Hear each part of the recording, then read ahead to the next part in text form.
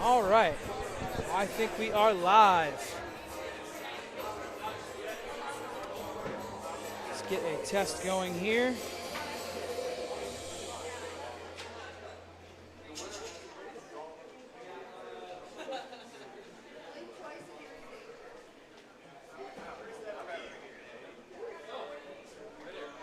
Test, test. See if anybody can hear me out there.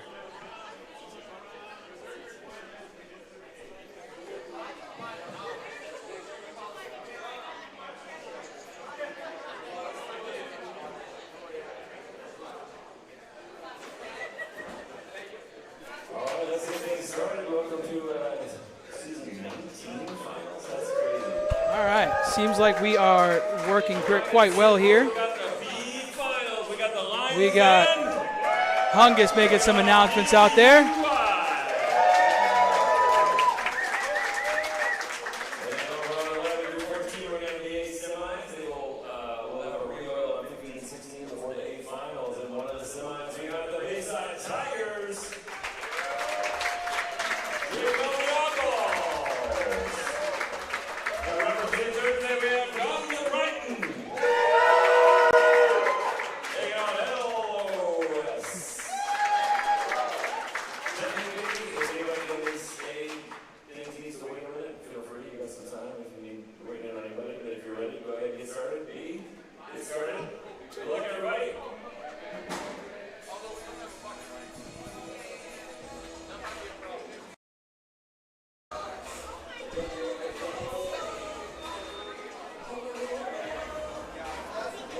All right, ladies and gentlemen, we are live here at Bayside Bowl.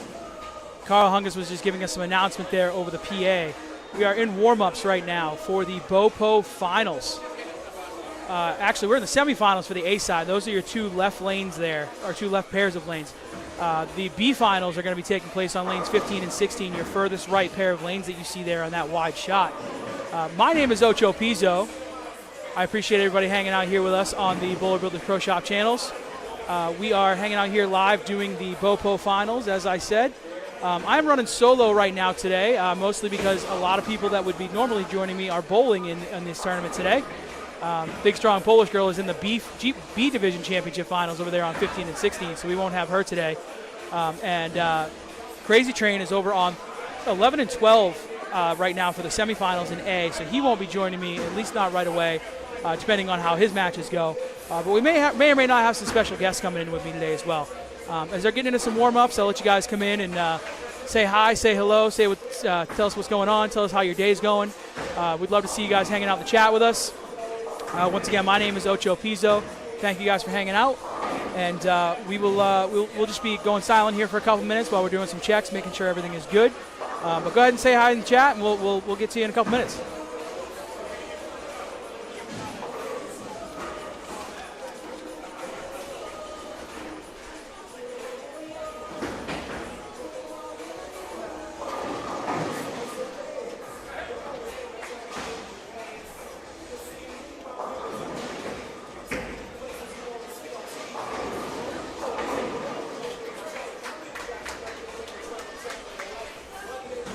The camera shots here you're seeing on the right side of your screen, that's the B Division Finals right now. That's the matchup over there. Obviously right now everything is in warm-up. I'm actually going to go full there right now so you can kind of see that shot I'm talking about. So we can see a different shot there from kind of behind the scenes there. So we got a camera down lane pointing at the front. So this is the B Finals where we have Lions Den going against BUI. For the championship there in the B Division. And we will see this camera angle. We'll see a couple of other camera angles going on there as well. And we will kind of toggle back and forth between things. We got Lisa Smith coming in. Good luck, Whiskey P and BUI. Absolutely. That's the matchup we're talking about right there on lanes 15 and 16 that we're kind of full to right now. And we'll be seeing a lot of that going forward. Check out the main feed here so I can kind of give everybody a rundown of how this looks. Looks a little different than normal because we needed to kind of squeeze in three different things here. So we've got on the chronological orders here, we have lanes 11 through 16. So 11, 12, 13, 14, 15, and 16. in that order on your screen right now. We are looking at on the two left sides there, 11 and 12, 13 and 14. That is the A semifinals, where we have the Bayside Tigers going against Oddballs on 11 and 12, and we have LOS going against GOB on 13 and 14. Those winners will face off in another match on 15 and 16 after the B finals are concluded as well. We will go full to that when we get there. See a lot of people trickling in here on both YouTube and on Facebook. I'd like to thank everybody for coming in and hanging out with us today. My name is Ocho Pizzo, if you're not familiar with who I am. I am running solo today for now. We might have some special guests here in a little while. Just kind of welcoming everybody in as we're going through warm-ups for these championship matches. As you see on the bottom of your screen there, we have some socials. If you guys prefer to watch on a different platform, we are on 3 different ones today. We're on YouTube at BBPS TV. We're on Facebook at Bowler Builders Pro Shops, and we are on Twitch as well at Bowler Builders, all one word. If you guys are looking to watch us on Twitch. Anywhere you're watching, I'd appreciate it if you guys could give us a like, give us a follow, give us a subscribe. Particularly on YouTube, if you hit the notification button, it will tell you when we're going live. It'll give you a notification to your phone, so you don't have to, kind of question, hey, are these guys on, are these guys not? YouTube should send you out a notification that says, hey, these guys are going live, tune in, check it out. So if you guys could hit that like button, give us a subscribe, we'd appreciate that. Trying to grow the channel, trying to grow the sport of bowling throughout Maine and throughout New England and really throughout wherever we can reach. So we appreciate that if you guys could take a look at that and hit those buttons for us. Show us some love. And we've got, sorry if I butcher that name, Pelagic Zone coming in. Go Ice Ice Mary. Ice Ice Mary getting a little love in the chat. Getting some cheers headed her way.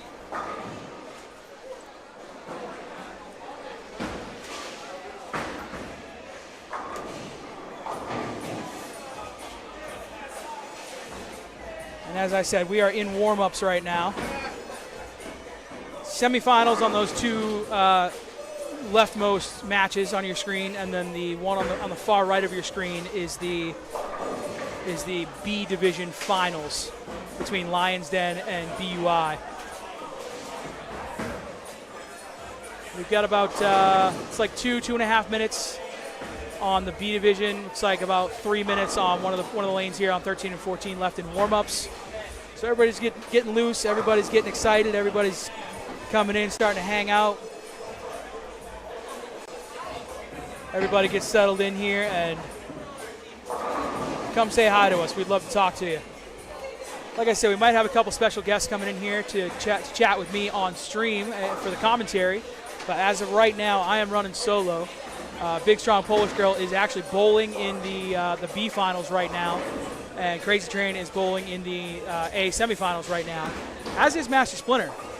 So we will be absent those guys hanging out with me until somebody gets eliminated or until they feel like coming over to grace us with their presence. So Ocho Pizzo running solo right now with you guys, and I'm happy that you guys are here hanging out and watching. Like I said, say what's up in the chat, and we'll shout it out for you. About 2 more minutes left here at warm-ups.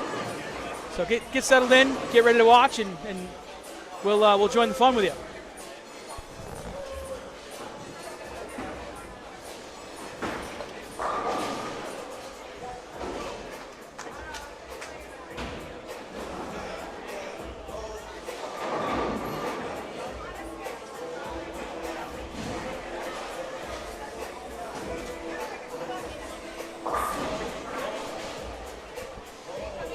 Susie Striker coming in. Bummer, a bit not more zoomed into the B finals as the B bowl. Oh, it will be, Susie. That's just a wide angle shot right now. Hang on 1 second. Let me get that for you. Hey, Mike, can you get camera 1 for me? Hey, Mike. Mike, camera 1 for me? Susie, how's that look for you? We got some cameras panning around over there on that look for the B finals.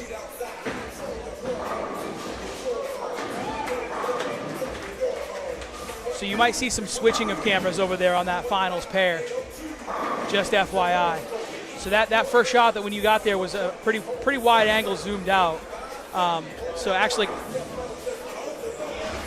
Mike, can you go to camera 3 for me? So that's that wide shot. We'll go full to that. So we can see everything on that wide shot there.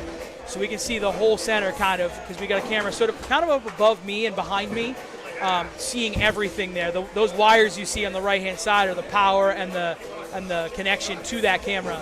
Unfortunately, we can't really get those out of the shot.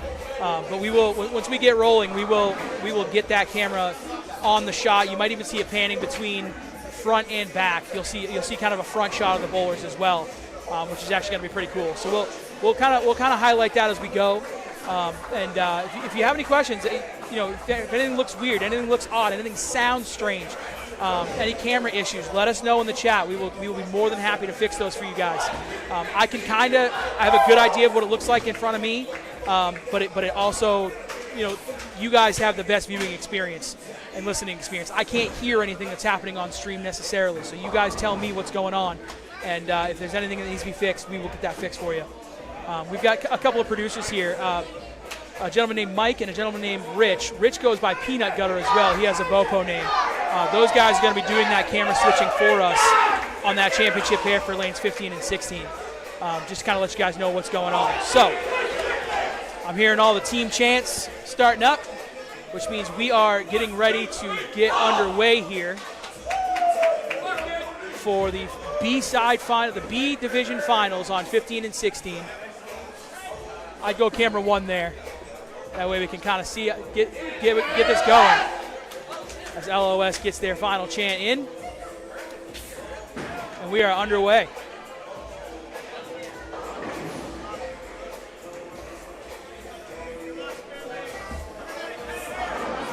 Just Pickle coming in the chat, cheering on the Thursday squad. And I believe we only have one Thursday team left in GOB. Bowler Builders Pro Shop's Master Splinter is on that team, and they're the lone Thursday team left.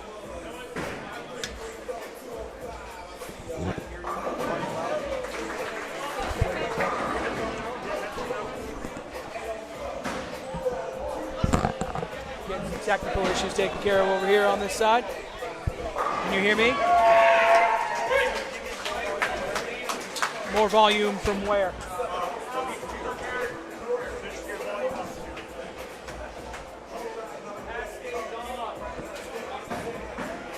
All the way up. Is that good? All right. Sorry about that, guys. Getting some technical issues taken care of there. And like I said, you'll see some bowlers from the front angle over there on 15 and 16. As Jem is up on lane 15 throwing the ball there. Getting a pretty unfortunate split.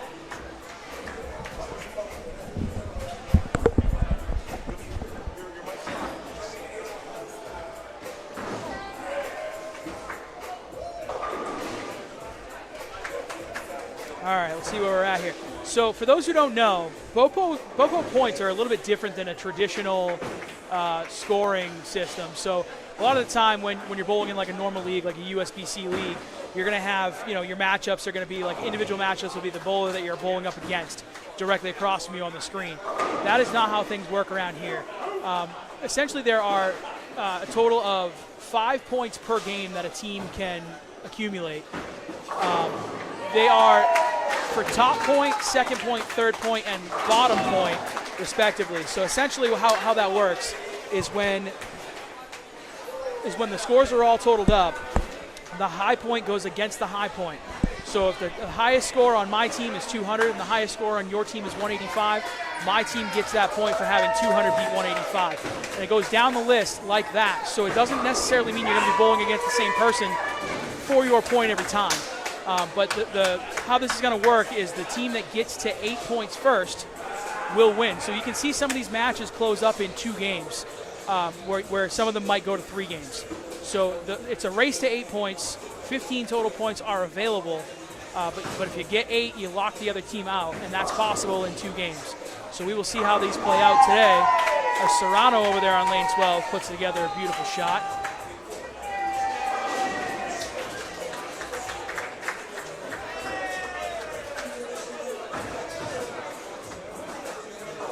Snapshot cleaning up the spare on lane 16 as Master Splinter puts together a strike and hollers out the beer frame for lane 13. Once again, my name is Ocho Pizzo. Thank you guys all for hanging out with us today. Give us a like, give us a subscribe wherever you're watching. We're on 3 different channels. You can see there at the bottom of your screen. I'm not going to shout them out again just now, but I will do that a couple of times throughout the day today. Jump in the chat. Let us know who you're rooting for. Let us know who you think is going to win these things. We got the B Division Finals on 15 and 16 underway, and we've got the A Division semifinals going on through 11 through 14 right now. As Putt-Putt puts together a shot there that comes up. I thought it looked good off his hand, and that thing went right through the face, leaving a 3-6-7-10 split to contend with. Susie Stryker correcting my grammar here. Lions Den and BUI are both Thursday. Yes, that is true. So B Division is a Thursday, is an all Thursday battle over there. The A Division, we only have one Thursday team going on for the A Division. So I apologize for missing that. Championship match B. Yes, Susie, absolutely.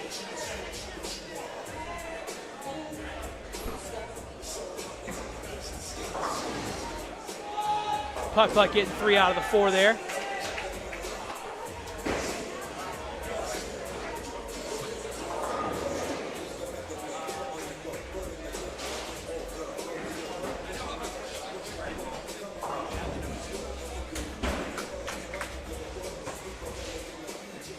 Ice Mary leaving a bucket on lane 12. We got Squeak on lane 14. Crossing over for a Brooklyn that leaves a 10-pin.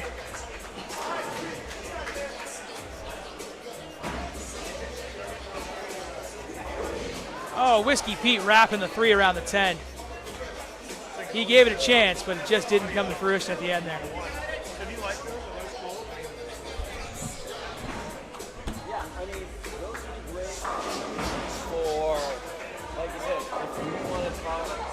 Spare Me leaves a pretty good shot there, just leaving a 10-pin on lane 13. Ice Mary cleaning up her spare on lane 12.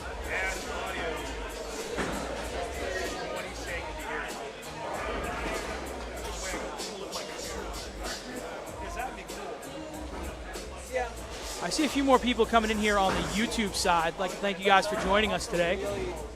My name is Ocho Pizzo. You are watching the Bayside BoPo 2026 Finals, semifinals for the A Division on the left side of your screen on 11 and 12, 13 and 14, and the final match for the B Division on lanes 15 and 16 on the right side of your screen.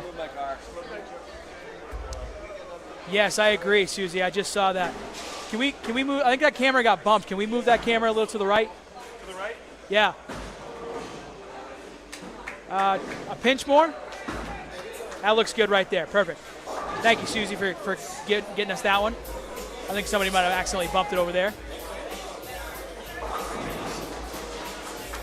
But yeah, all the new folks, welcome in. Go ahead and give us a shout in the chat. Let us know how you're doing. Let us know how your day's going. Let us know who you're rooting for.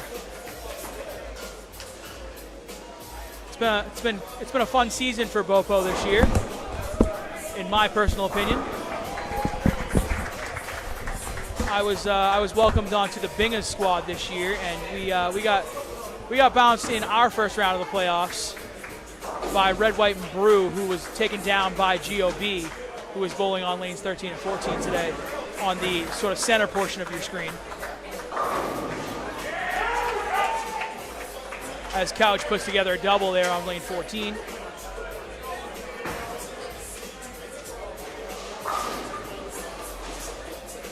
Snapshot adding to his spare from the first frame.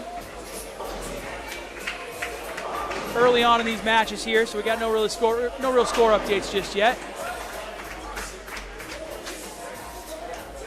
Crazy Train is over there on lane 12, contending with a baby split. See if he can convert that. Missed wide right on the 3-pin, but he got the 10 to kick out there. Early on, looks like he hasn't marked yet, but he's got plenty of time to correct that. Nobody can win it in one.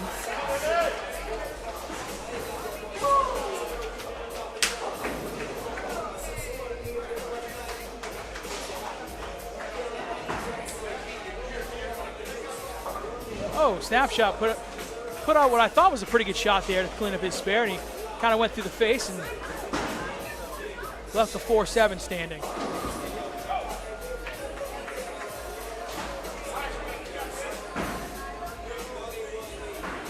And there's that camera switching I was talking about on that B final, as you got to see Whiskey Pete's kind of whole approach and everything kind of from start to finish. As Tony Ice, that looks good over there. As Tony Ice puts together a good ball for a strike there on lane 15. You got Deese coming in. Nice ball, Jimmy. I agree. He put together a double there for GOB on his last shot. Thanks for joining us, Deese. How are you doing today?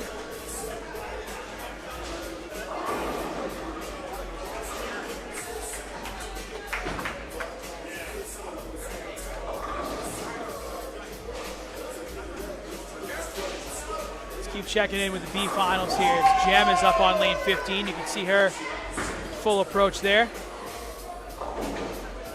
Left to target, but getting what looks like, is that a 5 count or a 6 count? Looks like a 6 count. They're all in a group though. As Prancer tries to answer that with a 6 count of her own.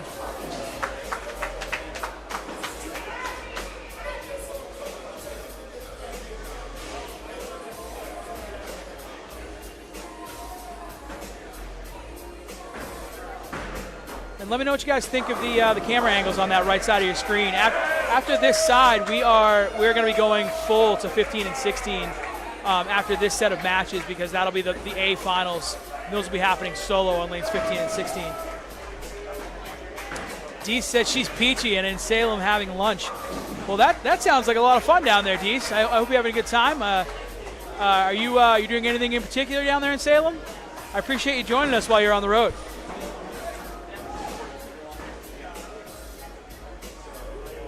Like I said, if you guys are having any stream quality issues, let us know in chat, and we will get to those as quick as we can. We have some guys hanging out with us. I have Rich, a.k.a. Peanut Gutter, hanging in here, and he and Mike are hanging out with us, actually kind of acting as producers today. We got Tommy Guns. He said he's announcing himself coming in.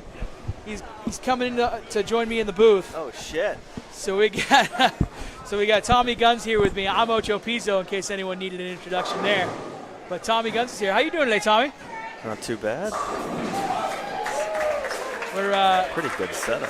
We're just trying to see how everything's going on all of these 3 pairs of lanes we got going on. Deese is just sightseeing down there in Salem.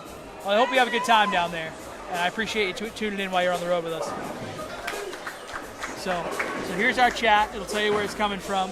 This is what the people are seeing here. Yeah. You can just kind of call what you see out there. We can talk you and me, however you want to handle this. All right, so welcome in Tommy Guns, everybody.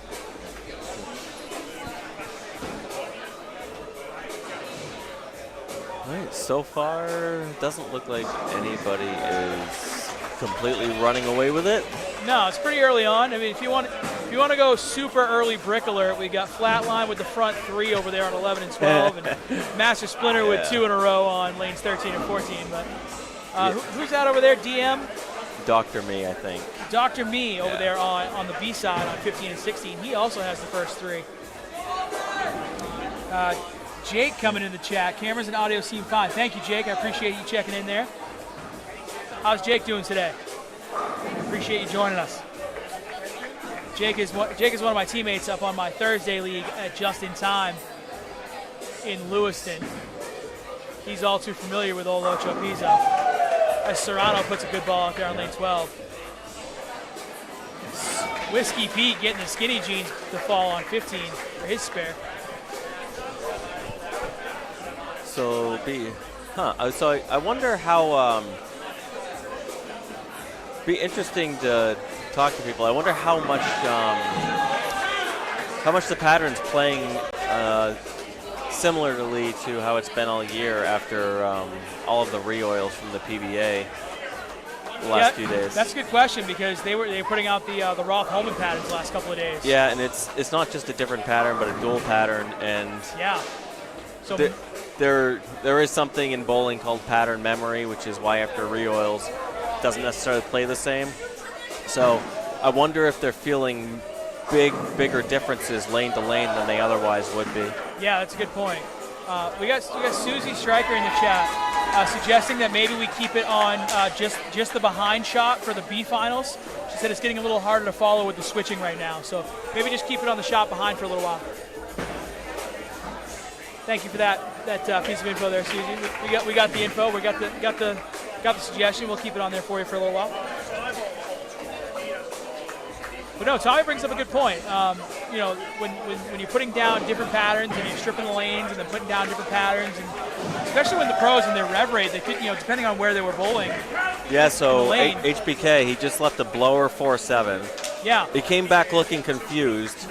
Now the left lane is the lane that the long pattern has been on the PBA. So it actually makes me think that maybe he's feeling the carry down the stretch. Yeah. From all the. So I'm thinking maybe the higher rev rate bowlers with the PBA in town, maybe they're burning up the lanes a little bit differently. Maybe when they're getting to the dry, it's doing something a little different. Or it's just that the oil machine can't necessarily completely clean off, can't perfectly strip the lanes every time. So there's a little bit of memory. So the left lanes might have a little more carry down. That's a good point. Than the right lanes. I can attest to that because when we were setting up cameras today, on the right side of your screen, you can probably see that tripod on lane 17. I actually walked down the lane earlier because that lane is stripped. There's no oil on that lane. I walked down that lane earlier to put that there and to help set up the cameras and whatnot. And my shoes, I was feeling a little bit of residual oil on my shoes, even though that lane is completely stripped. And a bowling ball would absolutely see friction immediately. But my shoes tell a different story where you're saying the machine isn't stripping it completely. Oh.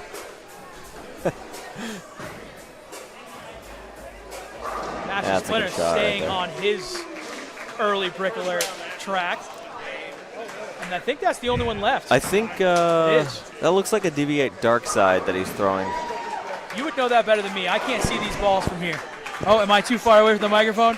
I got my producer moving the microphone for me as Peanut Gutter's helping me out. You guys should be able to hear me a little bit better now. Yeah.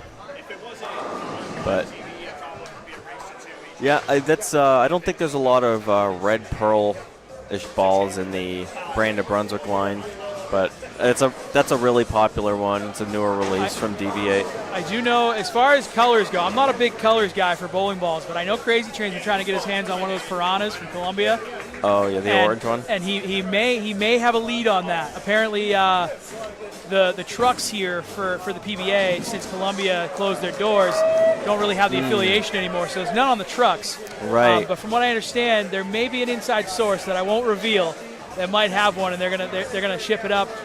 Maybe. I don't know for sure on that, but yeah, I think Columbia is actually being disbanded altogether. Yeah. So originally, before the season, you were no longer allowed to, wear their logo or throw the equipment on tour. Oh, interesting. I didn't know that. Because so the brands are licensed on tour. So one of the reasons why Marshall Kent, for example, why he got off of Big Bowling when that was a thing, was they were no longer affiliated with the PBA, so he wasn't allowed to throw their equipment. And if he can't throw it on tour, then why is he going to be sponsored by them? That's fair. Yeah, if you have a sponsor, you need to be able to rep that sponsor and kind of say, hey guys, go check out these people that are paying me to sponsor them. And if he's not allowed to do that, it doesn't make any sense to wear that gear and let them sponsor. So even if you're getting the exposure, if the sponsor can't, then it doesn't make any sense to have that relationship. Right. Oof. All right. C-Town getting the spare to go on lane 14 there. Tickled it. Tough break for Otis on 15. I thought that ball looked pretty good off his hand as he comes up with a 4-7-10. Spare Me not living up to her namesake on lane 13, unfortunately. Hate to see it. We do.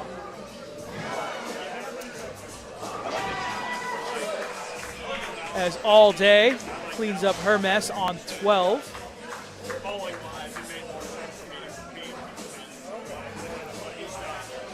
Yeah, so the scores on 11 and 12 are pretty low right now. Now, obviously, there's no way to know because we're not throwing on the lane. But personally, to me, at least throughout the year, that was one of the easier pairs on this side of the house on this pattern for me. For me, so I bowled primarily on this side of the house. Number one. Yeah. Number two, our schedule kind of stuck us between 11 and 16 for the most part. I did also have a set on each end lane, on each end pair. 9 and 10 is a little bit of a disaster only because of the wall you have down there. Yeah, we bowled 3 times on that pair. Oh, goodness gracious. Which I don't know. I would have taken a night off if that was the case. Yeah, it was a grind. I had a pretty good night on 19 and 20 when I was down there. I actually I had a real life brick alert for myself. I had front 7 in one of the games we bowled down there. Ended up fizzling out pretty hard at the end of that game, unfortunately for me. But our team did pretty well on that pair on that night. I will say 13 and 14 were probably my highest scoring pair for this pattern in this BoPo season. So 14 is a really good pair to bowl on. 13 and 14. 14 is a really good lane to bowl on if on fresh, because that lane just hooks more than the other lanes. Yeah. Oh, someone's missing an 8-pin. 14 in particular, actually. Yeah, 14 specifically. Oh, out of trouble over there for Tony Ice. So if you're not on a cross, it's a good pair to be on. Yeah, I think the first time I bowled on 13 and 14, I was on the burn squad. I was on late shift. And it can be ugly. Yeah, 14, I was standing probably about 5 boards left of where I typically stand, and I still wasn't getting the ball to be able to get to the right. That's the problem. Yeah, I ended up making another ball change and standing where I typically stand for my 10 pins and throwing it pretty far to the right. Yeah. And it was a ball that kind of goes really, really long and has a lot of back end to it. 6-inch pin on that one. Yeah. And that ball got me to 225 in that second game, where I think I shot like 140 something in the first game. So that pair has knocked me out of a couple of tournaments where I got that in the last game of qualifying, and I just 14 hooked like 10, 15 boards more at that point, because that lane, the further, it feels like you're throwing it uphill, so the further left you get, the harder it is to throw it to the right. Yes, absolutely. And it has like compounding interest as you move left. So yeah, and that it gets created by a lot of people, especially if you're on burn shift or late shift or fourth game or late qualifying, when a lot of people are using solids in the front part of the lane. Yeah. So they're going to burn up that track area and the heads where you're trying to play to get it to the right. So either some loft needs to come into play, or you need to move further left just to find a little bit of oil to get it down lane, or it's going to hook early on. Yeah, it's generally, there's no way you usually have to up the ball speed in some capacity, because it's going to want to slow down anyway. 100%. Ooh. That was a real tickler right there. Talking about Serrano on lane 12, getting the old double wood to get out of there. Great ball by Dr. Me. Only the one hiccup for Dr. Me in lane on the fourth frame so far. The 9 out. Otherwise, he's striking in every ball. Seeing a few more people coming in on the Facebook side. I'd like to welcome those people in. Thank you guys for joining us. My name is Ocho Pizzo. I am joined in the booth right now by Tommy Guns. We are live at Bayside Bowl for the BoPo Finals here. On the right side of your screen, you have the B Division Finals between BUI and Lions Den. That is the actual final match over there. Those two matches you see on the left side of your screen are the A Division semifinals. On the far left of your screen, you have the Oddballs going against the Bayside Tigers, and in sort of the middle part of your screen there, you have LOS going against GOB. Those two winners will face each other on lanes 15 and 16, which is where the B finals are happening right now, a little later on today. For those unfamiliar with scoring for the point system here in BoPo, it's top point versus top point, bottom point versus bottom point, and so on in between. Follow that pattern, and it changes every game, so you're not necessarily bowling against the same person every single time. For those of you unfamiliar with the scoring pattern here at BoPo. And we'll get into that when we get a game to finish here, and we'll explain that a little bit more. But it's a race to 8 points. It's 15 total points because you do include the total for the team in that scoring. So, again, we'll get into that a little bit more as we get further along in the match. as Mokiki picks up his spare over there on lane 16. So it's a pretty tight match so far. So far on the B side, it looks like it's pretty close. Yeah, so top point looks like BUI is running away with it. The rest of them are... Yeah, that's Dr. Me over there on BUI. Yeah. The top point right now. Bottom point's pretty close. It looks like Lion's Den is pretty far ahead in second and third, and total's pretty close, so that's a close match so far. And if anybody has any questions about the scoring on these in BoPo and how it works, hit us up in the chat. Go ahead and throw something in there. Any questions are welcome. Even if you just want to say hi, let us know how your day is going. Again, I'm Ocho Pizzo. This is Tommy Guns. We are on 3 different social channels for Bowler Builders Pro Shops today. We're on YouTube at BBPSTV. We're on Facebook at Bowler Builders Pro Shops, and we're on Twitch as well if you guys prefer to watch there, at Bowler Builders, all one word, on Twitch. Feel free to watch on any platform that you're preferring. Wherever you are, give us a like, give us a subscribe. Particularly on YouTube, we have a notifications button so that you guys can hit that notification, and it'll notify you when we go live, so you guys don't have to, sit there and refresh the page. Oh and my wonder God! if we're on. We get double 3, 6, 9, 10s goodness. on 13 and 4. And Crazy Train just went. Oh my! Went washout on lane 12. That's one of those where you're not really sure how you got it, but you don't really care. It's never a fun spare to shoot at. There's not a pattern. You're talking about the 3-6-10? 3-6-9-10, yeah. I agree, 100%. Even the 3-6-10, as putt-putt takes care of it in short order. They both got it. Good spare. And Crazy Train's struggling in game 1 is. so far. Only a couple of marks on the board there. His ball reaction is really bad. If I were him, I would definitely consider getting out of whatever he's throwing. We got Stroker coming into the chat. Wasn't here from the beginning. Who's in the booth with the Ocho? This is Tommy Guns hanging out with me right now. What's up, Tony? We might have some special guests here a little later on too, depending on who's still hanging around from a certain 3-letter acronym. Well, we may or may not have some guys hanging out from that and joining us in the booth a little bit later on. Thank you for joining us, Tony. We appreciate you having you here.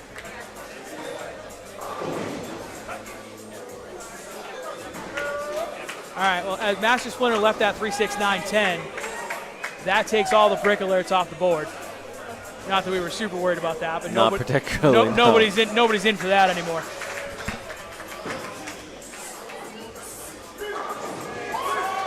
As C-Town gets one to go on 13.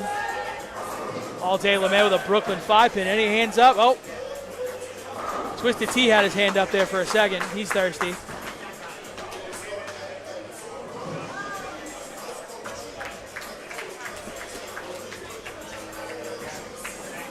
Flatline on lane 11.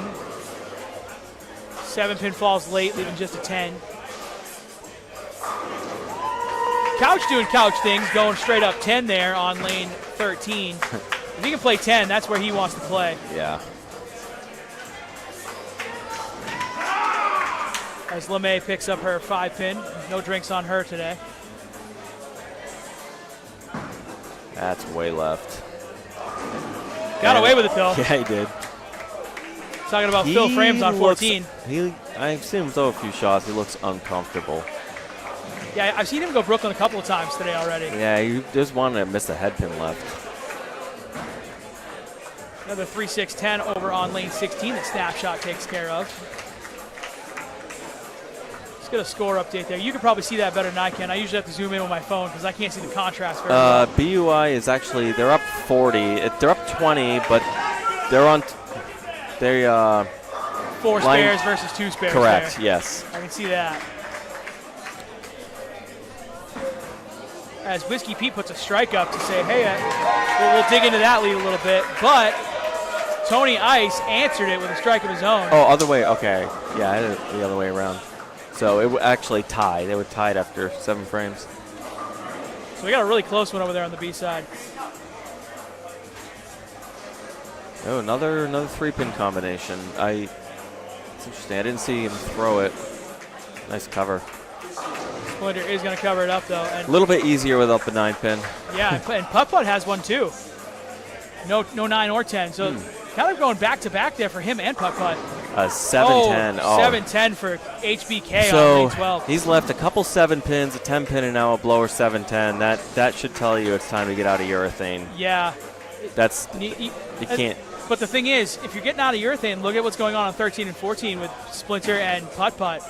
I'm guessing they're in reactive, and they're leaving 3-pin combinations, like you said.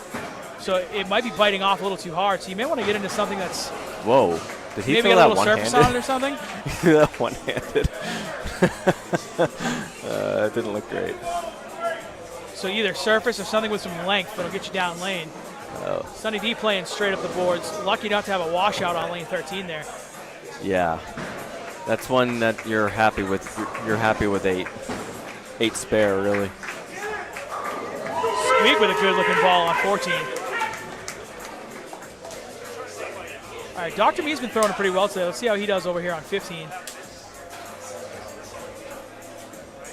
Because that one actually is a final match. We've got elimination matches on really every pair, but another match to come for the A side. Beautiful ball from Dr. Me on 15. Feeling good today so far. See if Otis can answer that.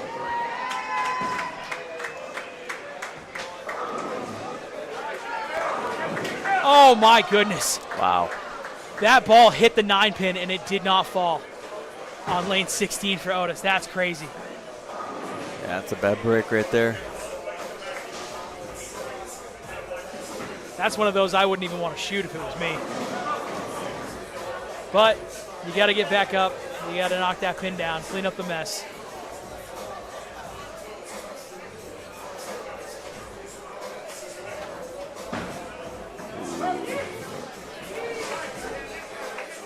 And he does just that. Wow, and now Adam with a 3, 4, 6, 7. All right, so the last one he threw on 12 didn't turn the corner at all. And Man. This one, maybe he made an adjustment. I didn't see the shot. Maybe he made an adjustment that, he wanted something to hook earlier, and it came up through the face. Guess so. But it's looking like he's going to contend for bottom point there. Yeah. On that pair, at least for this game. He's no stranger to that. He'll do what he needs to do. I'm sure he's getting a little frustrated, but he's not going to let it get him down,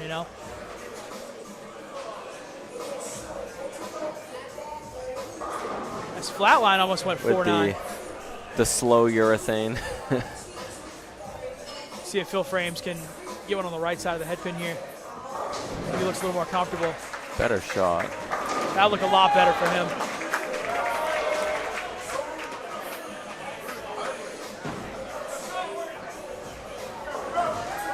Couch taking care of the 3-pin on lane 14.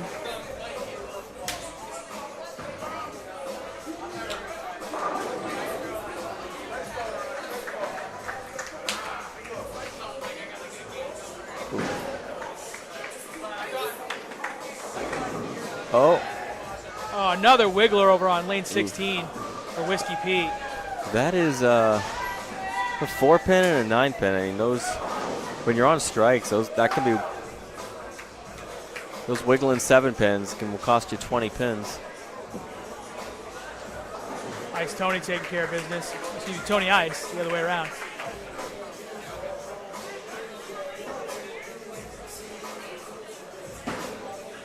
Let's see what happens here. Checking with some more that's Ice just Ice left. Mary.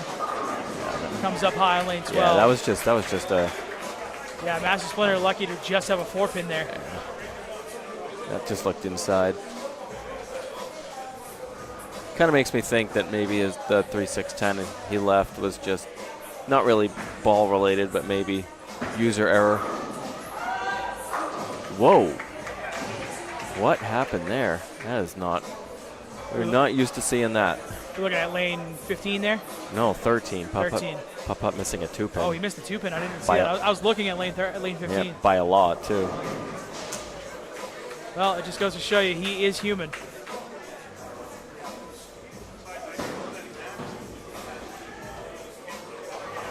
Master Splinter cleaning up his 4-pin on lane 14. How close are we here on 15 and 16? Let's go full. Let's go full there. Let's See what's going on. Oh, that's a good spare. Great spare there by Jem. Pretty much have to be inch perfect. Yeah, that one, that's a tough one with the sleeper there with the 8-pin behind. Yeah. Especially if you throw it straight. So we are full on the B-side finals right now. I can actually see the score better on my screen than I can on their screen, which is a testament to Peanut Gutter's cameras here. It's a pretty tight match on the total there. Looks like it's within 10 pins for the team total.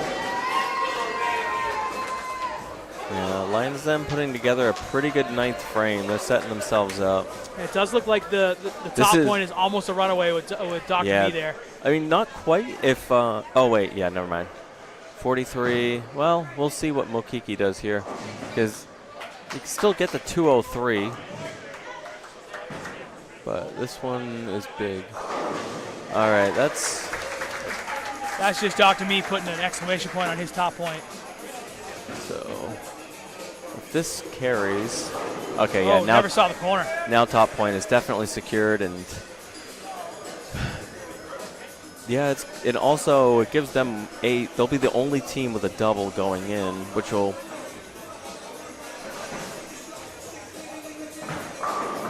Oh, that's a better shot from Adam there. Yeah, we'll stay here on 15 and 16 for the 9th and 10th to see the conclusion of this one, and then we'll go back to the other side here.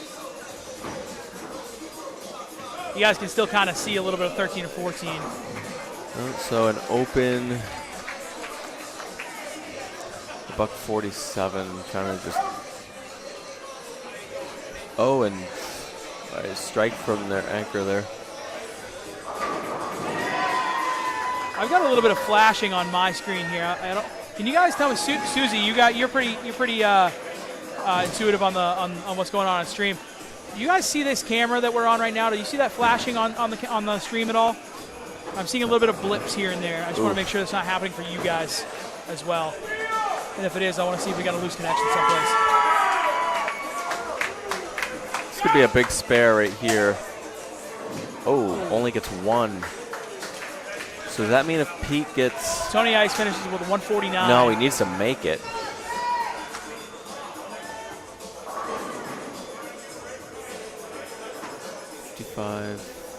Yeah, that will be against Whiskey Pete here by the looks of things. Most likely they'll end up getting matched up. But and he's got 146 there right now. Interesting.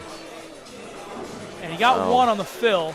So that puts him at 147 to 149. Yeah, he'll be at least third point. He can't be bottom. Susie says she has been seeing flashing from the start.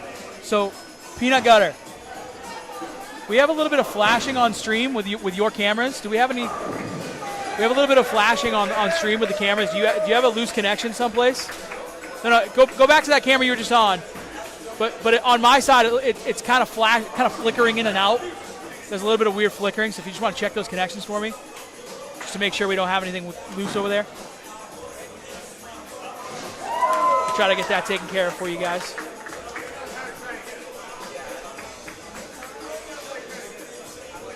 Susie, let me know if you see that again. I'm trying to pay attention to it too. I just want to make sure that we can get that taken care of. I just saw one just a second ago. Oh boy. I'm not sure where that's coming from. It's kind of flickering in and out. Okay, let me check my connections over here. That's a good spare. All right, I think we checked all the connections, so I apologize for that flickering and flashing. That might just be an ongoing thing. All the connections look good on our end. So I'm not sure what's going on there. I apologize for that, guys. Well, let's see what's going on here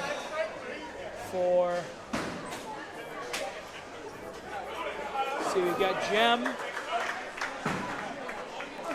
with a fill shot now. Prancer just coming up short on that spare attempt.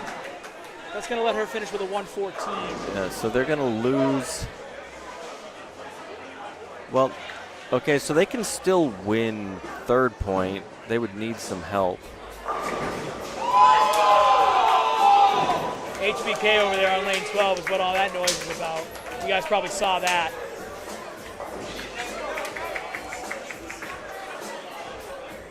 We will cut over to them here in just a minute after we finish up with this game 1 on the B final. On the left side of your screen, you just saw Juvie strike on lane 11. Oh, that's a huge strike. Strike for Dr. Me. That's good for. That's big for team total. Yeah, yeah, for sure. Yeah, I apologize for the little bit of blips and flashes and flickers. We've checked all of our connections over here. There's nothing different over here that we can see that would be causing it. As the B finals are clearing some dead wood there.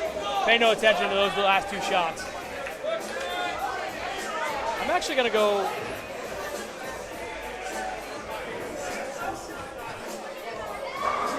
Crazy Train got him to face up. He just can't get the ball. I'm going to go full over there to 11 and 12 for a minute. We'll be back on the B finals in just a second here.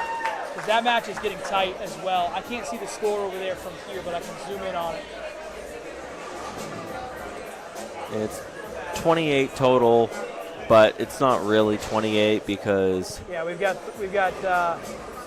looks like Serrano's on a 3-bagger. HBK's got a double. Yeah.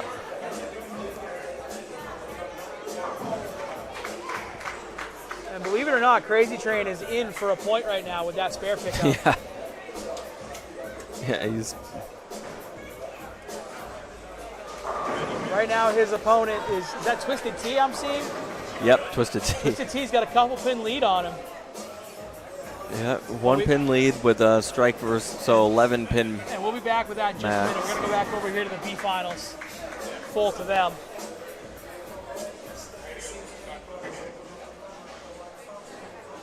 We'll see the conclusion of this one, and then we will go over to lanes 11 and 12 again. That's Dr. Me, second ball in the 10, comes up with just a 2-pin. That noise you're hearing is LeMay, all day LeMay, striking on lane 11.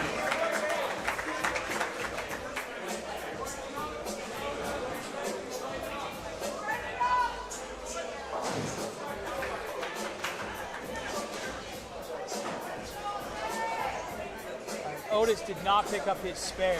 That leaves him with a 143. So that actually puts. So yeah, so that will give them 3rd point, assuming that their anchor still has to beat the 143. So he still needs a mark to secure 3rd point. Okay, so on that score there, what we're looking at is Dr. Me's 219 is going Snapshot. to be. Snapshot needs a mark. If he gets 9, any kind of 9, it'll be a tie. So yeah, got to make it. So Dr. Me's 219 is going to be top point, and that is going to take out whatever the high score is on the other side. Looks like that's going to be Mokiki. Yeah. So Mokiki's point is covered by Dr. Me. And the next point up is 149 by Tony Ice. And that's going to be taken care of. Excuse me, that is going to be it'll be Snapshot if he makes it. Snapshot has to make this to cover that point. Oh boy. And it's close, but he got it. Oh. So he's at 145 now. So he needs a 5 count. So incident.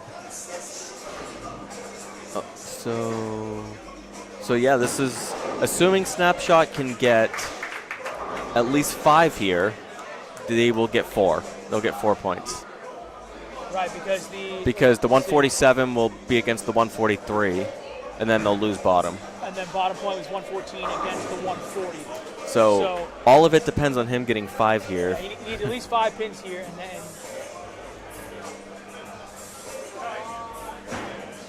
Shot looks good enough. That'll be all 10 back. All right, so 4-1 in favor of. I'll make sure I get the team right here. I believe that's BUI. It's BUI, yeah. So 4-1 after 1 in favor of BUI. Let's go down to 11 and 12. Actually, let's go full here. See everybody. No, let's go to 11 and 12. They're finishing up over there. So let's see. All Day LeMay finished with a 200 flatline with a 191. Twisted T doubled, which is going to make that a tough hill to climb for Crazy Train. If he strikes here, he gets bottom point. Basically shuts out Crazy Train for bottom point. Oh, he gets less than 9. Yeah, he went so now 7 or an 8 count. 7. 7 count. So now Crazy Train can strike out and steal bottom point no matter what. Yes, indeed. And as we all know, his little motto, don't give me a chance in the 10th. And that's exactly what we've done here to get that bottom point. So we'll see if Crazy Train can do that. And depending on what the next 2 bowlers do, he might need it to win, to have a chance at total too. But they need some help. That looks like it's within about 20 right now. But as you said, there's a lot of strikes on the bottom for the oddballs. For the next 2 bowlers after Twisted T. Almost converted that, but that was only count anyway.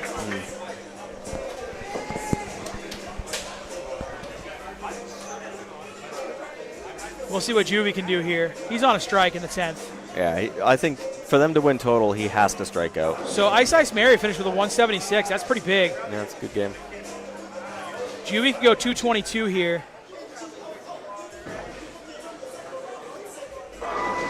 Oh, that's a big miss. I don't think they really have a chance at winning total now unless... I would agree with that assessment. Without a lot of help. So right now, it looks like if Juvie picks this up, Juvie's going to be top point for the Bayside Tigers.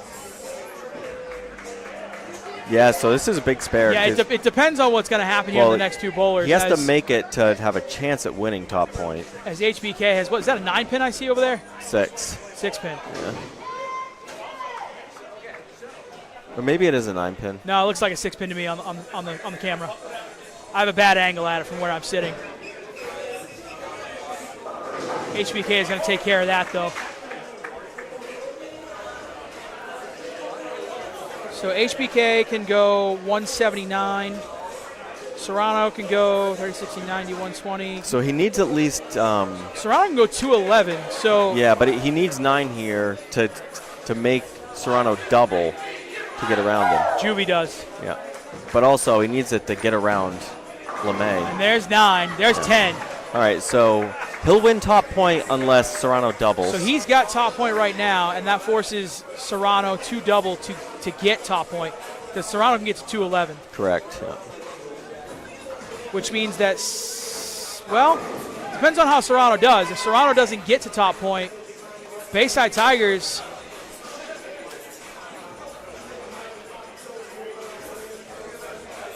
No, they're going to lose second point.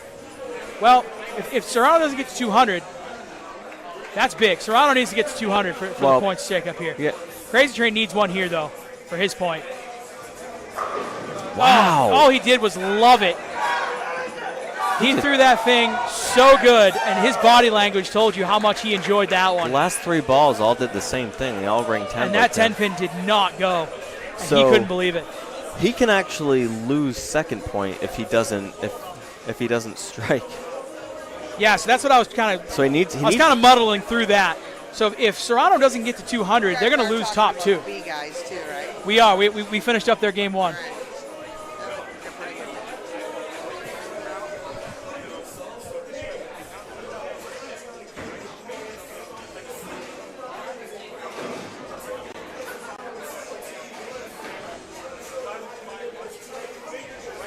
So Serrano's first ball in the 10th here is pretty important.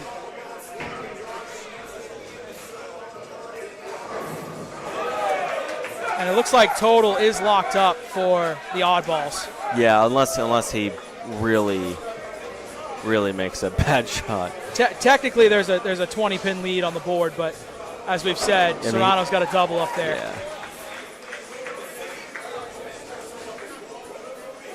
It is a big spare for Crazy Train, though, for that total.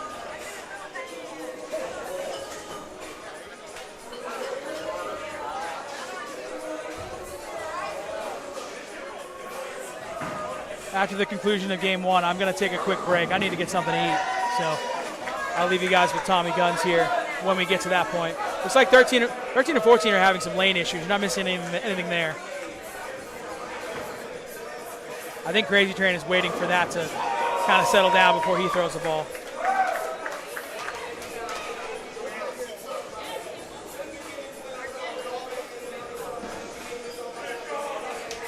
And he picks up the 10-pin, which is big. So That can put them at 7:06. And that would mean that Serrano would need to go 31 fill, but one equals 2. Well, 1 equals 3 on his first ball. right.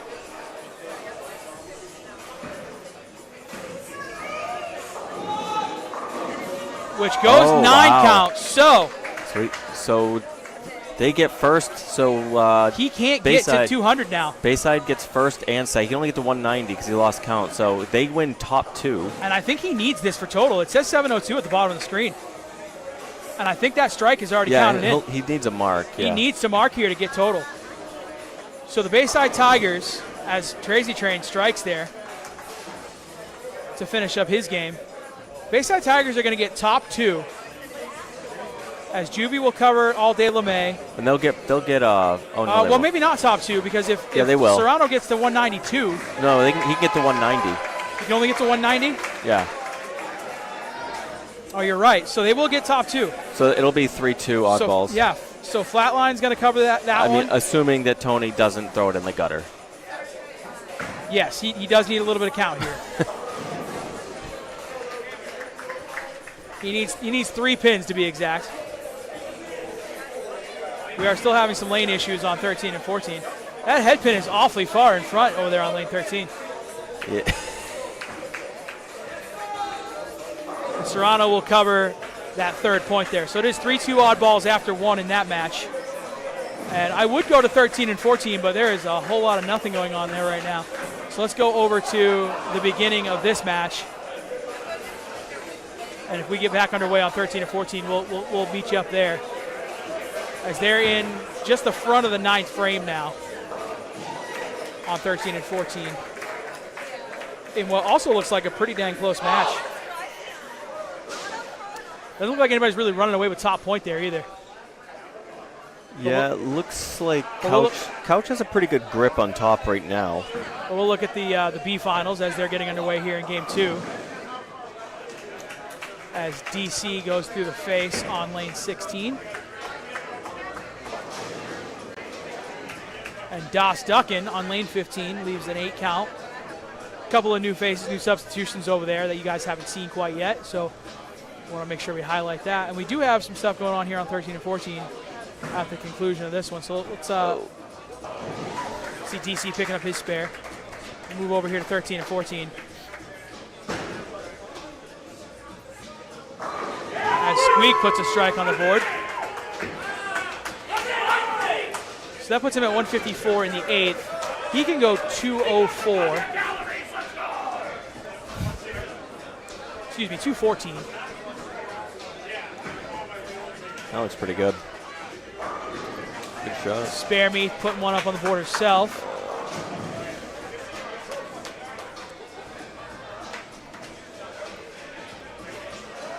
C-Town looks like she's going to be competing with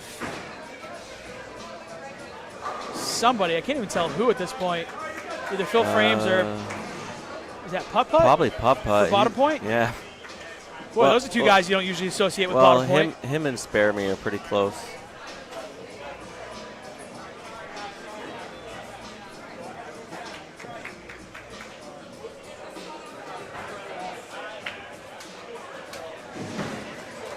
That's left again. Yeah, like you said, he looks not very comfortable throwing that ball, particularly on lane 14 as he goes 8 count.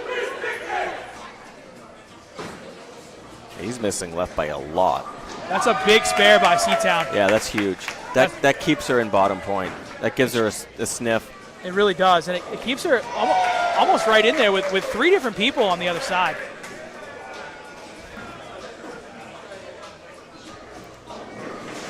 Oops.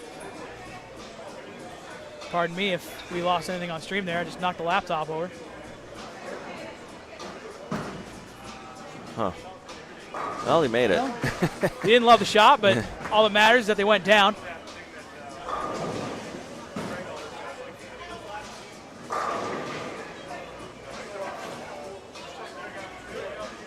See if Couch can keep things rolling for himself.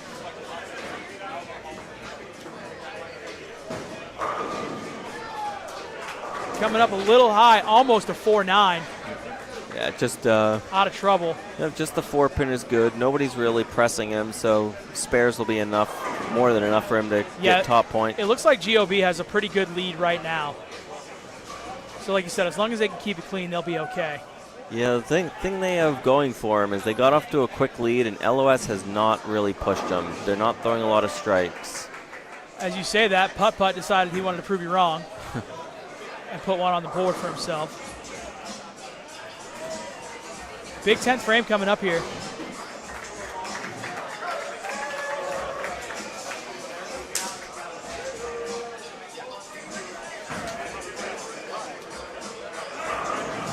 Like I said, after the conclusion of this game here, I am going to put things full to the B side, and I'll leave you in the capable hands of Tommy Guns here, and I'm going to go take a quick break and grab some, at least order some food so that I can get something in me, because Ol Ocho hasn't eaten yet today.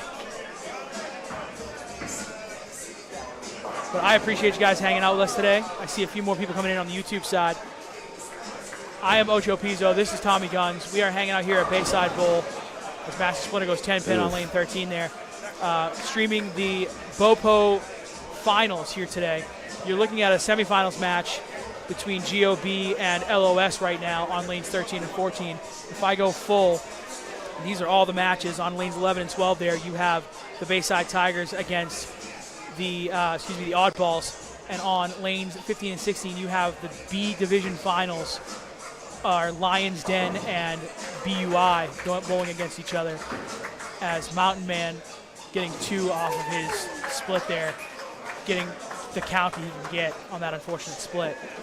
Thank you guys for hanging out with us. We are on 3 different channels today. We're on YouTube, Facebook, and Twitch at BBPS TV on YouTube, Bowler Builders Pro Shops on Facebook, and at Bowler Builders on Twitch. If you guys don't mind giving us a like, giving us a subscribe. On YouTube in particular, there's a notification button that way you can be notified when we go live if you guys want to hit that. Show us some love on the socials. We really appreciate it. And we hope that you're enjoying the show as much as we're enjoying putting it out, as Squeak goes Brooklyn on lane 14. And we're going to see the conclusion of this one here full. Yeah, that's a big hit. Sonny D with a good ball. Sonny D is a taxi on LOS. I can't remember who it was that can't make it today. He's filling in for them. He had enough games to be able to bowl here in the semifinals. Oh, that's left again. And Squeak leaving a 5-pin on that one. Well, so that's a big miss, because now Sonny D can go around him. Yeah, Squeak can get to 203, and if Sonny D sheets it, he can go to 205. And there's number 2. And he slaps that one out on the way back.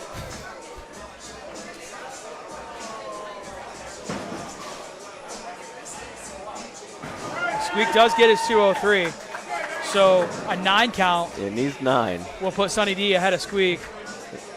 Let's hope he didn't give him the celebrate too soon slap. Yeah, I mean, I know my hands hurt when I slap too hard sometimes. You don't want to take yourself out of it. Oh, he did. And there's a 7 count. Unbelievable. So that will be 203 in favor of Squeak. That's big. Looked like he was a little jazzed up on that one. He got a little quick. Happens to the best of us. That one could end up hurting them. C-Town goes 7 count over there.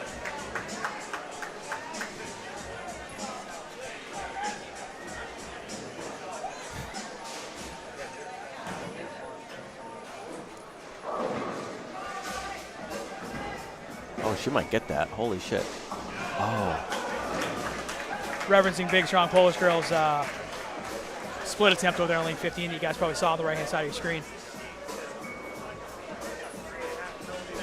Shout out Big Strong Polish Girl. She's usually in the booth with me hanging out. We're rooting her on today from the booth. Like I said, we'll go full of that match as soon as this game is done. So C-Town finishes with 135 there after missing her spare. that is likely going to be bottom point lost. It is, actually. It is, yeah. It's mathematically So mathematically, that is the loss of bottom point there for GOB. And that will be the only point they lose. That's what it's looking like to me, too, looking at all the scores here. They have a 50-pin lead on the total, according to the scores on the screen right now.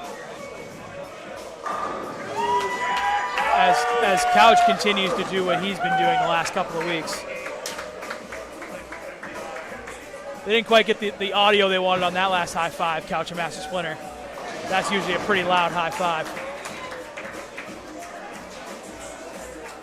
But Couch is already at 207, which gives him top point, which makes the fact that Sonny D went 7 count have no bearing on anything at this point, because Couch would have covered him either way. And that gives Squeak second point. So yeah, that game, we're actually going to be able to, we're going to call this one early, I think. I think it's going to be 4-1. Yeah, it'll be 4-1. 4-1 GOB on this match. And that concludes all the first round matches. So 4-1 GOB, 4-1 BUI, and 3-2 oddballs after one. I'm going to go full to the B finals over here. They're through about 3 frames. And I'm going to leave you in the very capable hands of Tommy Guns, and I'm going to take a quick break. I'll be back in just a couple minutes, guys. Change screens. They're pretty much labeled. So 11, 12, 13, 14. Yeah. Right. Peanut is their cameras, so that's why it says that. So that's full over there. And then if you want to see all 3, it's just that one there. All right?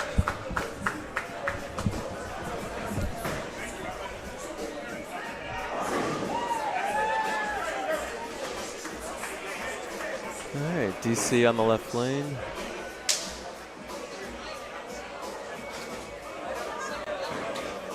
Ooh, little right.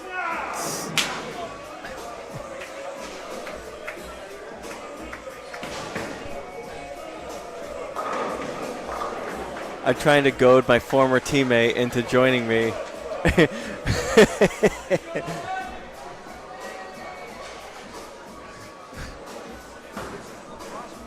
That was a better shot.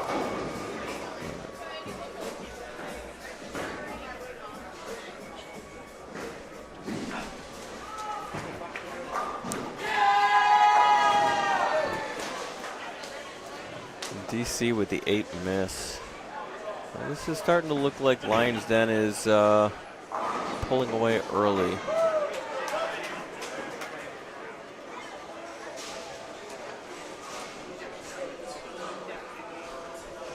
Certainly not insurmountable lead, but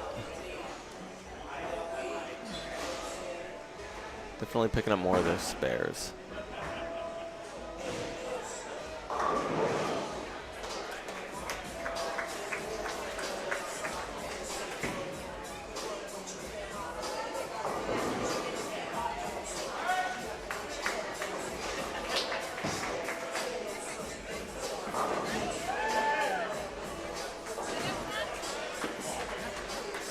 Wadsworth in the left lane. Getting at the business. All right. Little 5 count. My fellow octave. The old front bucket +1. I got me some scotch. And my girl gets her 6-pin. What's that? Yeah, it's crazy. I know.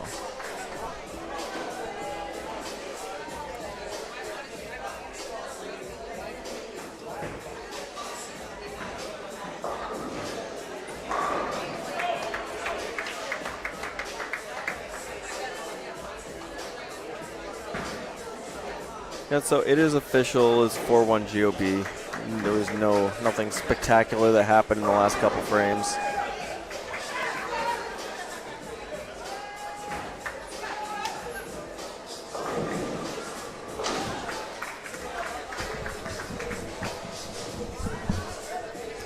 We got Otis, who's been throwing it pretty good.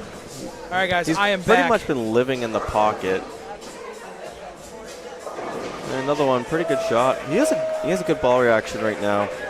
All right, what did I miss? I see Glossy in the chat saying he likes the triple camera view.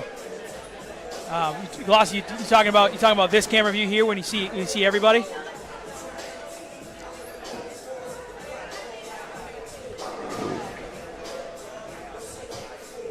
We kind of did that one on the fly today because we had a setup that we really liked when we had phone cameras going on, but then we had other, we have the high-end cameras that Peanut Gutter has, and we had to kind of incorporate those after we had the setup, and then it didn't work for the setup that we had originally, and so we had to kind of do it on the fly and figure it out. Yeah, we have a really cool setup in my opinion. If we need to do this again, and we don't have the high-end cameras, yeah, I agree. I enjoyed that B final view too, Susie. I'm headed back over there right now. But no, we had it set up so that we kind of had the B finals highlighted and showcased in the middle and sort of bigger than everything else. And then the cameras that we brought in didn't really jive with that. Look at this. On 15 and 16, we have another situation where the bowlers left the same thing. The same split. Couple baby splits. We had the pair of 3-6-9 10s. Now we have a pair of 3 10s. And they're getting. Oh, all right. We got that one the hard way. So one for 2. It looked like he was going to pick it up the same way and just chop the 3-pin off there. So I did order some food. When it gets here, I will take a minute to kind of eat that in between doing the commentary for you guys. I apologize if you're able to hear me on stream eating. I'm going to really try not to do that. But let me know if anything it bothers anybody or anything like that. Like I said, I'm going to really try not to let that happen.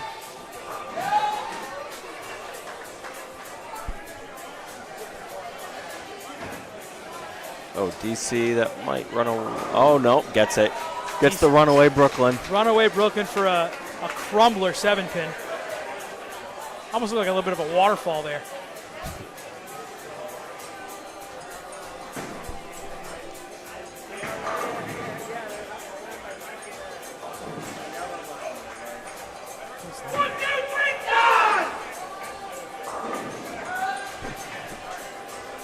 And we will highlight some stuff going on in the other matches as well when we get a little closer to those. The B match here is pretty good. A, it's finals. Nice shot. Great shot by Big Strong Polish Girl in lane 15.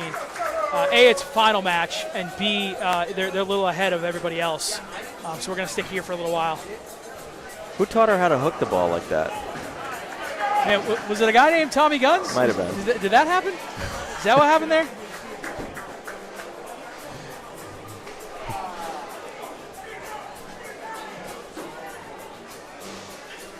I know she's been having a good time watching you on these streams and calling the action with me. So it's kind of cool to have you watching her from the other side now. We'd always rather be bowling, but you know. Yes, sir. I agree. Listen, as much as I'm enjoying doing this live stream thing, and I've been on I think the last 3 or 4 live streams predominantly, and I absolutely love bringing this action to you guys and you guys I gotta say, when I've been walking into a bowling center lately, I've been getting, hey, great job on the stream the other day. I've been getting that a lot lately, and I appreciate all the good feedback. I appreciate everybody giving me the props. And like I keep telling everybody, I'm just trying to put out a show that everybody enjoys watching. And the fact that you guys are enjoying it means I'm succeeding, whether or not I'm doing a good job on the commentary or not. But as much as I'm enjoying doing this, I would much rather be out there bowling right now. And let's not make any mistake about that. We're going to be live streaming probably the match play finals of the Bowler of the Year on, I think that's May 2nd, I think is the day for that. Yeah, it's the first Sunday in May. The first Sunday in May. May 2nd or 3rd. Let me check my calendar real quick to get that number, to make sure I'm giving the correct information for you guys here. If I can get that open anyway. Looks like May 3rd. So the 2nd is a Saturday. So May 3rd, we'll be doing a stream for the Bowler of the Year. I am in that tournament, and I'm hoping to make that cut so that I don't have to be over here doing the stream for you guys. Oh, Crazy Train finally strikes after 5 straight 10 pins. He finally strikes. And he's clean after 3 frames over there on lanes 11 and 12. That's crazy. And you guys can kind of, because this is such a wide angle, you can see the pins down there on 11 and 12. So you're not really missing much down there. Looks like, is that Cousin It? Yeah, Cousin It has the front 3 over there, and he's up on lane 11 right now as well. Susie coming in. Ocho is the PBA Sherman of BoPo. Those are the kind of things I'm talking about, Susie. I appreciate that. Again, if the PBA is going to call, I'll answer the call, but I don't think they're calling. But I would love to. I'm hoping tomorrow when we're here for the show, I get to meet Kyle Sherman. I had to work all week, so I wasn't here to meet any of the bowlers. And I don't see too many of them hanging around here today. The Lavery Spar brothers are here hanging out with us today. They might jump in on stream and Roth Holman chat finalist, Lavery Spar brothers. Yes, you'll see those guys on TV tomorrow. Congrats to them on making the show, because that's huge. I know that Sean had to get Anthony out of retirement to come bowl with him in that one. Yeah, Anthony not bowling this year. I mean, who knows what'll happen if they win, but and Sean actually, he's having a pretty good year. Yeah, he is. I know. I saw he made a Facebook post a couple of weeks ago that he was really frustrated on not making another cut or something. Yeah, so but he's been on the cusp of it every time. Yeah, it was. I don't remember what tournament it was, but basically he was in the number by like 20, 30 sticks or something like that, and shot like $150 in the last game of qualifying, like game 18 or whatever. Been there and done that, and just fell out. Susie saying Kyle would probably love to be making the cuts too and not doing the commentary. I think that's 100% accurate. Dirty Lou in the chat. Does anyone know if we can walk in tomorrow and pay at the door for the PBA? Great question. I do not know the answer to that. I bought my ticket online. Let me see if I can find Hungus here somewhere and see if I can get that answer for you. Oh, he's right behind you. Oh, he's right behind me. He was. He's kind of running away. Was right behind let me see if I can get that answer for you real quick here, Dirty Lou. Hang on 1 second. Charlie!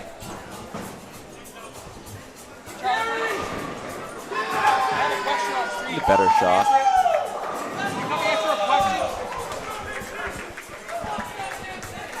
I got him on his way over here.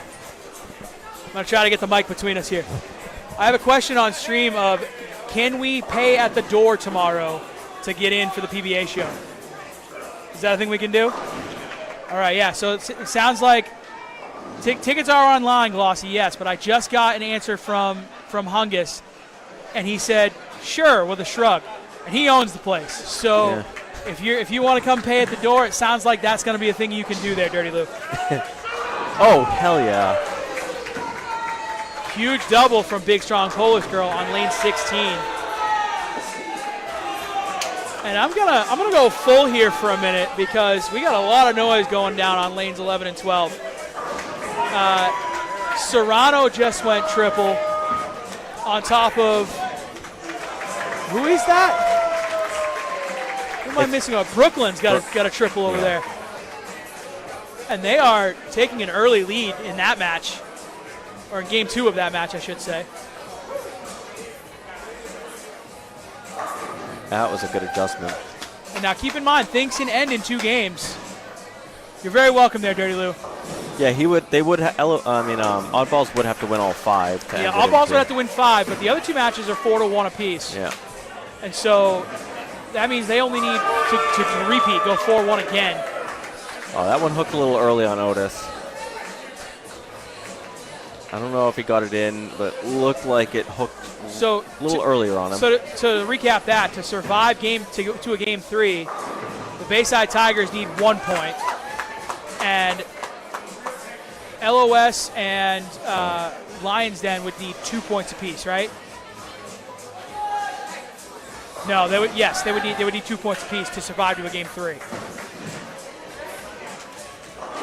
Because that would be 7-3 at that point, and then they can go 5-0 to win the match in game 3. So we'll keep an eye on that for you. We're full to all 3 here. That way you guys can kind of see everything that's going on. We're through about 6 frames on the B final. Let's get a score update over there. And that match is within about 15 pins or so. Yeah, it's pretty close. BUI is a slight lead. Nobody's running away with top point at the moment. Big Strong Polish Girl making a case for herself on that one, though, because she's got a double on the board. everything's pretty tight on that B match. Yeah, there's not a lot of score. Everything's pretty much within a mark. And we're pretty early on in the other two matches, very early on 13 and 14 between LOS and GOB. I apologize for all the acronyms today. I don't know what any of them stand for.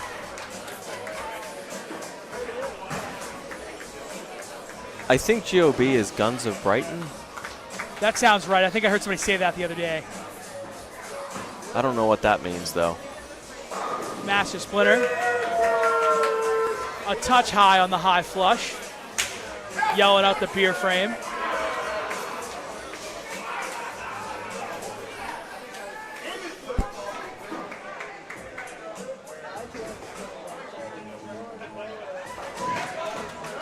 I think that was a 5-pin out of Griff.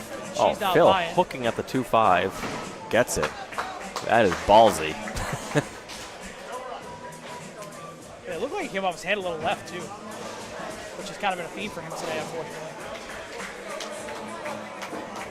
Yeah, ball doesn't seem to be, like, falling off his hand the right way. All right, so actually through 6 frames here on the B finals. Yeah, BUI will have a slight lead. It looks like a 1-pin match in total at the bottom of the screen there. Wow, But Precious misses the 2-pin left. Big Strong Polish Girl does have that double up there, and that's going to play huge. That's a miss. I didn't see a shot, but that is a heck of a lead. Yeah, there, when you miss the 2-pin left as a righty, that's a rough one. Oh, DC with another brookie. Another runaway brookie. Just don't move. Yeah, just leave it there. Just live there. I mean, if it's falling, you got to do whatever works, right? Oh my God, he did it again. All right, so while we've got I'll give you a quick update over here on lanes 11 and 12. As we watch Serrano, see if he can put a 4-bagger together. And he does just that. So that's 2 spare 4-baggers for he and Brooklyn, and they are jumping out to a huge lead in game 2 for the Oddballs. And while we're at kind of a little bit of a lull here, I will just thank everybody again for hanging out with us. My name is Ocho Pizzo. I am joined in the booth today by Tommy Guns. We are hanging out here for the Bayside BoPo 2026 Finals. You are watching the semifinals of the A matches on the left side of your screen between Oddballs and Bayside Tigers, and GOB and LOS on those 2 left-hand side views that you see on your screen. The one on the right-hand side is the B finals. As Big Strong Polish Girl leaves, we'll call it half a bucket there. We'll go full over there to that side. As this is the final. This is not a semifinal match. This is the finals between Lions Den and BUI.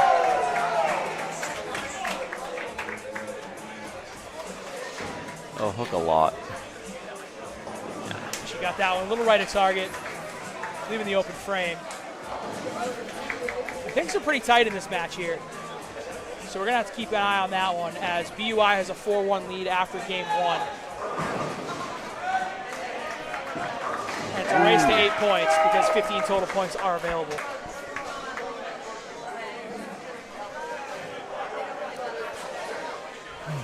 Yeah, it looks like the scoring pace is slowed down in the B final here.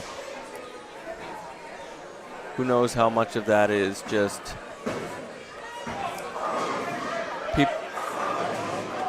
upper decker 7. Who knows how much of that is just you got people coming off the bench and not super familiar, or they're coming in cold and it takes them a few shots to get into things. Yeah, I mean, that's just it. We've got people that didn't bowl game 1 now bowling game 2. And how much of it is just... As Otis washes out on lane 16 there. That was not one of the people. Yeah, Jake, it is a little difficult to see the scores. On this particular scene that you see right now, it's a little easier. We're probably not going to be able to have the scores. Maybe in the finals, when we get to the A finals, we might be able to get those overlaid. But because of the camera limitations that we had just now on being able to essentially having to set up this view that you see here for all the lanes, we weren't able to get in any scoreboards. So when we get to the A finals, we will try to do that, because we'll be able to focus on just the 1 pair of lanes, and I'll try to get the score on the screen for you at all times at that point. That's why we're trying to give you the most score updates that we can as we go along.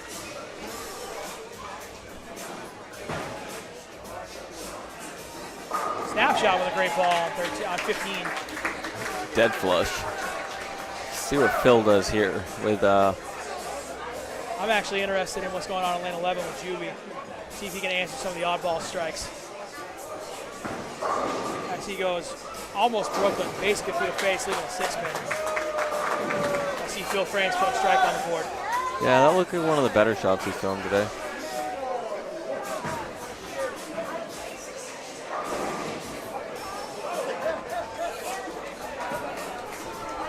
Let's see if Precious can hit the head pin.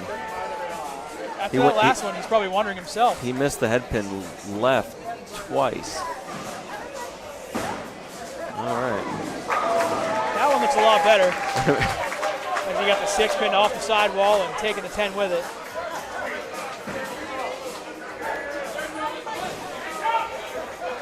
See if Brooklyn can put a 5-bagger on the board on lane 12. And he does.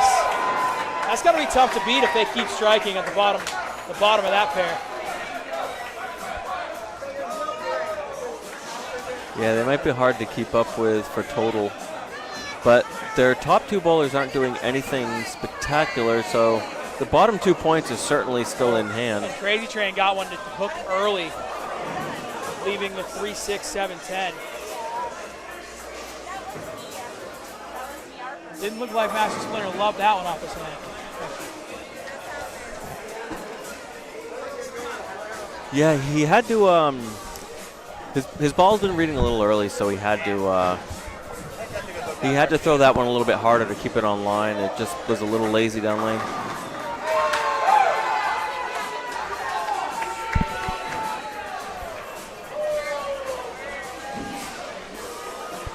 My food just arrived, guys, so I'm trying to balance the food and streaming all at the same time here.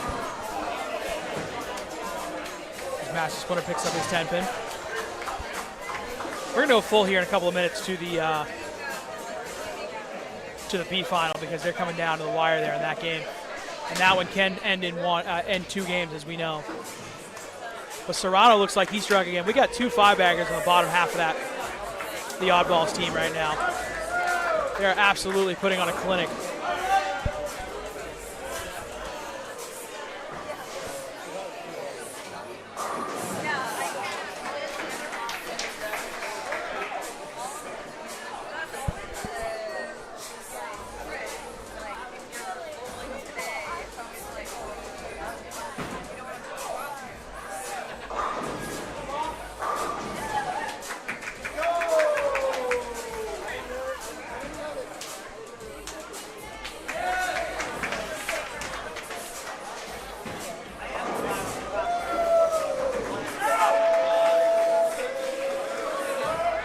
Game 2.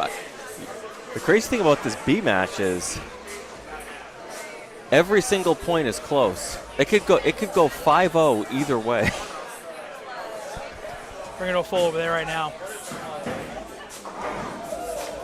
Oh, man. I thought she had that from the angle I was sitting at. Big, strong Polish throw.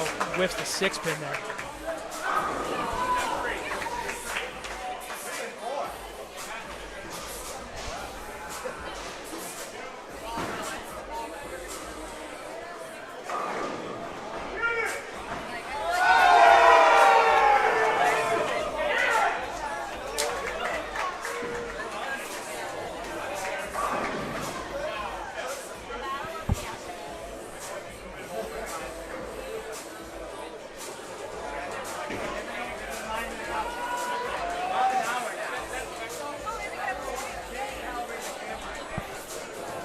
After this frame on the B side, I'm actually going to go full through 11 and 12. Oh, left again. Phil Frame's got away with it again. Let's take a look at 11 and 12. See if Brooklyn can put the 6-pack on it. As Boutman picks up his spare on lane 15.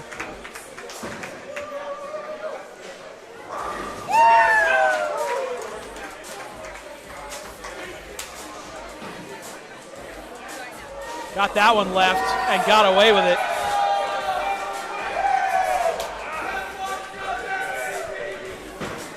And let's see if Serrano can do the same thing because listen, the two six-baggers may put away the the Bayside Tigers. However, it's 3-2, so they would need to take all 5 points to put it away. Yeah, in this to win game. the match, but the bottom 2 points. But the thing is, Bayside Tigers aren't throwing any bad games. The bottom points are close. Yeah. So even though Oddballs could win by 100 and still only get 3. Right, and that would make it 6-4. That'd be 6-4. And then you're talking, the Bayside Tigers only need to go 4-1, and they can take it in game 3. Yeah, they really need to hold off bottom 2. So bottom 2 is all they need, and they'll be okay to get to a game 3. 7-3 would be hard to come back from. And Serrano goes 4-pin. So Brooklyn's the only one left on a streak of strikes. Let's cut back over here to the B final. And the reason I'm doing that is because you can still kind of see lanes 13 and 14 there as well. And they're only in there just entering their 5th frame right now. So they're a little behind all the others, but we'll give you a score update on them in a couple of minutes.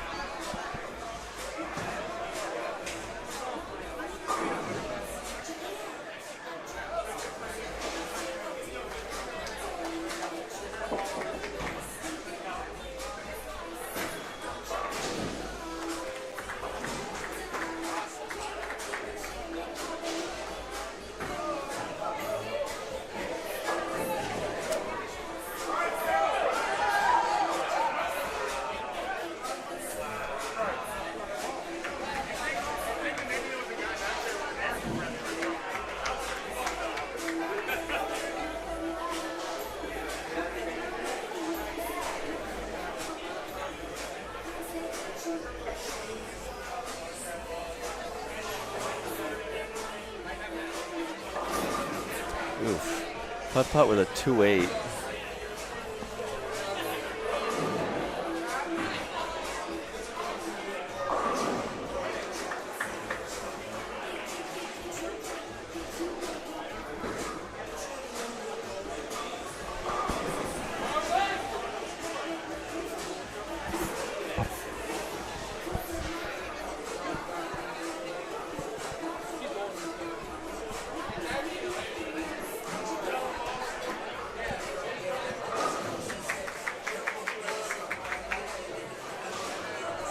All right, let's get a score update here on the B finals.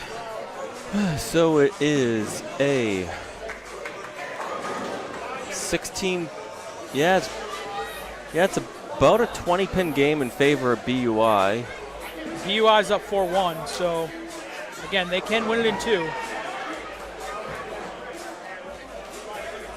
Bottom point looks virtually tied. Well, not really. I'm looking at the wrong frame. Man, right, one frame behind. All these games are close, man. That's the thing. There's nothing run away on this B final. That's right the now. thing.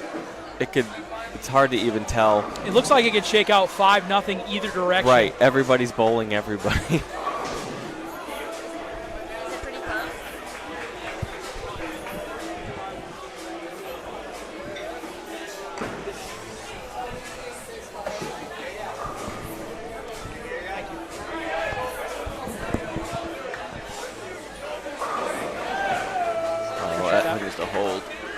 Oh man, another close spare. I need to drill her a spare ball now. Missing by not much at all for a big, strong Polish girl.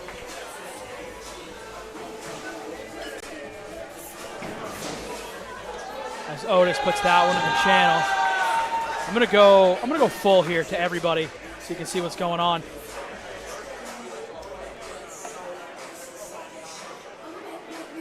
Brooklyn is up again. See if he's going for 7 in a row over there on lane 12. Crazy Train gets one to face up in the pocket the right way.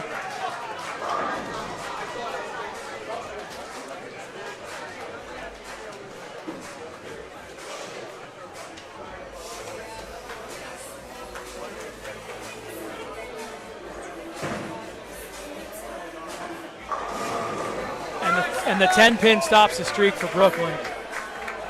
As Troll Baby only leaves a 9-pin on lane 14. Didn't she go by a different name at one point? Honestly, I'm not sure. I'm not familiar with her, to be honest with you. I don't know if it was just a different person or not.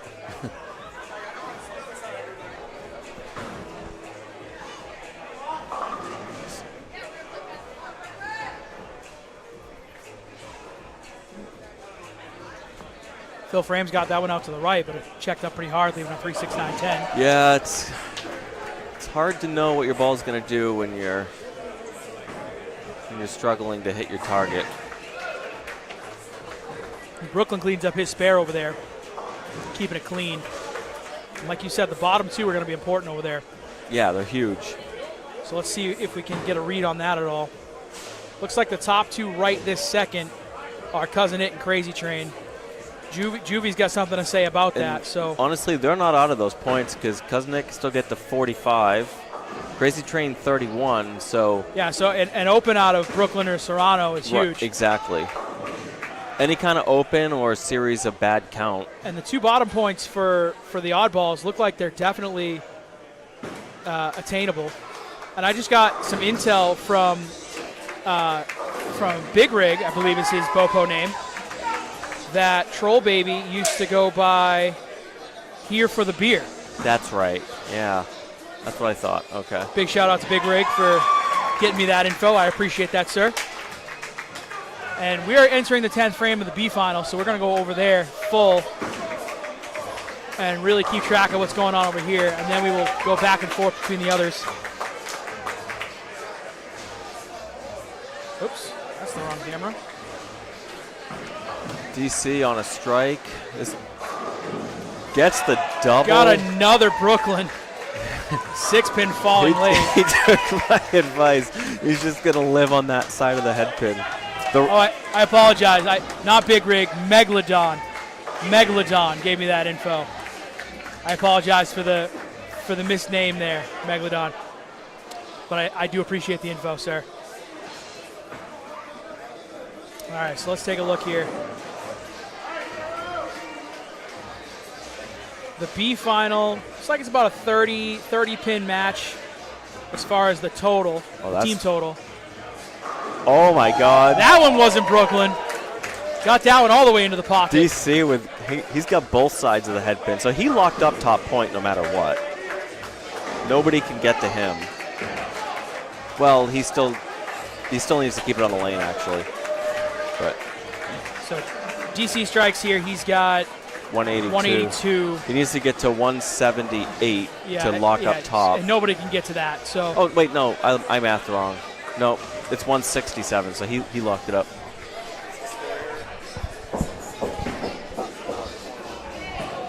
So DC has top point locked up for BUI.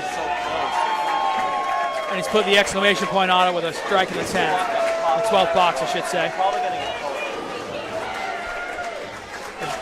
Das Duckin fills her 12th box with a strike as well, putting her at 154. Yeah. So remember, it's 4-1 in favor of BUI right now. And they've got 5 on the board because DC just struck out to take top point. And it's a race to 8. Yeah, in all likelihood, they're going to win total. I think total is pretty much out of the question for Lionsden. Yeah, it looks like a 50-pin lead now. Yeah, it's 50-pin lead, plus BUI has an extra mark. Count that as 6, so 2 more points here in this game, and that match is over. And we will have a champion. But let's see how it plays out. This big, strong Polish girl gets it left. Oh, man. And goes 5-10.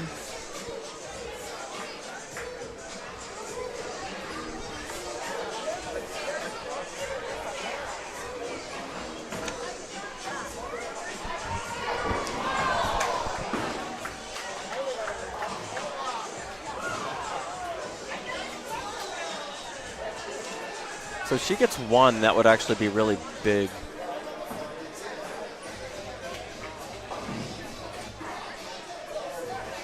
Because 1 would give her 135, which means Otis would need at least spare strike to tie. She might get it. And she got them both. Holy shit. What a great shot. Clutch.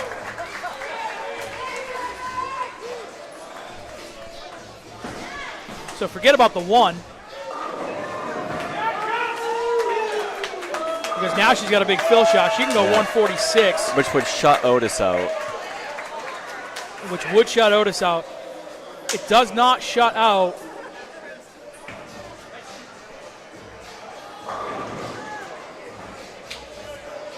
Not sure who that is. MM, who is that up there? Mountain Man, I think. Mountain Man. It does not shut out Mountain Man. Oh. She got that one left. Four count? 140. So she doesn't shut out Otis, but he needs a double. He needs a double.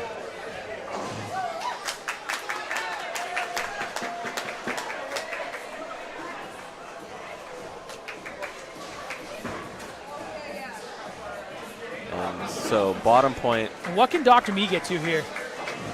He can get to 156. That certainly would shut out Otis. Yeah, but also the 154 could end up being top too, and DC has that covered.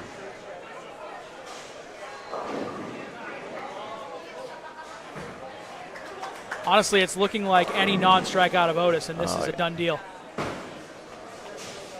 Dr. Me goes, unfortunately, through the face. So he will get bottom point. Otis really needs to have this one. Yeah, he has to strike here or else it's pretty much over. Good ball. And he got the 9-pin to fall late. I think everybody in the room questioned that 9-pin and whether or not it was going to fall. But no matter what, if Snapshot doubles, they win. Because he can hold off Mountain Man. Yes, but Otis does need this one to give them a chance. Yeah.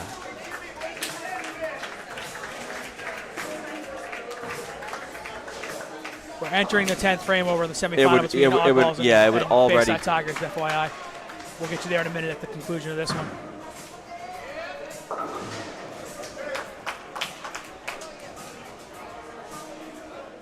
No sound. Somebody's telling me we got no sound. Can somebody confirm that we don't have sound on the stream? That's left. And he got lucky. Wow. So that double keeps them in it for now. That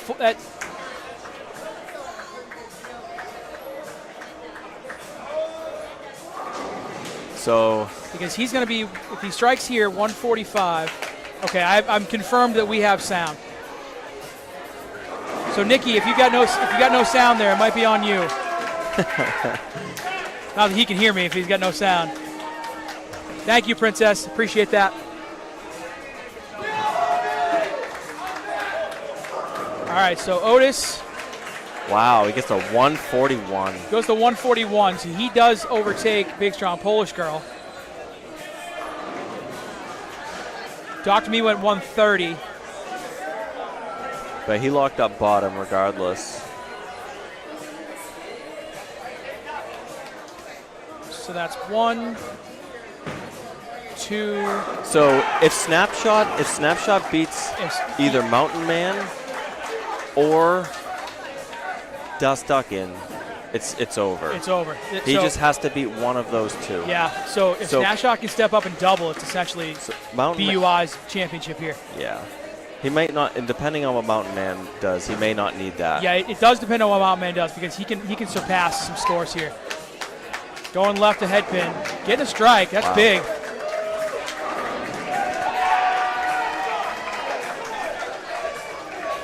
Thank you guys for the confirmation on no sound. I appreciate it.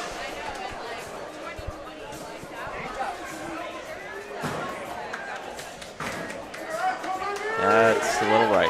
All right, so Snapshot goes right wide of target. So 8 count. Mountain Man, he has count on him though, so Mountain Man still needs to double to shut him out. He needs a strike.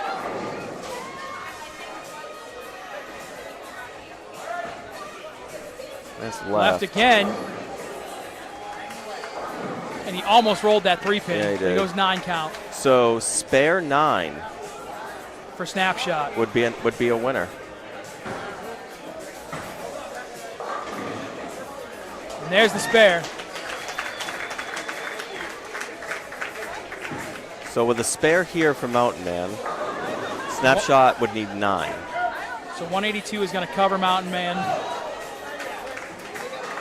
154 covers the 140. Actually, I take it back because he went around Das Duckin. He did. So Snapshot needs 6. He needs to beat the 154. So 6 pins is a winner. Let me just try to confirm that for my own brain. 157 6. loses to 182. 140 loses to 154. 130 beats 124. Yeah, 6 pins here, and the B finals are over. Yep. And BUI is your new champion. 6 anyway.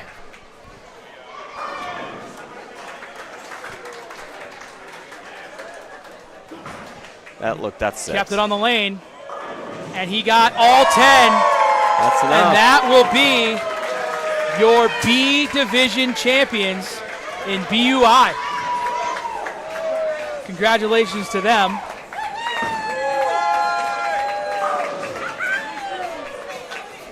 We'll watch them celebrate here for a minute. And there's the announcement from Hungus. There's the trophy and the celebration.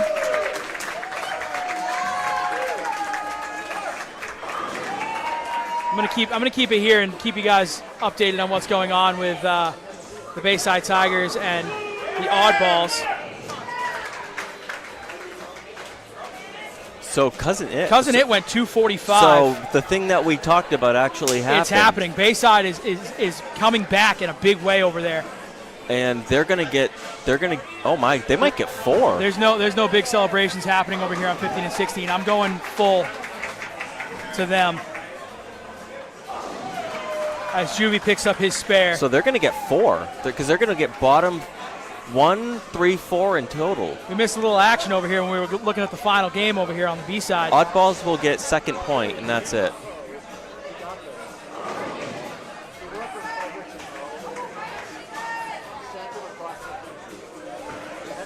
Are you sure about that? Yeah.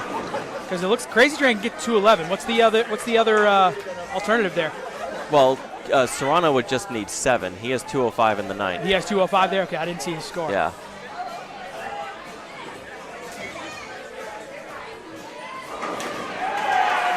And there's Juvie finishing up a 170 game. So bottom point will go to Griff for the 158 over the 115.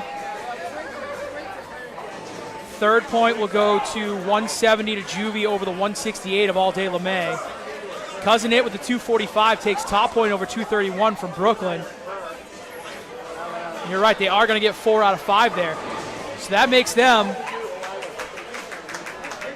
that gives them what, 4? So that's 6-4. 6-4 over Oddballs. After that huge start by Brooklyn and Serrano, that game turned around in a hurry. So we're going to be 6-4 Tigers over the Oddballs in that one. And I'm going to go full here. Actually, I'm going to go back to the B side since they're getting all the trophy love. We'll get them in there. There's your B Division champs in BUI. One more time, congrats to BUI for winning the B Division championship.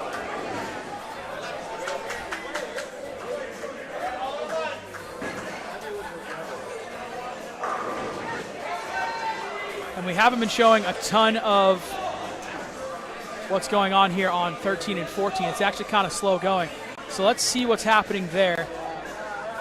Looks like LOS has opened up a little bit of a lead this game. Let's go full so you guys can see kind of both of what's going on. I'm going to mess with some camera stuff, and I'm going to move things around and see if we can get that. Actually, no, we're going to be able to go full to them here in a minute. You know what? I'm going to go full to them now, because everything else is already decided. So here's your 13 and 14. Let's get a score update there as Mama D picks up her spare. So team totals looking like about a 30-pin advantage, maybe a little more, more than 30-pin advantage to LOS right now. And this one was 4-1 GOB after 1.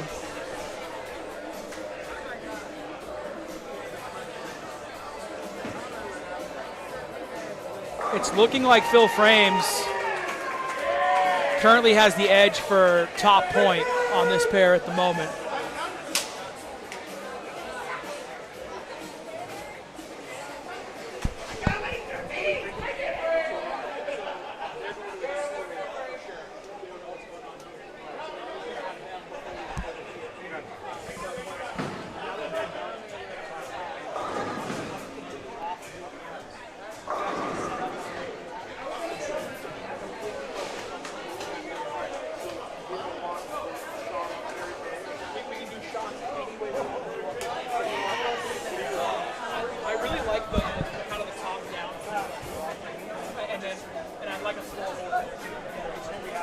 Oh, you already have one on there. Okay.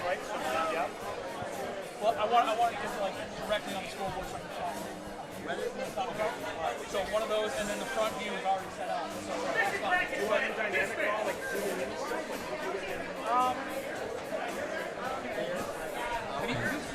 I will be. I'm just gonna step out for a minute. So if we go full here.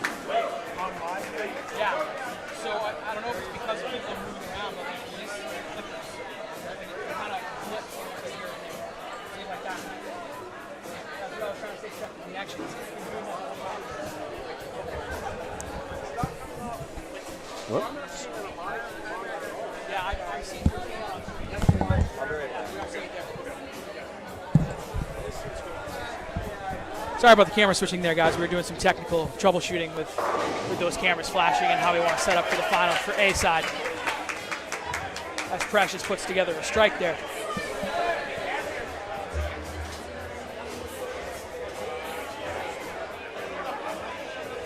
So Bayside Tigers and Oddballs are going to a game 3, 6-4 in favor of the Bayside Tigers going into that game. As we see Captain Sparrow leaving just a 6-pin there.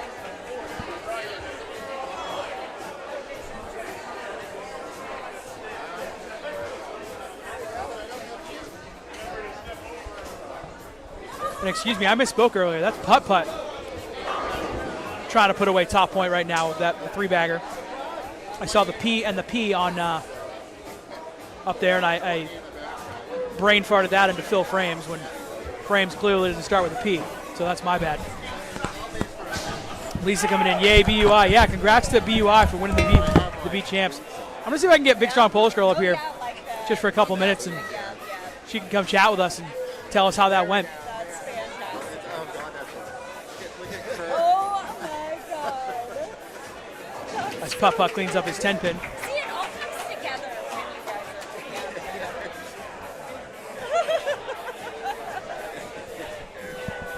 I love it. You couldn't find it because Polish Girl!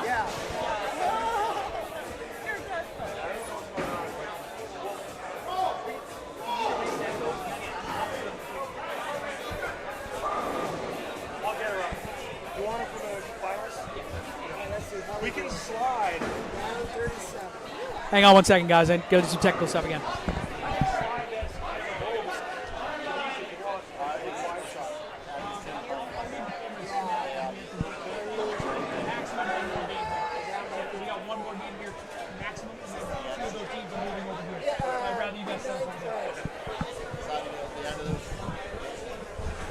I'm going to see if I can't get Big Strong Polish Girl in here. So it's essentially kind of 2 out of 3. So it depends. Right now it's looking like they're going to go into a third game. Sorry about that. Getting a headset back, Total of 5 points. kind of away from things here. Abby's team got 4 games. All right, we are in the 9th frame of this match. All right, I got Big Strong Polish Girl coming up to do an interview with me. She's not going to be on the other side of it this time. Let's get a score update here on 13 and 14 since that's what we're watching right now. Let's see, Putt can go 229. And that doesn't shut anybody out. Master Splinter can go... Oh, I guess it does. Master Splinter can only go 226. So Putt takes it off the sheet. He will get top point.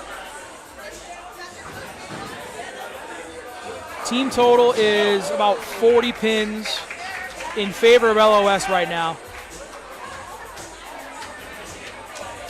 As Couch leaving a big open there for a 173 in the 9th. He can go 203, which is a pretty big score on this pair. Phil Frames getting the mixer to go. That's a big shot too.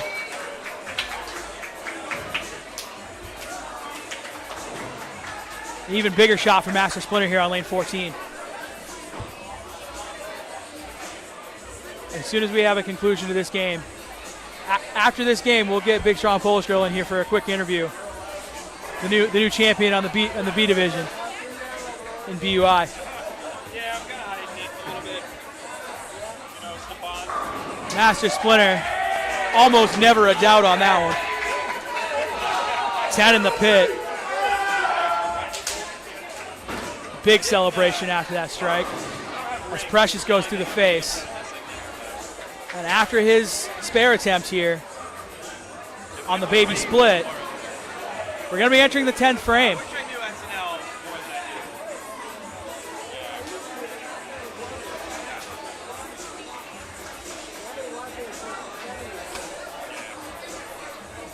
And it's looking like top point is going to be between Master Splinter and Putt Putt. And Putt Putt can shut him out if he strikes out in the 10th for a 229.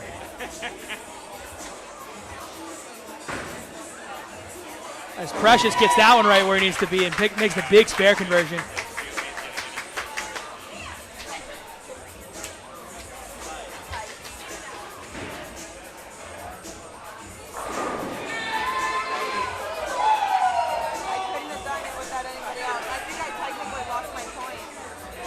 Yeah, but I mean, you picking that spare forced him to double. Which, I mean, I know, well, he got me by 1 pick.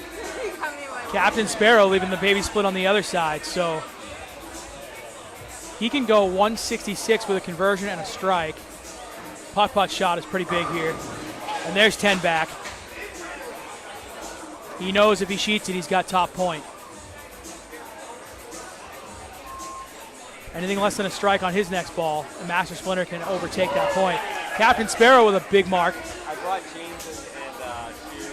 So a strike here puts him at 166. All put together, but our team was kind of, they're bringing the cowbells and they wanted to, I think Milos and Dylan. Big shot here from Putt Putt. And so, Got that one a little inside, and he did not strike. So Master Splinter can step up in the 10th frame and take top point away. And Sparrow goes leaner 7-pin on the Brooklyn to go 166. I swear to God, I saw him with that wig. You guys been doing any big trips or anything? He's here somewhere. I feel like he's definitely here somewhere. It's a lot of work. Putt Putt cleaning up the spare. Some guys have to take a big trip and like, it's more time. He's going to go 219, which means Master Splinter needs a double to overtake top point. Every shot is crucial right now in this match. Troll Baby with a great ball. Crosses over, 8 count. That's big on the spare though.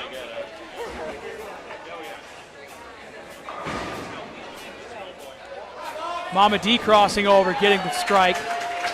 Getting the lucky Brooklyn fall. Are we going to a third match? yeah, GOB1 was up 4. And Mama D can get to 192 if she strikes out.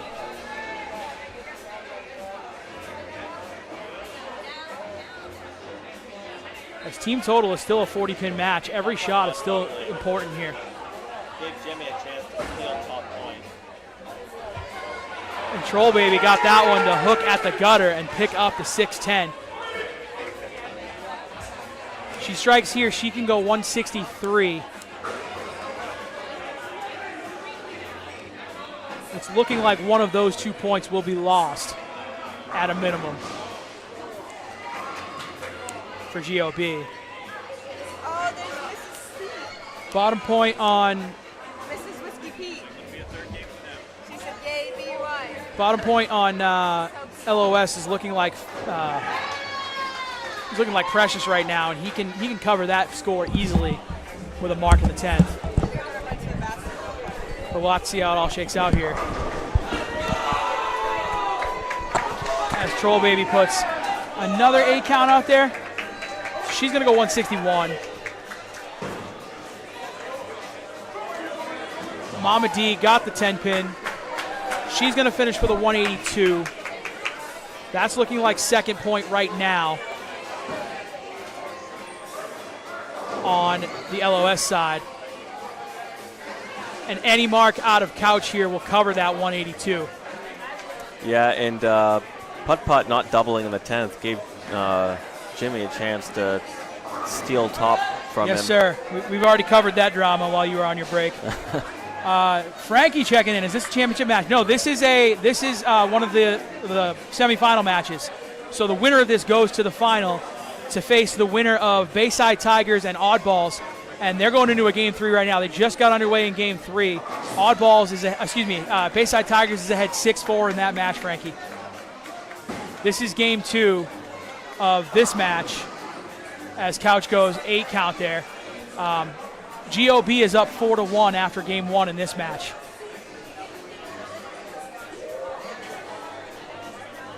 And as I said, Putt-Putt finished with a 219. Master Splinter can step up for 226, and he can take top point away. If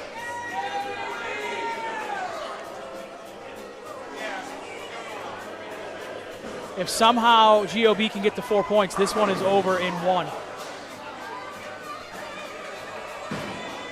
Or excuse me, over in 2. Man, that was way left again. Phil Frames, the theme of his day has been left. But he can still get to 189, but that's a good spare right there. Couch cleaning up the mess. Can get the 193. So he's at 183 already. So he's covered the 182 out of Mama D. He can get to 193, which will also cover Phil Frames. So second point is going to go to GOB. Yeah, in all likelihood. Yeah, any count here. Keep it on the lane, and second point goes to GOB because Precious can only get to 183.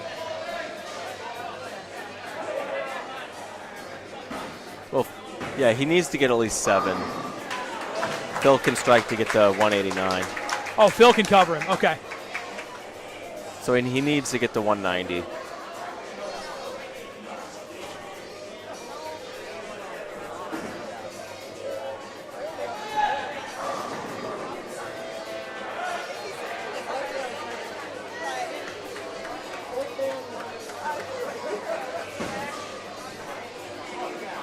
Couch getting a 9 count. That'll do that. So that Couch getting second point there. So there's 1 point on the board for GOB. It's looking like bottom 2 are going to go to LOS. And 2 is all they need to force a game 3.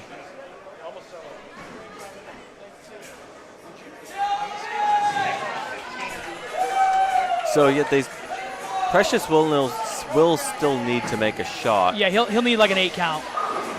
Yeah, it's because he has to at least get around 160. Yeah, 161 is the point he needs to get. We've seen when he misses. Yeah, he needs to get the 162. When he misses, he really misses. Now, and here's your other drama. So it right now we're going from 3-2 to 4-1. Master Splinter needs a double to get top point. Because team total is pretty much locked up for LOS. Yeah, he would have to throw it in the gutter for team total to be relevant. And with the championship pair out of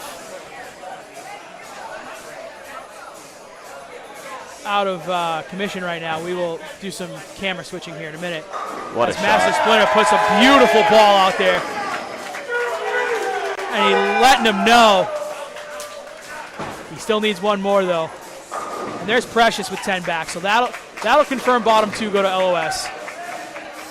Master Splinter needs a strike here to get top 2.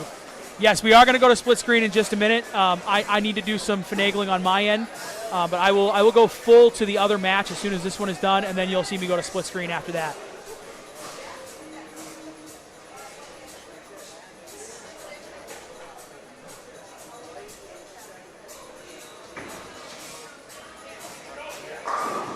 This is a huge shot. This is the difference between 5-5 and 6-4. Yes, this is huge. And Master Splinter is taking his time because he knows that he's been here before.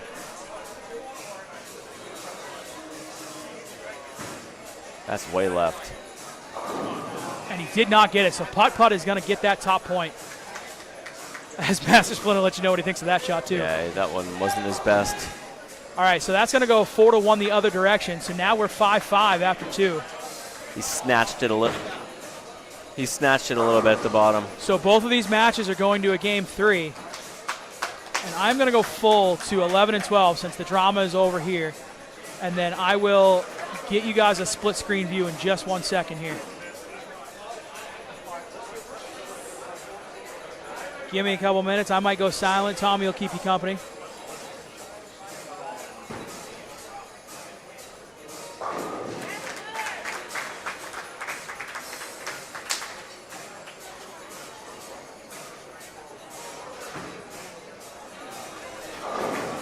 Ooh, Heartbreak just absolutely gassed that one.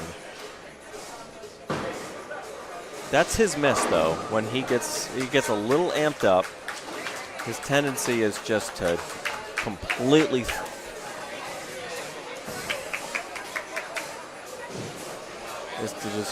throw it through it.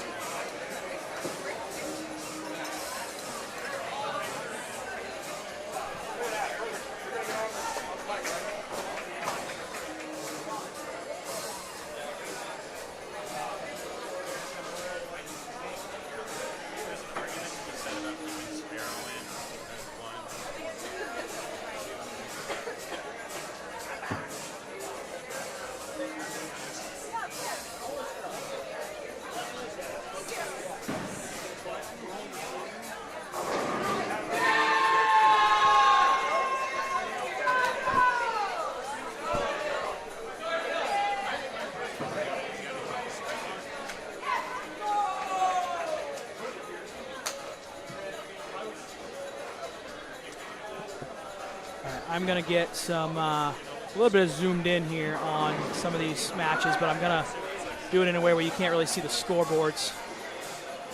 Just so you can kind of see the bowling a little bit better, guys. And the only reason I'm doing it this way is because of the camera orientation. So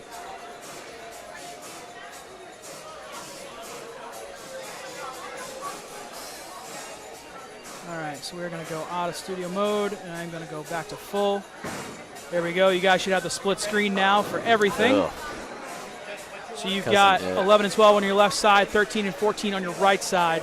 And this will be the shot that we have for now. Unless I need to go full to one or full to the other like that. And here we are. We are in game 3 of these matches. Oddballs is up 6-4. Oddballs is down 6-4 to the Bayside Tigers on lanes 11 and 12. GOB and LOS are locked up 5 apiece on lane 13 and 14. Oh, wow, good try. On the right of your screen. Cousin It with a... Got David in the chat saying, thanks for the great coverage. You're very welcome, David. I appreciate the kind words. We are just trying to put out a show everybody is enjoying watching, and as much as I'm enjoying doing it. So thank you for tuning in. Thank you for joining us in the chat. I hope you're having a good time, and I'm glad you're enjoying it. Yeah, scoring pace on the Oddballs Tigers match is definitely going down. You wonder how much of that is missing transition. Absolutely. Or... All right, Susie said we'd rather have the scores. Or scores. just buttholes getting tight. Let's see if I can get the scores in there a little bit better.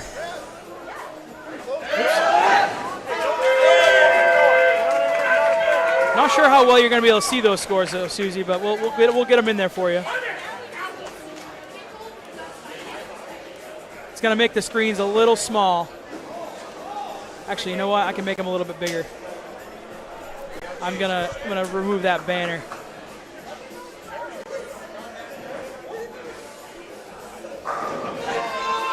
We'll do it like that, and oops, and like that. I'm gonna get rid of the banner, I think.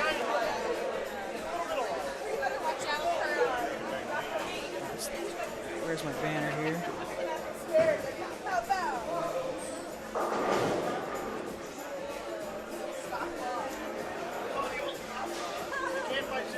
How do I make that banner go away? Oh, there it is right there. Banner goes away. And we'll come off and of stadium LOS mode. and GOB underway game 3, all tied. Basically, the winner of the game wins the match. Let's move chat up. There we go. All right, how's that, Susie? Is that a little bit better for you? It comes on my screen as David. David says, David? Who's David? This is Cleveland. Cleveland, we appreciate you hanging out, buddy. It comes on my screen as David, so that's what I read. I appreciate you correcting me. But that should give us the scores and you know, all the bowlers in there on a split screen view. Lucky Larry giving me a fist bump from behind. I appreciate that. Checking in, saying hi. All right, so while we have a quick lull here because we are at the beginning of these Game 3 matches that'll decide who the BoPo A finalists are. Crazy Train with a big double there. My name is Ocho Pizzo. I am joined in the booth today by Tommy Guns. We are with Bowler Builders Pro Shop, and we are bringing you live the 2026 BoPo Finals. We already saw BUI get crowned in the B division as the champion there in 2 games. They locked that one up in 2 rather than needing a Game 3. What you're looking at here is the final game of semifinals. One match between Bayside Tigers and Oddballs. That right now is 6-4 in favor of the Bayside Tigers. The other match on the right side of your screen is LOS versus GOB, and that game is knotted up 5 points apiece going into Game 3. We appreciate you guys hanging out here with us on Bowler Builders Pro Shop. You can find us on 3 different streaming platforms today. We are on YouTube at BBPS TV. We're on Bowler Builders Pro Shops on Facebook, and we are at Bowler Builders on Twitch if anybody wants to watch us over there on Twitch. I am seeing some pretty high numbers coming in on both sides of YouTube and Facebook. Not a lot of you guys enjoying Twitch just yet, but that's fine. But if you guys are out there, if you're enjoying the show, give us a like, give us a subscribe. Particularly on YouTube, you can hit that notification button and you'll get notified when we go live, so you don't have to ask when the next stream is. YouTube will just tell you. When we hit the button to go live, it should just send you a notification that says, hey, Bowler Builders Pro Shop's going live. So, again, if you guys are out there and you're enjoying the show, give us a like, give us a subscribe, give us a follow on whatever platform you're on. We'd really appreciate it. Say hi in the chat. Yeah, we appreciate you guys hanging out. Frankie coming in saying, hey, boys. How you doing, Frankie? Susie saying, shift camera Tigers a bit left. Looks amazing on the big TV. You're saying shift the oh, I see what you're saying. I got you. Hang on. Let me see if I have to physically go do that. Yeah, I have to physically go move that camera. Hang on 1 second. I'm going to go do that. Can you look at this and tell me I'm going to move it that way? Just give me a thumbs up if it looks good. Oh, yeah, okay.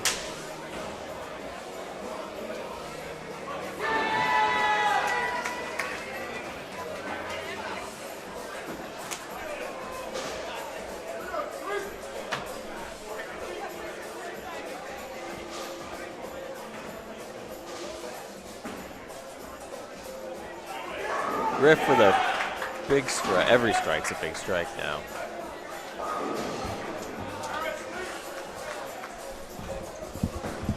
That's great. That looks a lot better to me, Susie. How's it look to you?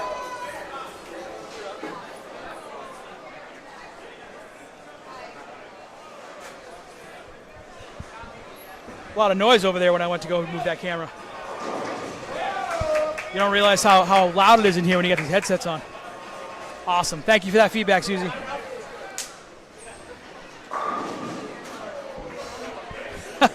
Just Pickle in the chat. Dang, Susie, so demanding. She really is. It's almost like she's the boss. I'm okay with it, though.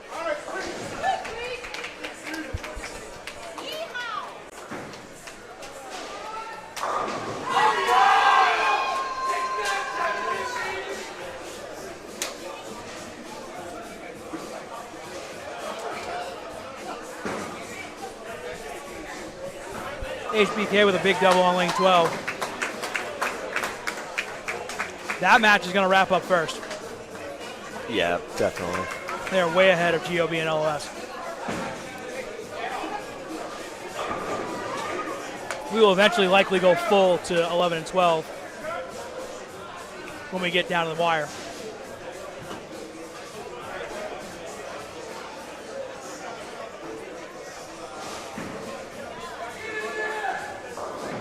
Serrano with the big 4. That Serrano looked, with a bad break there. yeah, that one looked really, really slow. Big shot for Crazy Train here. He needs to take advantage. Put some heat on. Another big 4. Another mirror image on the same pair, too. Dueling big 4s. That's great. Crazy Train and Serrano dap each other up.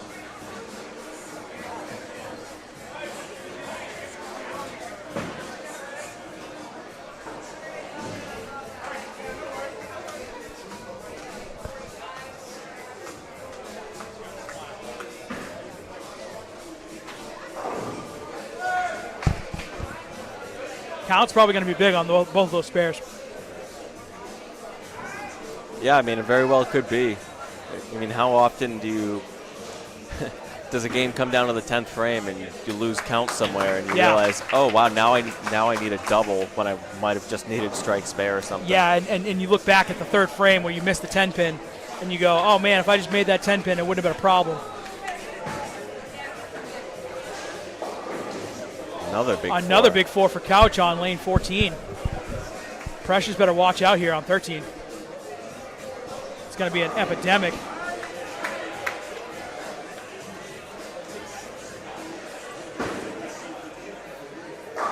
No big 4 there. All right, we're about halfway through on 11 and 12. Let's see the score update over there. Yeah, Oddballs has a pretty It's good about a lead. 40-pin lead for Oddballs right now for team total, but no one's really running away with it. But it's also 6-4, so like, you know, Bayside Tigers only need 2 points. Yeah, that's true. As Cousin It doubles up. The actual game score doesn't really matter all that much, just the individual points. So, guys, and when I say guys, I think I mean Susie, because she's the one giving me the most feedback in the chat here. Do you guys prefer this view right here, or do you prefer what we typically do when we have more of a wider angle? Because right now, these phones are in a vertical setting, so like straight up and down. Typically, we have the phone set to like more of a landscape view, so that we can kind of cover more left to right and get it, you know, kind of a broader view for you guys. Do you guys like that, or do you like this? For me, I'm seeing a lot of wasted space on the screen with the black bars on the screen. But if you guys are enjoying this view better, that's what we'll put out for you. So just go ahead and let me know in the chat if you guys prefer, you know, what you saw in the last stream, or you like this stream better. Pretty good shot for 9 right there. Cleveland saying this view works well. I'm starting to like it myself, to be honest, Cleveland. The only problem I'm having is that we don't have a place for a banner. And that banner being this guy here. Right now, it's going to overlay on the words there. It's going to kind of hide behind one of those things to say, you know, what it is. But I guess that kind of looks okay with the backdrop there. You know, I'm going to put that back up there, and I'm going to put that over the top so you guys can see that. Does that bother you guys? Is that in the way in any way? That looks okay to me. If you guys are okay with that, I really like this view.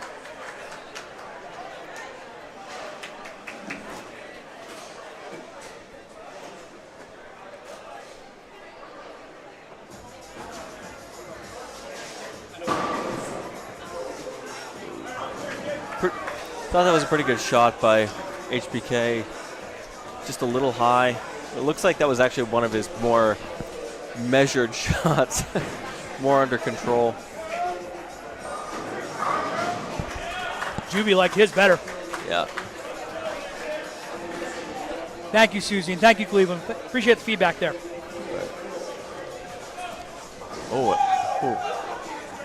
HBK cleaning up his 4-pin, talking some smack while he's doing it. I know that on Facebook there was a little bit of a war between Crazy Train and HBK because prior to this match, I'm pretty sure Crazy Train said something like he wanted to go against the Oddballs. And when the matchups came out, I can't remember which direction it was, but the Facebook post I read was, you wanted it, you got it. And now here they are going into a game 3, halfway through a game 3. High again for Serrano. And I promised a big, strong Polish girl interview, and we will get that. But we'll get that after these matches here because they need to re-oil 15 and 16 anyway. So we'll hang out with you for a little bit. We'll get some interviews going. We'll chat with some folks. We'll probably go to the booth camp for a little while they do that. That's Crazy Train. Puts 10 back in the pit there on lane 12.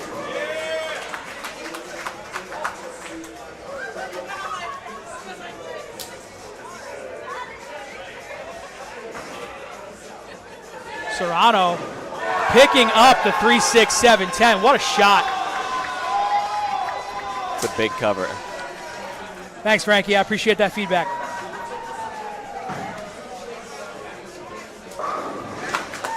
I can't take all the credit, though. Crazy Train was in here earlier before he had to bowl, really helping me set everything up, getting everything kind of where it needs to be. And, you know, we came up with the idea for vertical phones rather than horizontal phones pretty late in the game. We were able to set these scenes up pretty quickly, and a lot of that credit goes to Crazy Train. I have to give him props.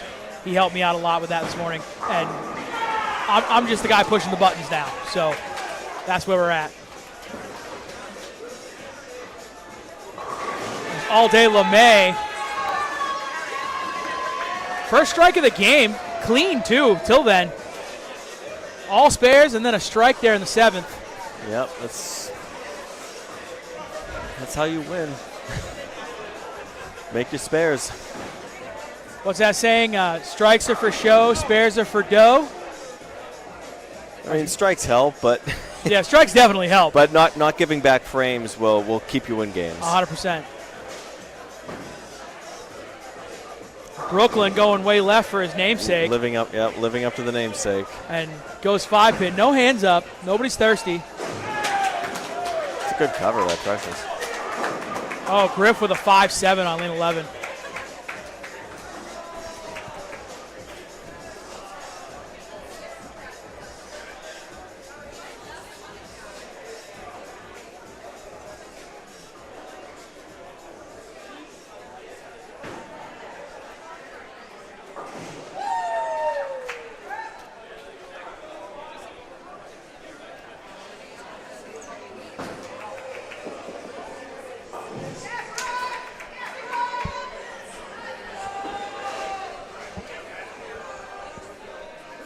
Cleveland in chat. Does Serrano look like he's throwing it slow? I think a couple of times he has gotten it slow over there. I don't think he's purposely throwing it slow. No, that's what you're asking. So I think part of it is he may have thrown it. He may have physically thrown it slow, but I think what's happening is his ball is just slowing down. I mean, like you were saying earlier, it could be the transition, as HBK says, what transition? And puts 10 back, and he says he's got it all day, if anybody didn't hear that. Yeah, he's got a little bit more ball speed. But the transition might be catching up, where we were talking about how the track area tends to burn up pretty quickly on this side. And maybe the ball is just seeing the friction sooner for Serrano. Yeah. And that's why it appears slower. He's probably not far enough left where if he gets it right a little early, it's not just going to slow down and go high on him. Yeah. That looked like that was further left. Yeah, it looked like it was he missed a little in too, but he almost got away with it. Yeah, he moved leaving left. Just a 6-pin. He moved left, but he brought his target with him a little too much. Excuse me, that's a 10-pin, not a 6-pin. Boy, the vantage point from me sitting here and looking out actually on the lane is not very good. I should just watch the monitor here, what you guys are seeing. You can see it better than I can. Bayside Tigers are doing everything they can to give them this match.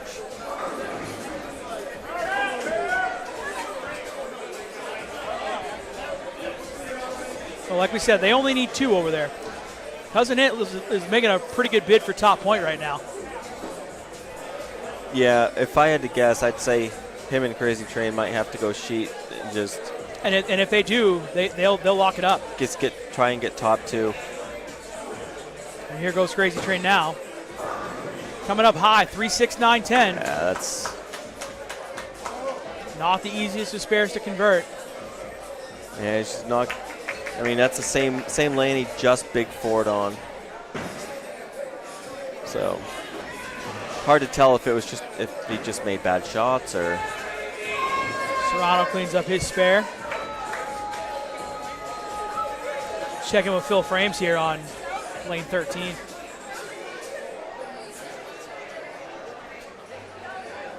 And GOB doing the same thing there.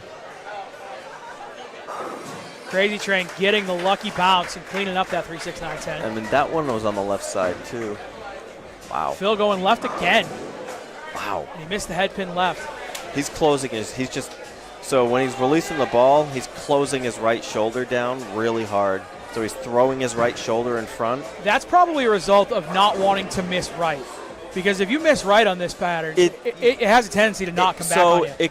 So yeah, it's hard to tell. Like his ball's not laboring when he gets it right. I think it's just he's probably just feeling uncomfortable, and he's probably a little quick. So when you're quick, you get a little jerky and a little fast through the release. Quick might be more accurate where, like we've been talking about, the transition is starting to get to people. That was his tempo was better there.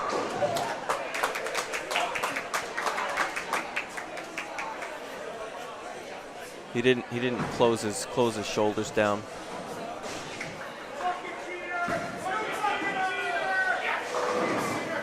That's a big miss for Cousinette there.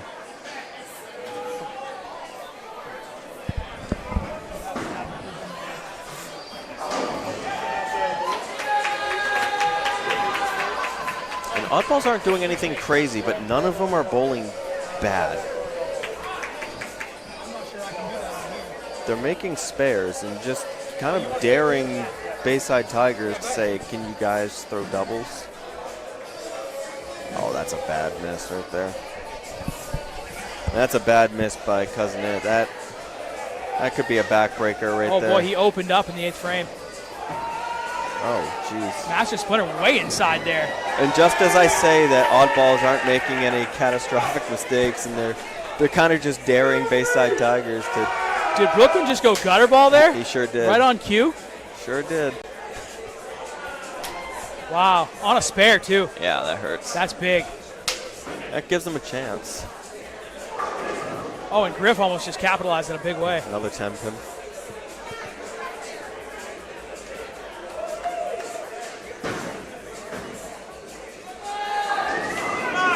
Squeak can't get the light mixer to go. And Brooklyn only went 9 count, so that's a big open. He basically just gave back Cousinette's open. Yeah, but more importantly, he opened up. He put 0 on the spare. Well, yeah, he opened up bottom point. So now Griff actually takes the lead for bottom point. Especially with her just sparing up that 10 pin just now. HBK getting it. Same lane that he went light on last time. Yeah, looked like it just came up a little quick. Maybe just never saw the corner. Yeah, I think he just overthrew it a little bit to me. He was a little off balance. He gets a little amped up, as you can tell, and sometimes he just overthrows it. Mama D did not like that one off her hand, but she got away with it.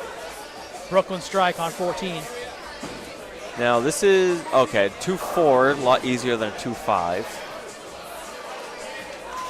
So pretty easy spare, but more importantly, it gives Cousinette, it keeps them in the game for top point. HBK talking smack on every time he knocks down the pins. Juvie looks like he's absolutely lost the look in this game. Yeah. That one came up through the face. Fortunate enough to get the spare there. His shots just look a little nervous. He looks unconfident. We're almost through 8 here. Let's see. Oddballs have about a 25-ish pin lead, 28-ish pin lead for the total. But again, Bayside Tigers only need 2 points in this game to lock it up. And the thing is, they're not bowling great, but oddballs are leaving. There's a lot of points up for grabs. Yeah. So any couple of them could put a double on the board and leapfrog some people. As of right now, with where things stand, HBK is in the lead for top point. And Cousinette is right behind him as Crazy Train gets a strike to go. Crazy Train can go 210 off the sheet. Cousinette can go 208 off the sheet. HBK can go 220 off the sheet.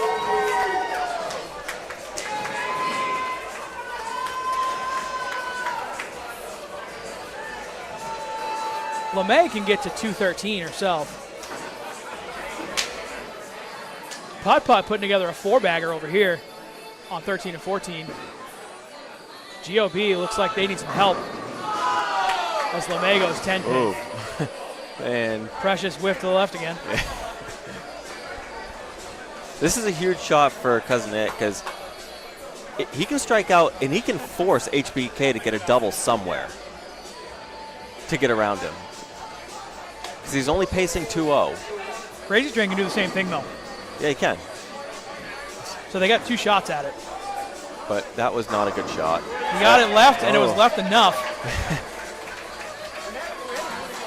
I was once told if you're going to miss by enough. And Cousin It did just that just now. Oh, that might be one. Phil Frames looks like 2 different bowlers between his first shot and his spare.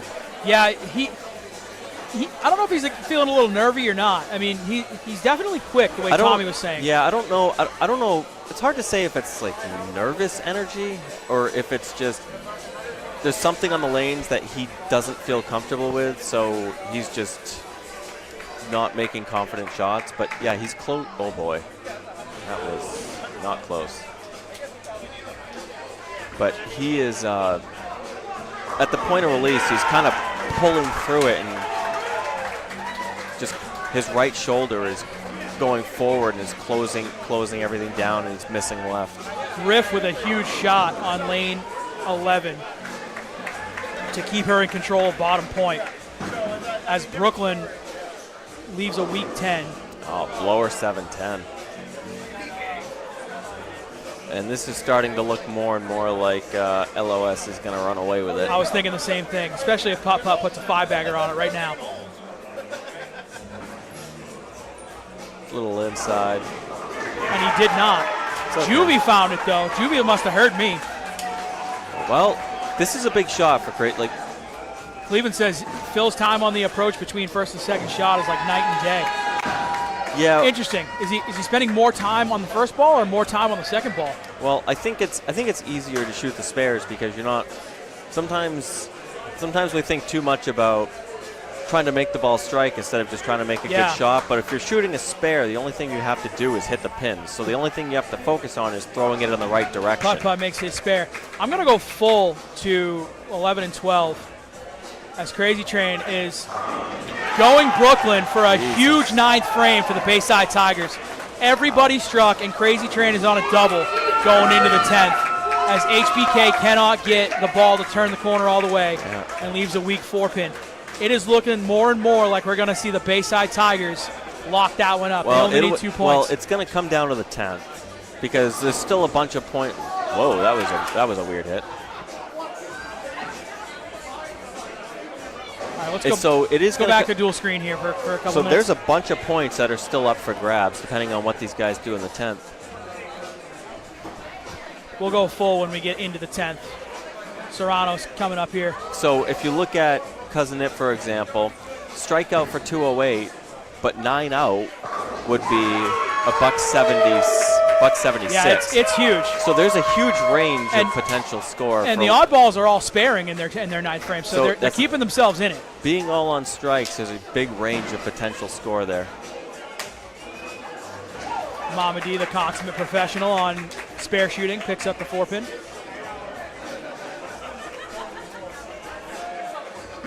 See if Serrano can get a little closer, and he does. All right, so here we are. We're in the 10th frame. I'm going full to 11 and 12. Here's your drama right here. Bayside Tigers need 2 points to lock it up. Anything less than 2 points, and the oddballs will lock it up. Wow. LeMay got really weak into the pocket there. Yeah, she looked like that fell off her hand almost. She tried to save it, but it's... So with that 7 count, she can go 189. That's a weird spare for a right relief. It really is. That was a good ball from Phil. Yeah, definitely a little better. All right, Cousin It, big shot here on lane 12. Yeah, this might be a must-have. And it got around, and he kicks the 4-pin late. That was huge. Yeah. I apologize if you're hearing the drums in the background. The band is getting tuned up and ready to go. As LeMay misses her spare. That's also huge. That could be, yeah. So she's going to go 178.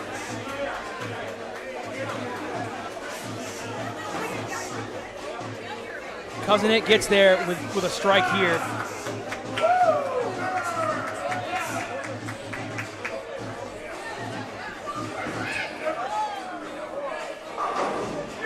Put that one way better spot in the pocket. So, And the hard work is done. Oh, I don't know if you can see that on stream right now, but Precious just went gutter ball on lane 13. did he go left gutter? Right gutter. Oh. So, Brooklyn goes 4-pin. so if Cousinet strikes here, he would force Heartbreak Kid to throw all 3 in the 10th to beat him by 1 pin.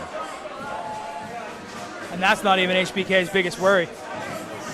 Crazy Train's got the double going into the 10th too.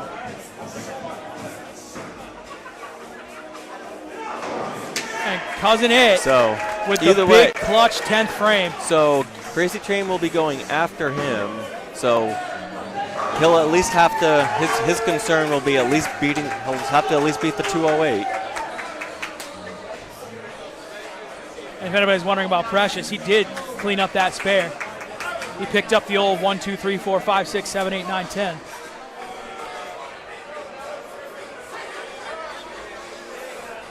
All right, Brooklyn with a big fill ball here. And team total is starting to come into question for the oddballs now. Brooklyn fills in the Big 10 on the 12th box. It's true. And So that forces Griff to mark here. now if Bayside Tigers win total, it's mathematically impossible for them to lose. Griff put up a huge double, and I think that's going to lock her up bottom point. And HBK just struck in the 10th. What is happening on lane 11? They are all going Brooklyn. Everyone is just going bonkers right now. So we're at the point where if HBK doesn't strike out, the Bayside Tigers have this locked up because they only need 2 points. They've already got bottom point, Oh, right. and Cousin It would cover top point if HBK doesn't strike here. Yep, that's true. Juvie would only need count. Yeah, he has to strike here.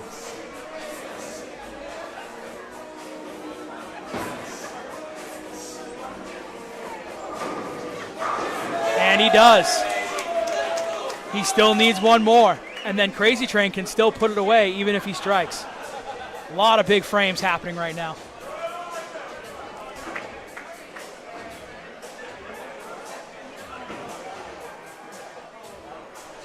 Griff misses the spare, but her hard work is over. Her hard work is done. She finished with a 170. That's good enough for bottom point. But here's the thing. Tigers are leading in team total. HBK takes it off the sheet like he needs to do. The important thing, though, is if Bayside Tigers win team total, they win the game. It's over for team total too, as well. Because yeah. you can't win the game and only get 1 point. And they're currently leading. Oh no, they're not. I'm looking at the wrong number. But they're ahead of Bull. Oh, that is really unfortunate for Juvie going 4-6 there. That hurts the chances for team total. But Crazy Train, he strikes out, they win. Needs to get to 210. And he needs all 3 in the 10th to do it. Boy, what a close one this is. If oddballs end up winning this, that's the shot that's gonna, I think that will decide it. So HBK went 209. Oh, jeez. So he really needed to get one there. So he went 162. He covered. He did not cover. So he's going to lose that point to LeMay. Well, no, he's gonna technically lose. Okay, so right now he's technically gonna beat. He's bottom point, so he's gonna be bottom point over Brooklyn. It will be Griff. Okay, so it's still the one bottom point. Yeah, it'll be Griff. Griff's losing that point to All Day. So here's your drama right here with Crazy Train. The double's a winner. Gotta have the first one. Oh my goodness. He's okay. So the spare still matters, though. It does because of team total. Correct. So that 9 count puts them at 7-17 on the board right now. With the strike, Serrano has the odd balls at 698. See, this is why that 1 pin mattered. If he picked the 6, they'd be up 21 instead of 19. Correct. And now Serrano would need the first strike to guarantee it. This is what we were just talking about. God, this is so close. Just not getting your count. What you're missing over here on 13 and 14 is that Couch has a 3-bagger, and he's putting GOB back in. Yeah, exactly. Yeah, HBK losing trying to make the split instead of just getting the 2-8. And yeah, he lost 4 pins there. It's Crazy Train taking his time. He knows it's a big moment. You never know how much those pins are going to matter at the end of the game.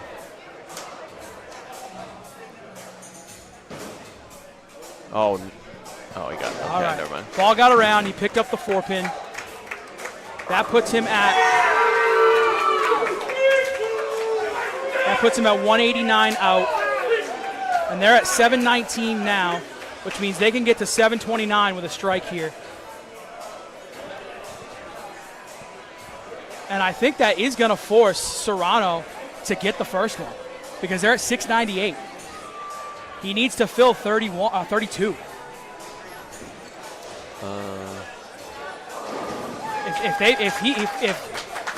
If Crazy Train strikes here, they need to fill 32. But he's gonna let Serrano go first.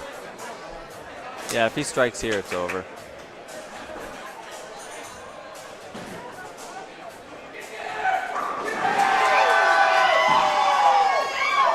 Serrano doubled. And that puts them at 718.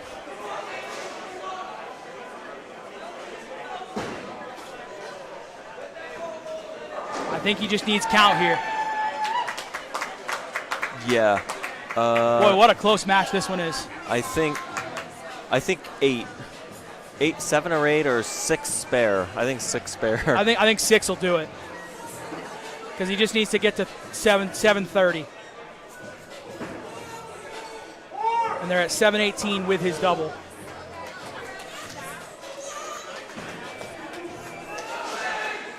And there's an 8 count. That's enough. And that puts him at Yep. 734. So that will do it. That will do it. They'll win. Wow, what a tight match, guys.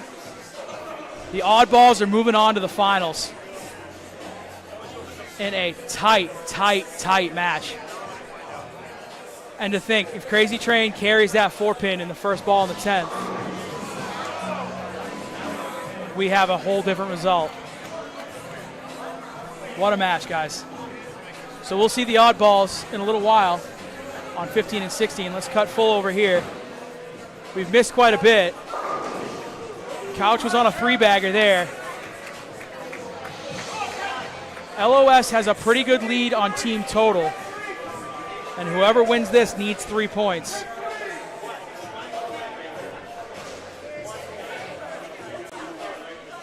I can see this one. I don't need to zoom in on that. Serrano pulling some 2022 magic out of his hat. Yeah, you're not kidding. That's we'll get the celebration over there as HBK carries him off the lane. Come back full over here. Man, what a match. What a tight match. I came down to like 8 pins or something. All right, the story here is that somebody needs 3 points on 13 and 14 to go against the oddballs. Phil just put a great ball on lane 13. Yeah, that's probably the best shot I've seen though today. Again, I apologize if you guys are hearing music. The band is setting up. You're seeing Greg over there on 15 and 16 putting some oil down fresh for the finals pair. You might not see him yet, but you will see the machine going up and down the lanes. Master Splinter. 7-pin will not go. It looks like it's starting to get dark early for GOB here. Yeah. Yeah, they're. That was such a fucking crazy ending. Niner checking in. That, yeah, that match. What was the difference? Like 8 pins, something like that, in the team total. Yeah, 8 pins, and not, but honestly, HBK, I give him the credit because he didn't give up. No, him striking out in the 10th was huge. He was getting everyone pumped up. Like, Yep, they could win this. 100%. And they did it. Oh, Precious going wide of target to the left, missing his spare.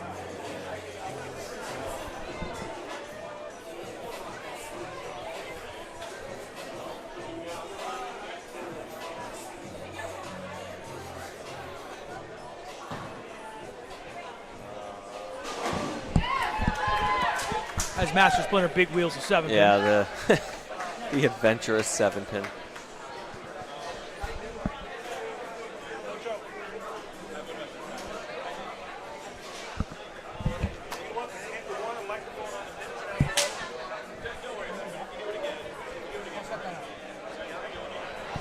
Yeah, put it on that second pole, facing that way.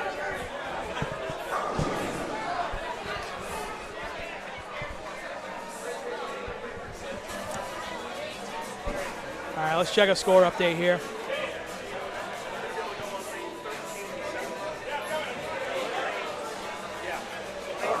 Hunt clock going wide left. Yeah, just a little. He helped it a little bit.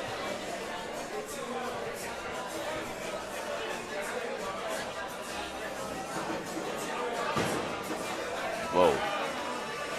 Yeah, it's looking like that's game. I don't know.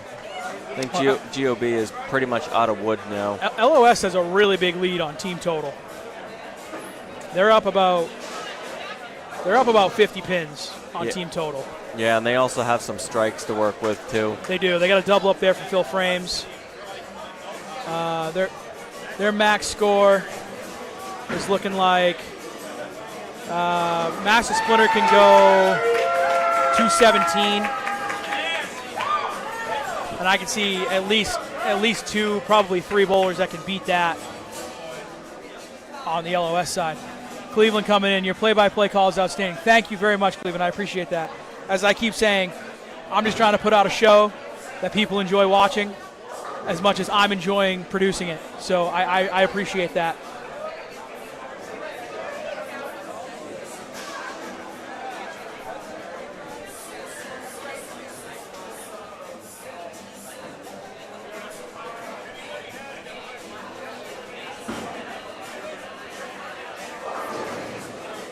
Yeah, I think strikes are definitely needed by GOB in a hurry.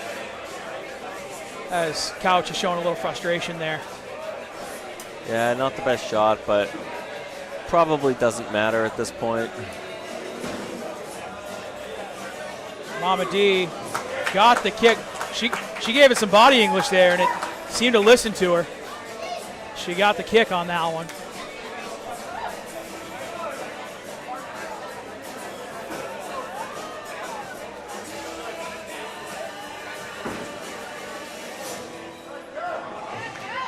And a strike from Phil Frames here is going to be huge. Yeah, it would pretty much end it. In putting it away. I mean, it would end it, honestly. You see Greg down there in the end trying to get things ready for the championship pair. He's got them oiled.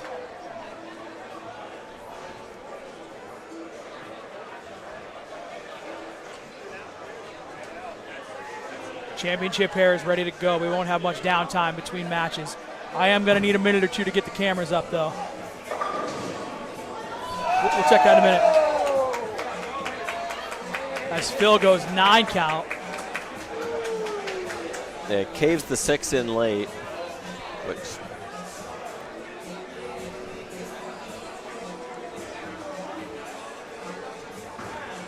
Master Splinter with a ball change. If I'm not mistaken, that was a ball change. Was a ball change, yep. And he celebrates the small victory. I mean, to be fair, nothing is settled here. Oh, that's a miss. And Phil Frames proving that point even further by leaving it open in the 9th. We got another nail biter here at the end. Yeah, I think LOS would still have to really, really have a disaster in the 10th. They have plenty of room to work with. I mean, they're going to be up like 70 sticks. As Precious goes light and leads a 2-8. Yeah, the team total is big, but, I mean, keep in mind, whoever wins needs 3.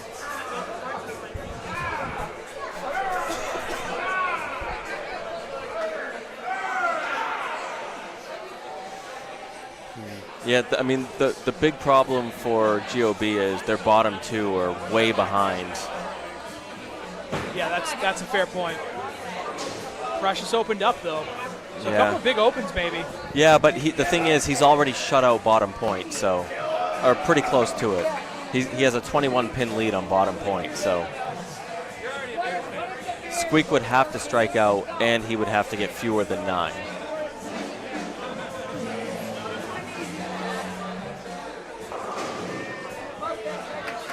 So they GOB basically needs a miracle. But if Squeak doesn't strike out, it's over. And that hooks as soon as it hits the lane.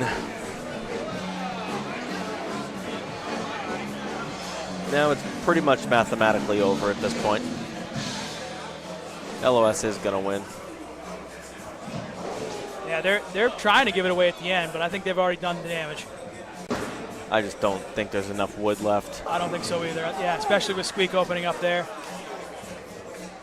So it looks like we're going to have an LOS Oddballs final.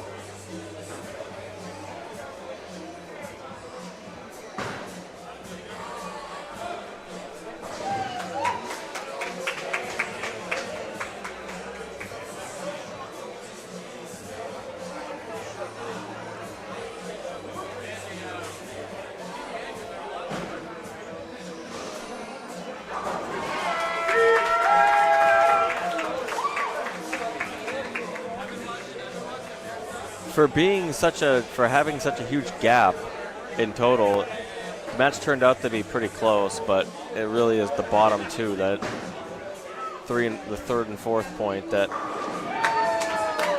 will decide it. Because they're going to get bottom 2, and honestly, this is what I love about BoPo is that it makes it a true team sport. Yeah. You know, we'll just take basketball for example, and then I'll transition over into the USBC teams. Where in basketball you have your Michael Jordan and he can decide the game all by himself. Right. You know, typically in a USBC match, like if you're in a regular, league or something like that, particularly if you're doing doubles or something, you can have one guy carry. Here in BoPo, where you don't know who you're bowling against, it becomes so important that everybody has to contribute. Yeah, one person can bowl really well and kind of get you 1.5 or 2 points. One person kind of carry total and get top, but yeah, that's it. All right, guys, I'm going to move us over to the full here. Well, I'm going to leave you here, but I am going to mess around with some other camera stuff since basically this is a done deal here. I'm going to go catch up with my team for a little bit after. Absolutely. after this concludes. Cleveland checking in. Mama D is money year after year. Yeah, she's a great spare shooter. Yeah, and she's been bowling a long time. And she has been bowling a long time. And I've been bowling a long time. She's been bowling a lot longer than me. But we will see the oddballs against LOS in the finals as Master Splinter and Couch are still bringing the energy here.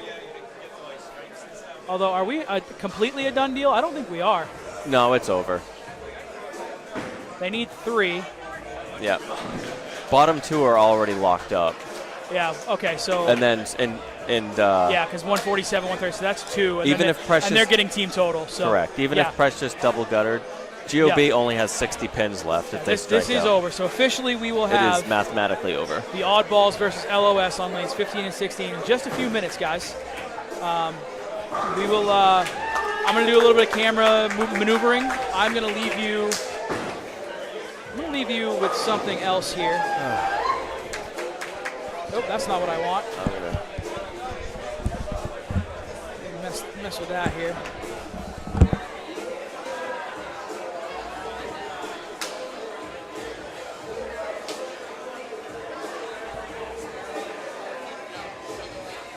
All right, I'm going to leave you with this view here of the championship pair while I go mess around with a couple of things. And we will be right back with you guys in a couple of minutes.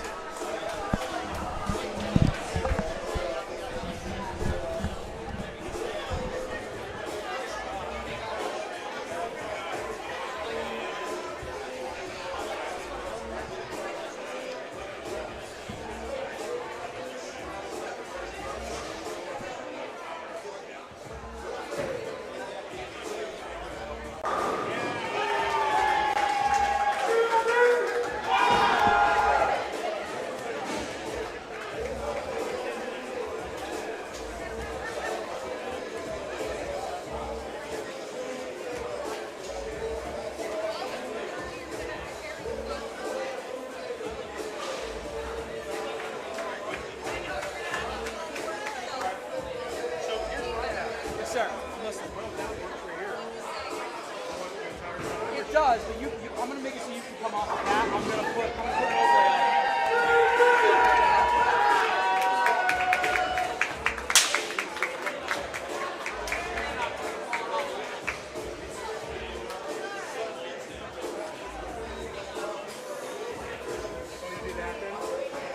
Yes, that's perfectly fine. I'm going to overlay on top of that at the store.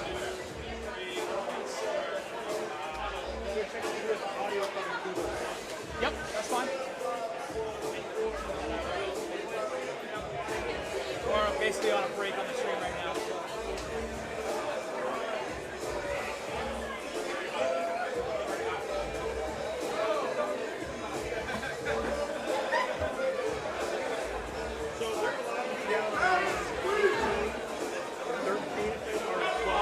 I would say not over there because there's still oil on it. It's not safe to be over there. Yeah, is the idea there.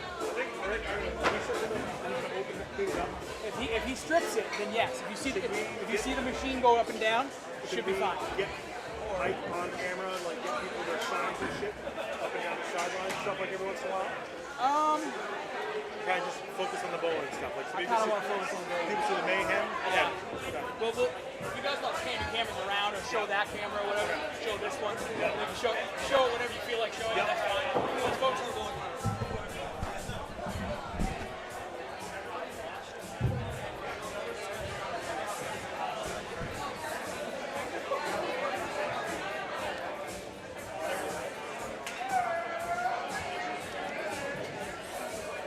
What's going on with the blinking? I have no idea what that is. Looks like we're going to have it throughout the last match. Is the blinking going? Yes, people can see it. Somebody just commented on it again. Because it's funny, because it's not showing up. I did look at it, I did see it. It's not showing up on the video out of here. Maybe it's that. Should we swap the camera around? If you want to try that, it's up to you. Yeah. Let's check audio on this one here.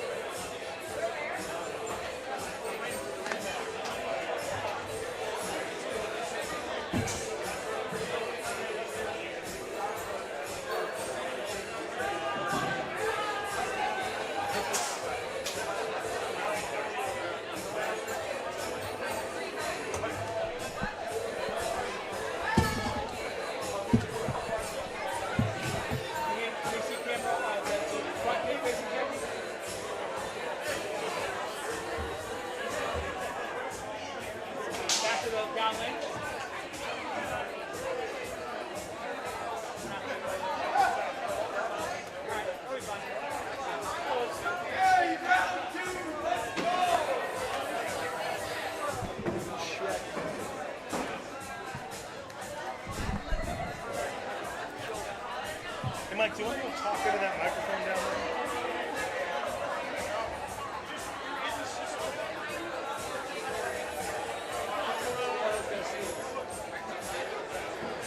Hey, Mike, take this.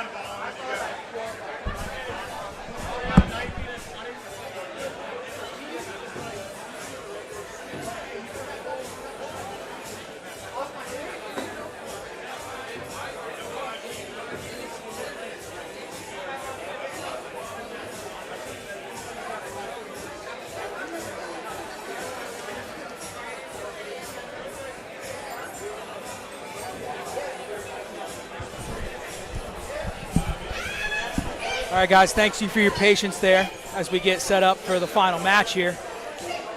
I think it's about the best I'm going to be able to do to get you guys a score bug, as I'll call it. As I'll tighten it up just a little bit, get it on screen so you can see it.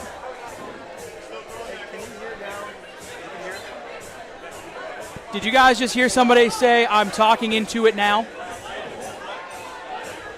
You should have. I hope so. Yeah, the blinking, I'm not sure we're going to be able to fix, Susie. We're not sure where it's coming from, and these are the cameras that we have set up for the final match. So, unfortunately, we're not going to be able to fix that today. And honestly, I haven't seen it for quite a while on my side.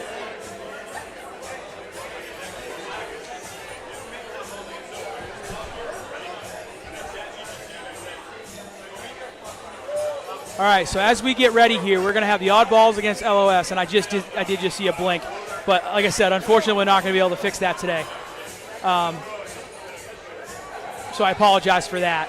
But we've got LOS and oddballs in the final match here. As you can see, kind of everybody getting set up, getting ready to go. Give me a prediction, guys. Let me know who you think. Who's going to win? How many games? What are we doing? And Hungus is ready to go. So again, I am Ocho Pizzo. Thank you guys for hanging out with us here today. We're doing the BoPo finals. I'm going to see if I can get big, strong Polish girl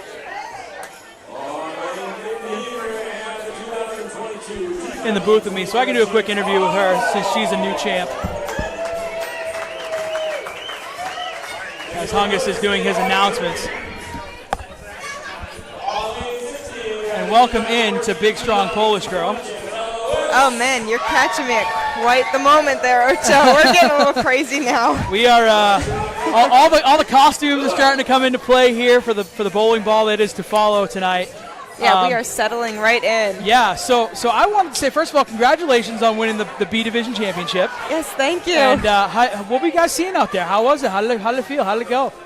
I don't think I've ever felt more pressure bowling or doing anything, for that matter, in my entire life. Yeah. But I have to say, I have a great team, and I am really grateful for them. This is only my second year. And, Yeah, you know, 100%. BUI has got a history, but I am very grateful to be with them and to have a repeat team. This is my second year with them, which was super exciting. Absolutely. And I couldn't have done it without any of them. Yeah, that's just You it. know? We were just talking about how this is truly a team game because, like we were saying, like in basketball, your Michael Jordan can carry the whole team.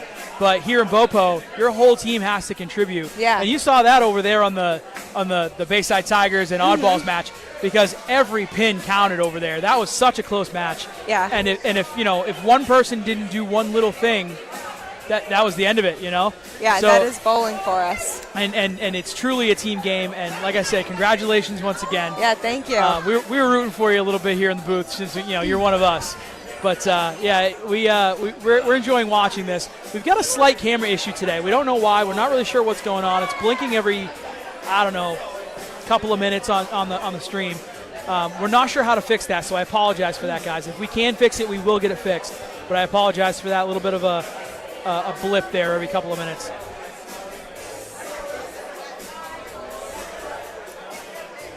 And we're going to be getting underway here, and it looks like just a couple of minutes. I'm just checking some connections on my end, see if I can replicate what's going on. I think I might have found it, actually. I wonder if it's this. I'm going to hold that right there, see if it happens again. Nope, that's not it. Super weird that it keeps happening every couple of minutes. I'm not seeing any loose connections. I'm not seeing anything here. I wonder, let me just go full to the camera here. You know what, let me go, well, I shouldn't do that. Yeah, let's go, what will this give me if I go here? There we go, there's your scoreboard. I'm gonna have you guys hang on to that for just a minute while I try to see if I can fix the other deal. That option. They're looking at just the scoreboard right now. We can swap anything we need. Which one's the video? Which one's the video? I have two white cables. Pull on me.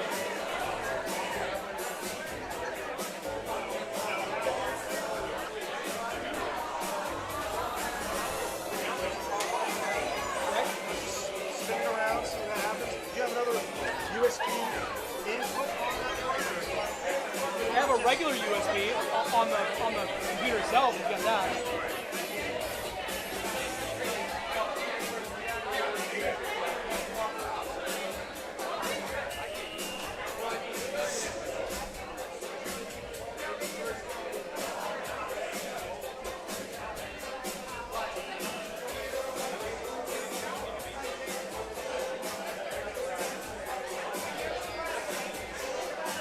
Hasn't happened since we started.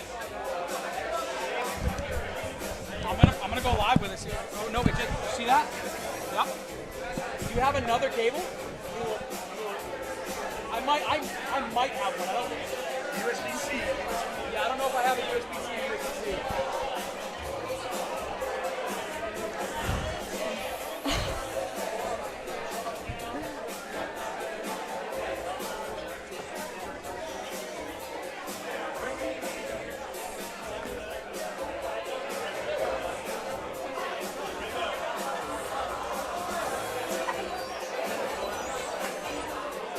got one.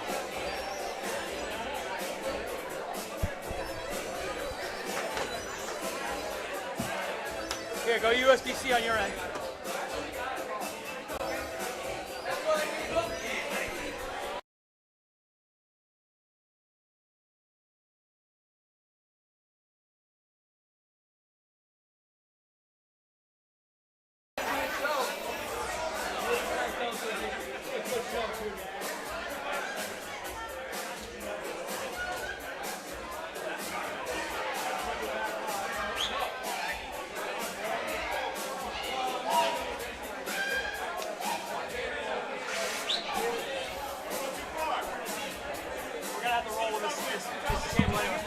I don't know. But either way, we're going to have to roll with it. So.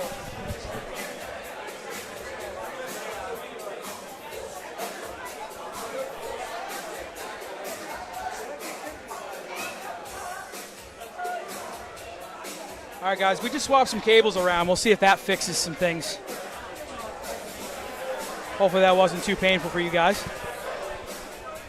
Actually going to move this up a little bit because we got some glare there.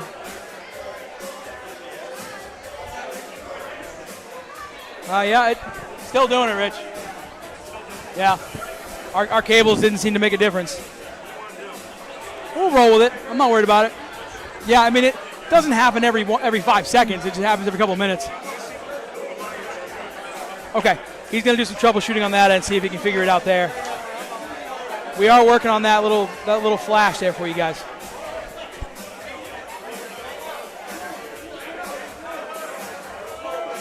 I actually have one more idea I'm going to try.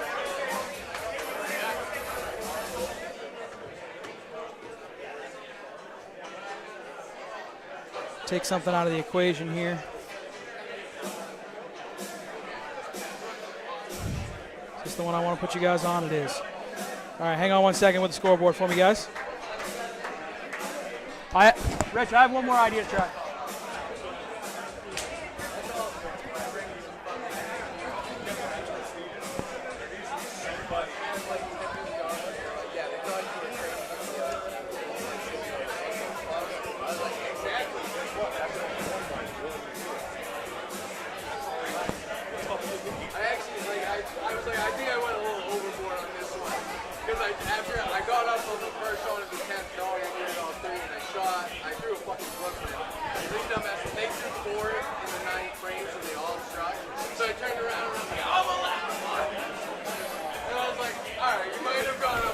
Let's see if that does anything for us here, guys.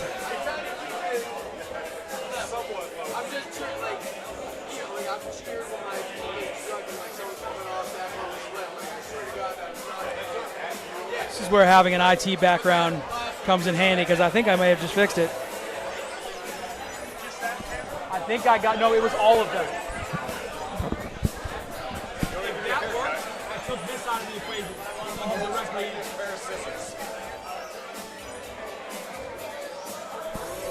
seen a flash, have you?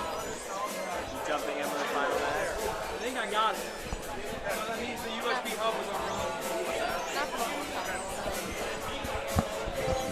Thank you, Susie. I appreciate that. I think we figured out the flashing and the flipping. Nope, maybe not. It just happened again. Weird. I don't know why it's doing that. We're trying to take stuff out of the equation here for all the wires we have going on, and nothing really seems to be working. I mean, it's what we got. We'll roll with it. I'm not worried about it. Oh, yeah. Hopefully it doesn't flash too hard on us.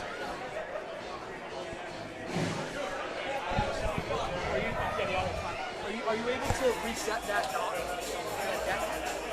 Oh, you did? Okay. What's actually feeding the video to me?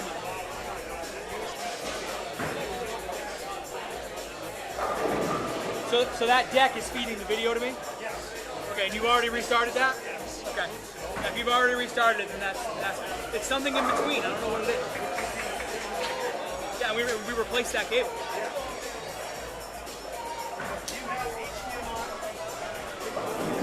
Bye. It's being used. Being used by the monitor.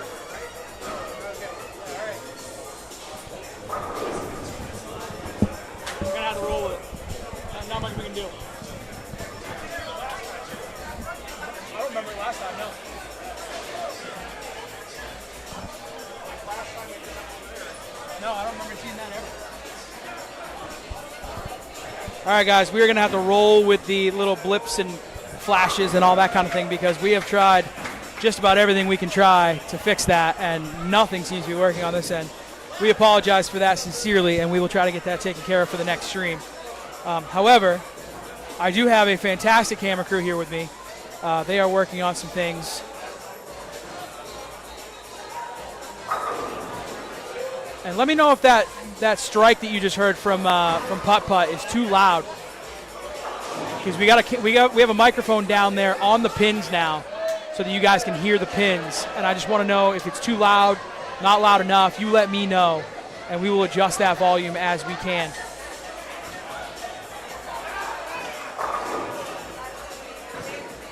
The microphone is about midway down lane on that second post. And hopefully you guys can see that score all right. I've got it in the top left of your screen. And I'm going to finish eating because my food is still sitting here. So while these guys are doing warm-ups, I'm going to finish eating. I'll be right back within a couple of minutes.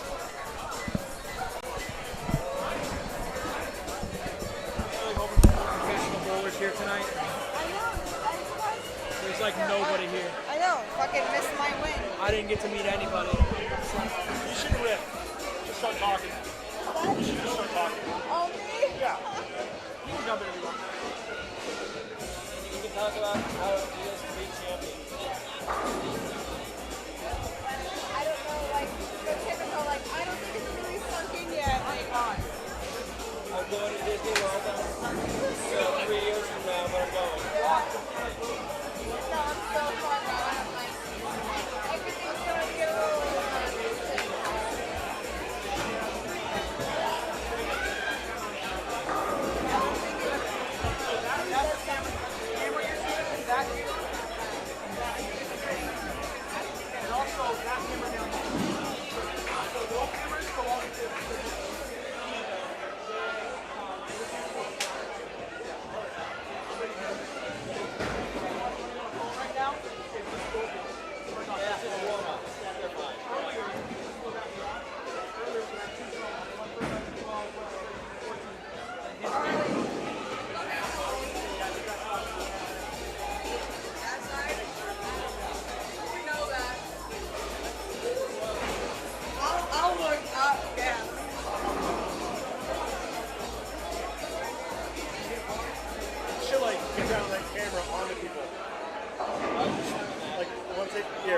here. Just like start. Just until we start. Yep.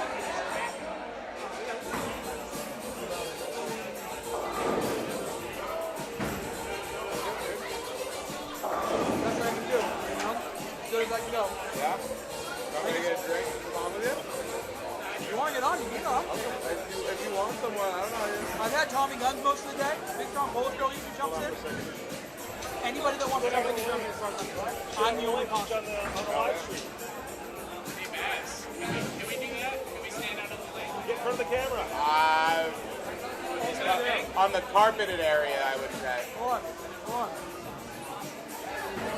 None of the other lanes are stripped. Okay, only on that one. Yeah.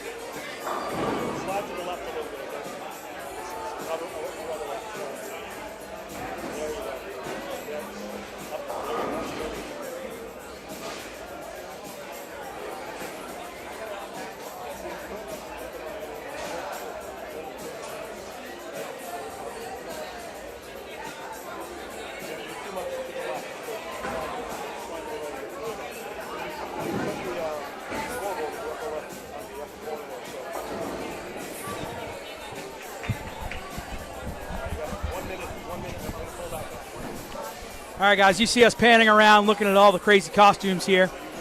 The bowling ball is upon us. Lane 17 is stripped, so nobody's down there doing anything dangerous. We got a party going on here tonight in after the BoPo finals. Just going to shrink that just a little bit. Hopefully you guys can still see that. All right, one more time. This is the Bowler Builders Pro Shop channel. Whichever channel you are watching, you could be on YouTube at BBPS TV on YouTube, or on the Bowler Builders Bowler Builders Pro Shop Facebook page. We are also on Twitch at Bowler Builders, all one word, at Bowler Builders. I am Ocho Pizzo. I appreciate everybody hanging out with us today, getting in the chat, getting that stuff active. I apologize for the little blips and flashes that you're probably going to see on stream today for the final match. We have worked on it for quite a while. We've been trying to get rid of that. For some reason, it just doesn't want to quit. But I'm going to give a big shout out here to my camera crew guys. We have Rich, a.k.a. Peanut Gutter, hanging out with me today. He's going to be doing the camera switching that you're going to see here on the final match between LOS and the Oddballs. He also has Mike hanging out with him today. These guys are great. These are their cameras. They're typically not flashing and blinking like that. So we're going to bring them back again, have some fun again in the future. But here we are. Actually, on that panoramic camera, you can see me. Hi, I'm right here. That's my hand coming up from the bottom. You can see my setup down at the bottom there. And this is how we're running the stream. So again, thank you guys for hanging out with us today during the BoPo 2026 finals. We saw BUI win the B division earlier today during the semifinals for the A division, where LOS and Oddballs came out victorious, and now they'll be bowling for the finals here to see who is the 2026 BoPo champion. Again, my name is Ocho Pizzo. I had Tommy Guns here in the chat in the booth with me earlier as LOS gets their team chant done. Oddballs is coming in to do the same right now, and we will get underway. You might see some crazy costumes coming around here, walking around here today. We are getting ready for the bowling ball after this match. It's kind of a party to celebrate the year end of BoPo. And it is a Saturday Night Live theme this year, so you will see a lot of Saturday Night Live characters, maybe some obscure references, depending on oh no, he's already out there. I was going to say, depending on where he's going to be. Crazy Train is out there shirtless, standing on lane 17 right now. He's doing the old Chippendale deal. But yeah, if you guys have any predictions on who you think is going to win, if you guys are cheering anybody on, if you guys just want to say hi, get in the chat. We'd love to hear from you. I've loved hearing from everybody today so far. Thank you so much for hanging out with us today. We are going to be here through the end of this match, however long that takes. And we are bringing it to you live from Bayside Bowl. And that is our first shot of the finals. And we are underway as Sunny D goes 9 count. And I think I might have somebody jumping in the booth with me here in a minute. I think Bass wanted to jump in.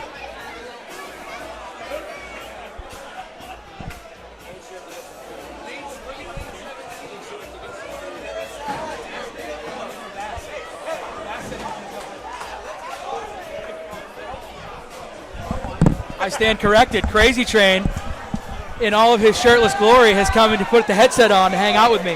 What's up, all? Crazy Train in the booth, ladies and gentlemen.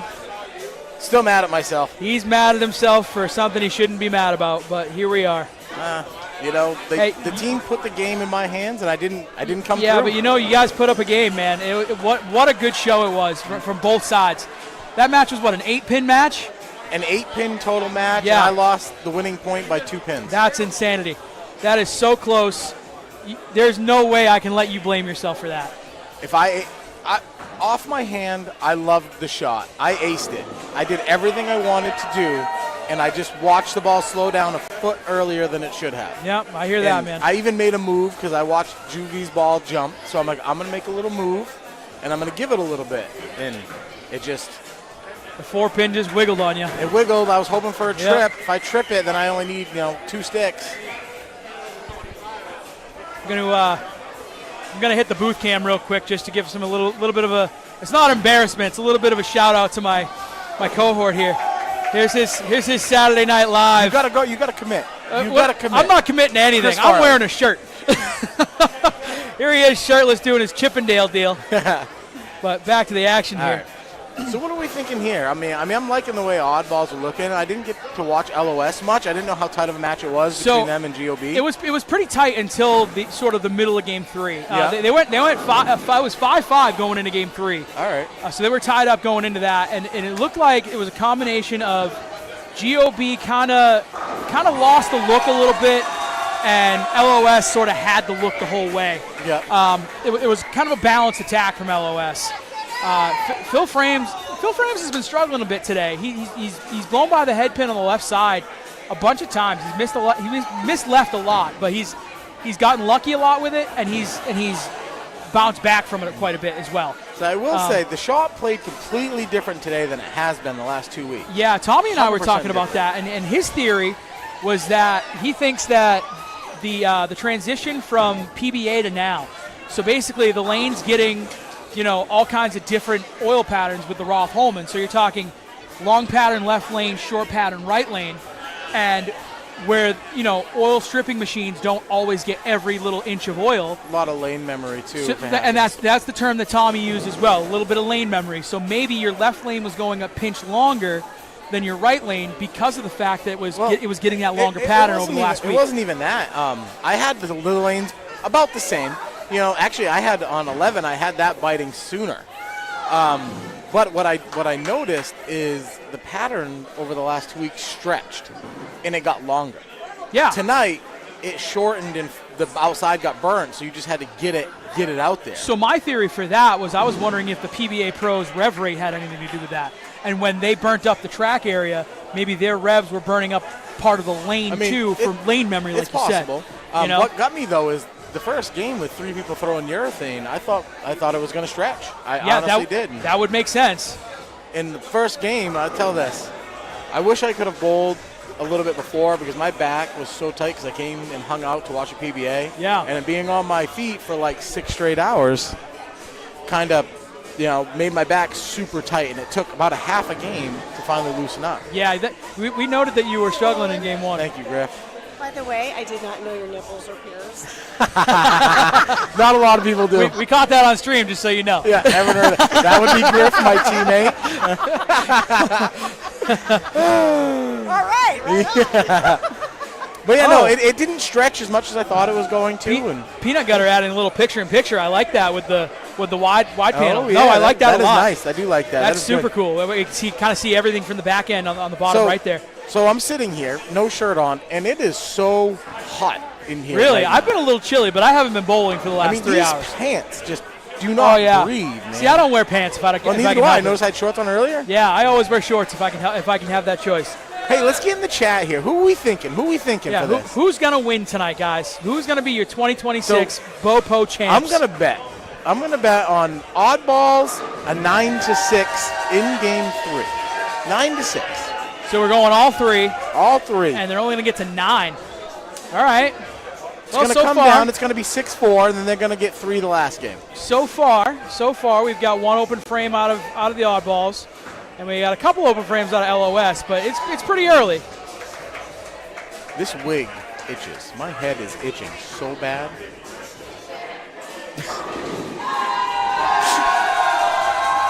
What? I'm going to not comment on that. Wicked Fishing in the chat. Oddballs in 2 games.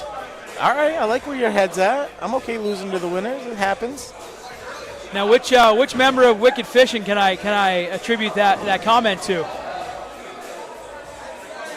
See, I'm a little upset our team doesn't have a Facebook page. Who are we now. speaking with? Is that maybe Couch? Is that who else is on that team?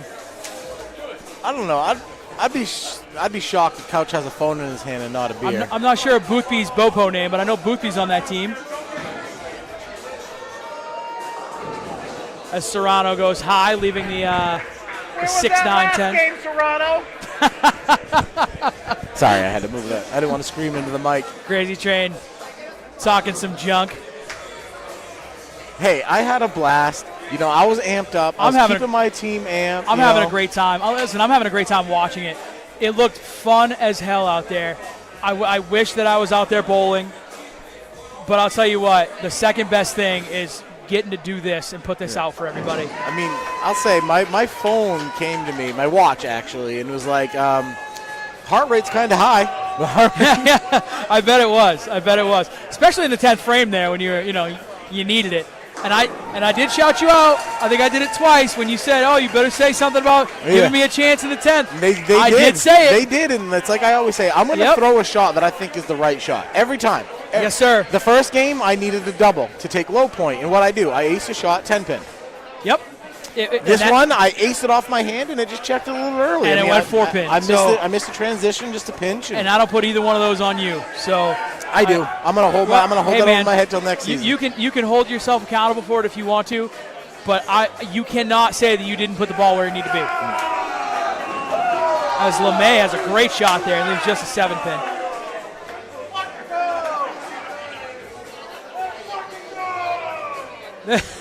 Couch with the cone head. I'm not sure if you can see Couch in his cone head gear just yet, but I'm sure you'll see him here in a couple minutes. Hey, do you have a tab open? Do I have a tab open? What kind of tab open? What kind of bar. tab you want? Oh, at the bar I don't. No. I was going to go get some tequila shots. Sorry, That's quick. I thought you meant here. No. I paid for my meal all at the same time. I didn't open a tab. I have wings in the car. This is how my adrenaline was going. You know me. How often do you see me not eat all the wings of a thing? I know, right? I ate cottage cheese this morning for breakfast. You know, I love cottage cheese. First of all, that's your first mistake. Is cottage cheese. I love cottage cheese, and it gives you that little bit of sugar that I don't normally have because it's in the cream and all that. I'm all set with the spoiled milk. And then Then I just had wings, and I think I got like 4 or 5 left, and I'm not even remotely hungry right now. I was so amped up. The only thing I've eaten today is this beautiful smash burger that I had here from Bayside Bowl. I got that around, I want to say 2:30, 3 o'clock. Gorgeous ball there from Twisted Tea.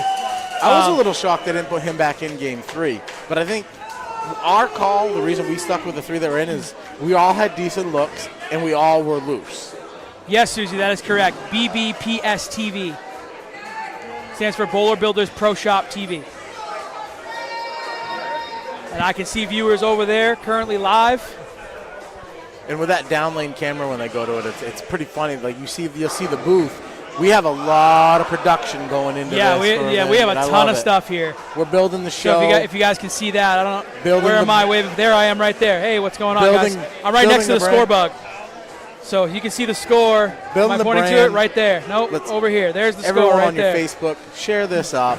Get it out here. If you're close, come on in. It's going to be a good time. Come hang out with us. We have a literal party going on right now. It's starting right now during the finals. It'll continue after the finals are done. We're going to give out some league superlatives. We're going to give out some awards. It's going to be a great time. Come down here and support Bayside Bowl. Buy some food, buy some drink. I'm hoping I get another costume award. I'm hoping. Yeah. Well, your costume didn't cost you much this year. These pants are not cheap, man. Yeah, well, you don't have a shirt. So I don't have a shirt. Actually, you know what? Cuts out half the cost. Here's right the thing: is I literally brought a shirt like Stroker has and like what Nesquik has. Cut the sleeves off this morning because I wasn't sure if Charlie's gonna be like, hey, you've been all sweaty all day. You shouldn't be walking around with the shirt off. Right. Yeah. But he looked at me. He gave it a laugh, shook his head. We're all good. I think it's okay. We're confined to BoPo and whoever's watching the stream right now. Which, once again, thank you guys for tuning in and joining us today. We are having a blast here, and I hope you guys are enjoying it as well.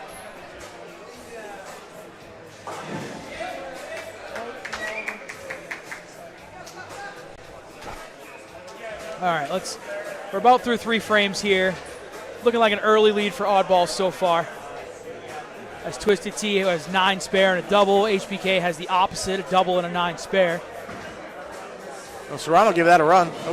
LOS look like they're having some trouble with splits up there, looking like they're filling out a bingo card or a Connect 4 board. It's got smallpox. It's a little more aggressive. This is BoPo. Everything's aggressive. That's fair. Hey, Nesquik. Ness. Oh, she's running away. If anyone in the building is listening, buy Nesquik some tequila shots. Yes, if anyone here has their headphones in and they can hear us, Let's go hook Ness up with some skila. Valerie, if I was thinking, I could have got you a guitar. If I was thinking about it, I would have brought you a guitar. I got nut sauce here. Show off your costume to the people. Yeah. Come here. You giving Jimmy drumsticks? Come here. I'm going to get you on the booth cam. We'll get your costume on stream. No? Oh, she's going to run away and go get some food. The food's right behind you. She's dressed up as Wayne's World. We already saw Jimmy with his drumsticks down there. I didn't see Jimmy. It must have been on stream before I jumped back in. It was when HBK went for a spare. Jimmy was like clanking him right behind him. Gotcha.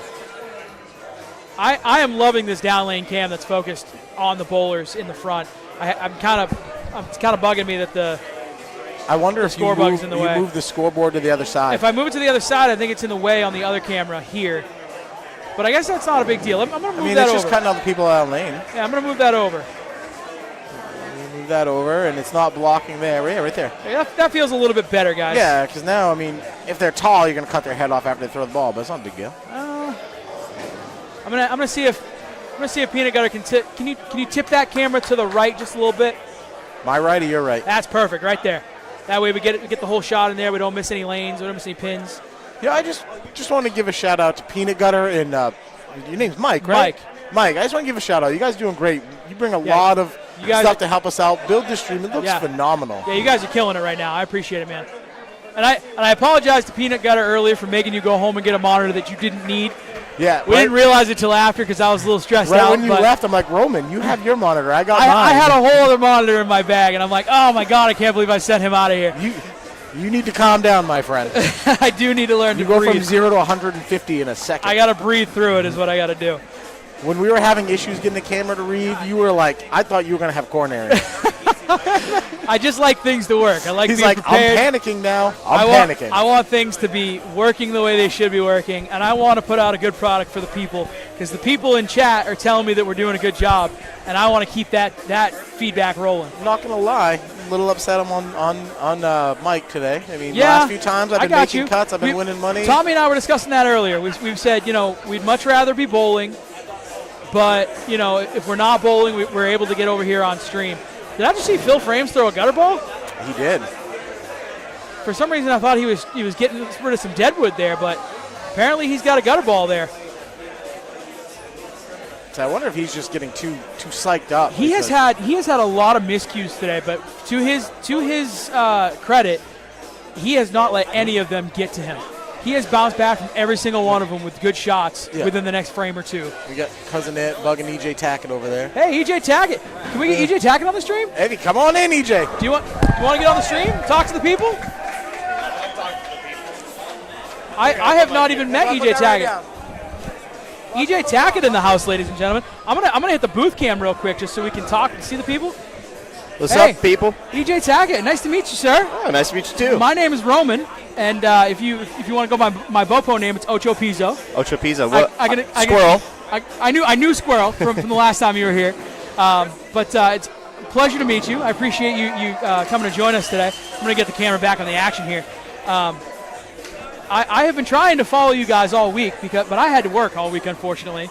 I think if this comes back next year, I'm taking that week off. So I think you should. I can be here. I was really disappointed when I came in this morning and there was nobody here. I'm like, man, I don't get to meet anybody, but you changed that narrative for me. I appreciate it. Best bowl in the world. I had to go play golf first. Well, okay, that's fair. You got a nice day out there. You got to go play some golf. Which course did you play? We played Portland Country Club today. Portland Country Club. Yeah, nice. Beautiful facility. Awesome. It's great. It was great when we started. Got a little cold by the time we were done, but I would love to play that golf course in the middle of the summer. Oh yeah. When it's warm and it's firm and fast. Yeah, it would be impossible. Listen, I'm not a big golfer, but we have some of the best golfing here. A lot of people come up in the summer just to golf because there's a ton of golf courses up here. Dunegrass is one of them. What's that one out in Scarborough there? I can't remember the name of it. Somebody help me out. Well, I know Falmouth is beautiful too. Yeah, Falmouth. Ronnie actually plays the Drive for Kids event at Falmouth. Oh yeah. Okay. Yeah. So he took me out there yesterday afternoon because Marshall and I bowled yesterday morning, and we had a bowl last night. And in between, we went out to Falmouth, did a little chipping, a little putting. Yeah. and took a cart around the golf course, and that place is Heck yeah, absolutely man. gorgeous. And I hope someday I get to play it. But yeah, there's a lot of beautiful places. This part of the country is just beautiful in general. Yeah, I and then agree. you put golf courses on it that Right.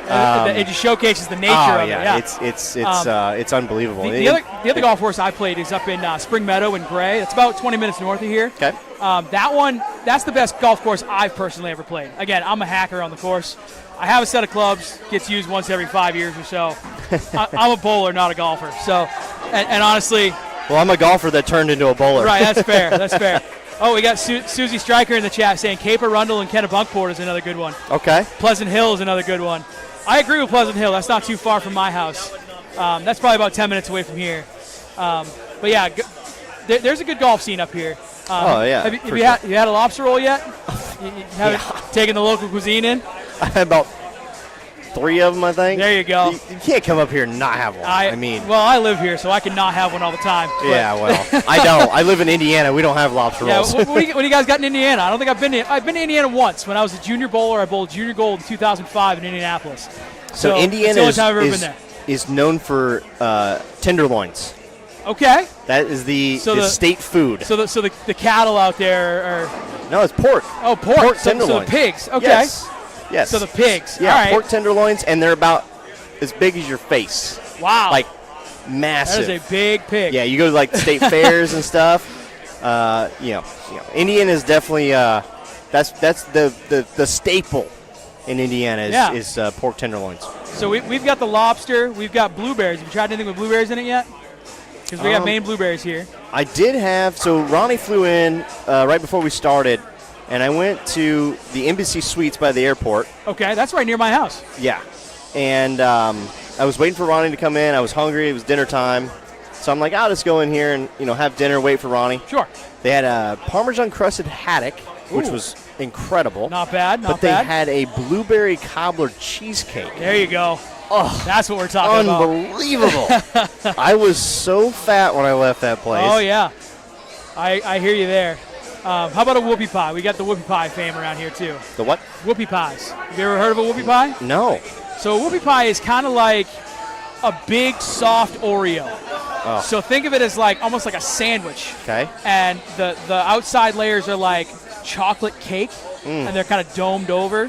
And then the inside is like a whipped soft vanilla cream.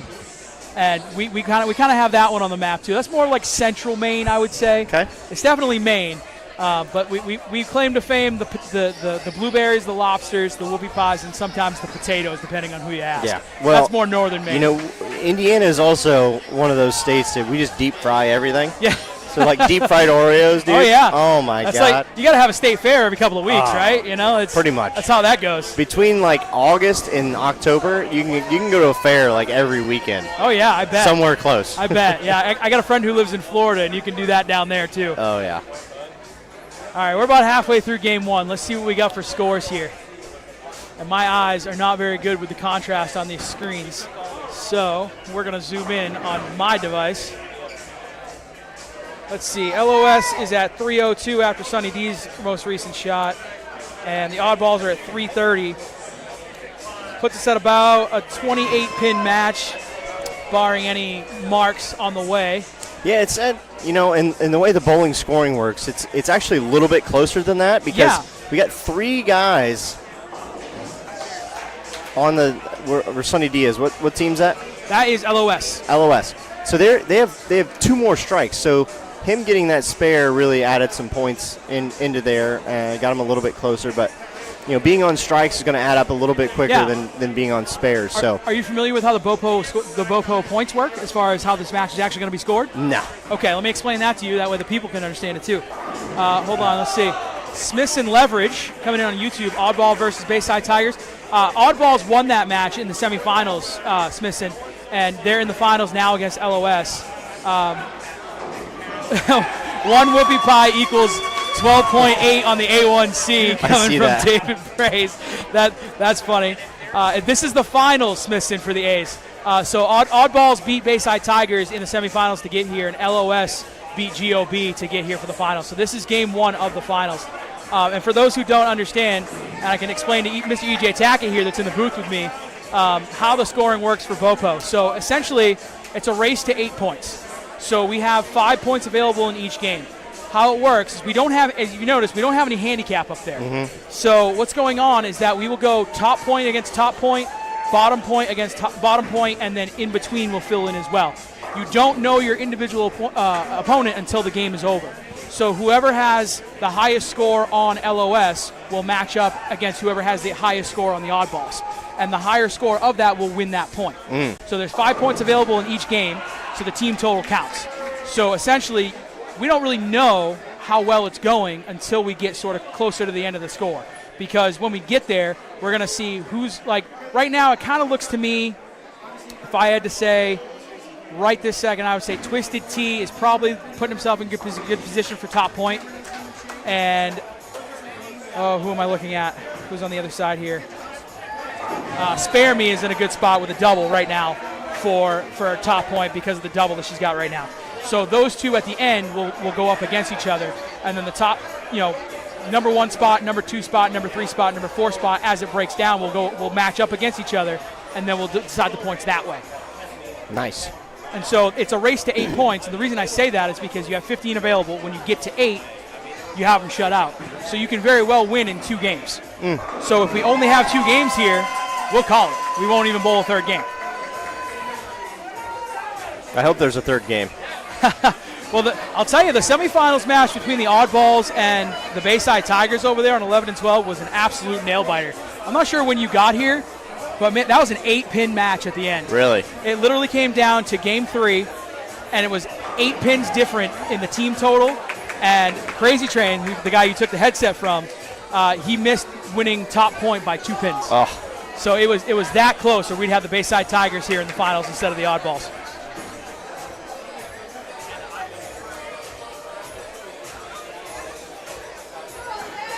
Sonny D. Oh, what a good-looking ball. Got the tickle on the 9. And it doesn't want to go down. Damn Stone 9s. Alte LeMay seeing if she can answer. Crosses over with an 8 count. But don't feel like you have to stay on the microphone with me. I know you're a busy man. I know you're probably here trying to hang out and join the party. Oh, yeah, I'm definitely joining the party. Have you ever done the bowling ball before, or is this your first one? No, this is the first time I've ever seen this. Yeah, it's a little crazy. It gets a little hectic, but I'm sure it'll be a lot of fun. But, if at any time you feel like putting the headset down, you just let me know. Yeah, so we got about 5 more minutes before our pizza's done. There you go. So it's a good timer. So you got me about 5 more minutes. Sounds good. Sounds good. I'll come catch up with you when the stream's over. We'll hang out a little bit then. Spare Me crossing over. Can't put 3 strikes on it there. See if Twisted T can keep his pace that I was saying he had. But every frame, it seems like this the totals keep getting tighter and tighter here. Yeah, there not a lot of strikes up there in this game. Not so a lot far, of strikes. especially for it being fresh oil. As Twisted T goes through the face for a 9 count. Stephanie Martin checking in. This is awesome. You guys are doing such a great job. Former beer bowler here, a.k.a. Brandy. Tell Mick Stryker I say hi, and thanks for doing this. And she's shouting out Squirrel in the chat.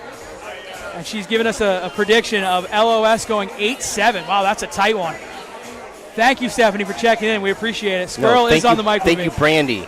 Yeah, I'm sorry. Got to use the BoPo name. Got to use the BoPo name, Brandy. Look, he's been here 5 minutes. He's already corrected me. I'm going to take that correction, though, because he's the best bowler in the world, and I'm not. And don't mind me while I just fangirl out over here, because that's exactly what I'm doing. But thank you, Brandy, for checking in. I will. If I find Mick Stryker, I will tell her you said hi. Smiths and Leverage coming in, shouting out Brandy as well. We appreciate you guys hanging out in the chat. I'm gonna do this one more time. Probably one more time after this too. Probably sometime during game 2, just to make sure I get it in. As HBK gets the sick messenger off the wall. That's kind of his brand, though. Let me give you a little backstory, EJ, on HBK there.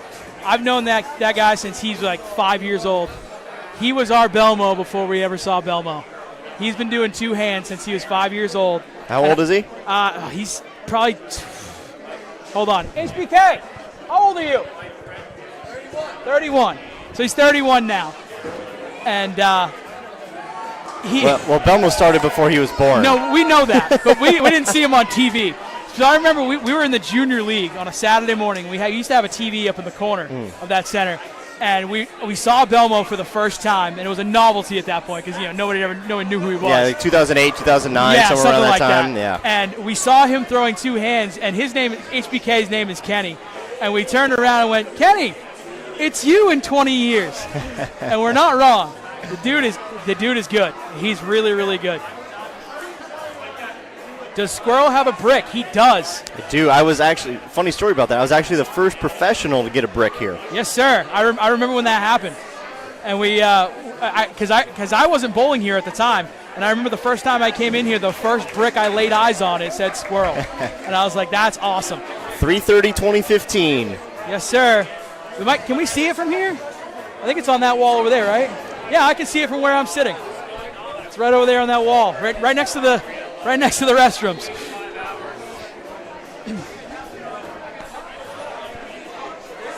Hey, Couch checking in with his cone head. Here, let me get that on stream real quick. There's the booth cam. Couch is behind me, right? Where is he? There he is. Oh, yeah. There he is with his cone head, having a good time at the bowling ball.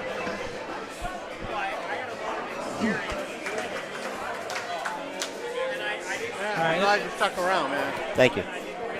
Keebler Elf checking into the chat. I thought the best bowler at Bayside was Keebler Elf. Only in Keebler Elf's mind there, Keebler Elf. That's next Sunday. Yes. Couch is trying to get me pumped up for next Sunday. We're bowling states together next Sunday, so he's getting excited for that. Ooh, great shot. I have not been bowling well at states. Spare me didn't need a spare. No, I'll tell you, she's good at keeping up with her name, though. I'll tell you that.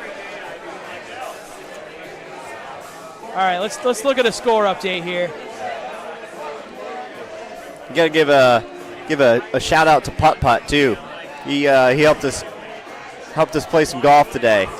Oh, did Putt Putt go out with you or? No, he was here bowling. I was gonna say he was here, right? Yeah, but we saw him when we got to the course today. So big shout out to him for facilitating our golf today. He was there, and then he was like, "All right, guys, have a good time." And he was talking with us, and he goes, "Oh, I got a bullet too." yeah, I'm busy. That's kind of weird that he sees you, and then he's like, "I got to go bowl in a championship." Usually that's the other way around. So this is right around a 10-pin match. With looks like oddballs have a couple more marks on the board. Serrano in particular has a double. Phil Frames walk away. Walking away on that one. HBK showing off some revs. Stuffing that one where it needs to be.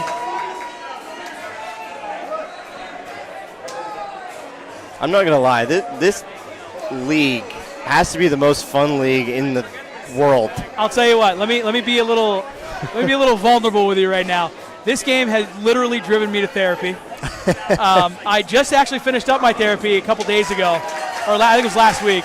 But I get upset a lot, and it would always be at me, And before I started bowling here, it was pretty rough. It would be like you go home angry all the time as Serrano puts a 3-bagger on it, and I didn't want to do that anymore. And I'll tell you what, coming here probably could have saved me money in therapy. Yeah. Because when it's impossible to be angry here. No, everybody just wants to have a good time. Obviously, everybody wants to win. Yeah, I mean, that's the point of doing what you're doing. Exactly, but man, no one cares. The music, the music and the good times and the yelling and the screaming and everyone putting their hands up and look at the costumes out on lane 17 right now. Oh yeah. Where else are you going to get this? This is literally the best place in the world to bowl, in my opinion, and it's not a contest. Let's see, Wicked Fishing checking in the chat. Keebler Elf is the best bowler in BoPo under 5 feet. Hashtag facts. That's awesome. So Smiths and Leverage, yes, this is the finals. LOS versus Oddballs. Yes, 100%. And Susie Stryker, wife, husband, 1-2. Who are we talking about there, Susie?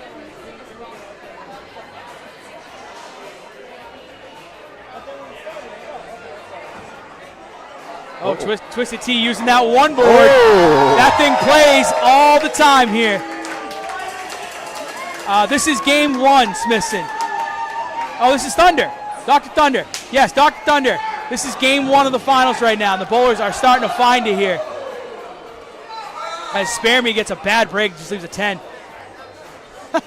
Keebler Elf saying, hey, he's 5'2", not under 5 feet.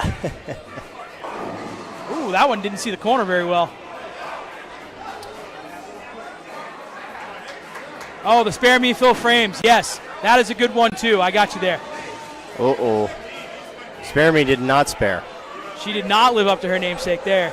Not this time. And what Susie in the chat was referencing is that Spare Me and Phil Frames are an item. Ah.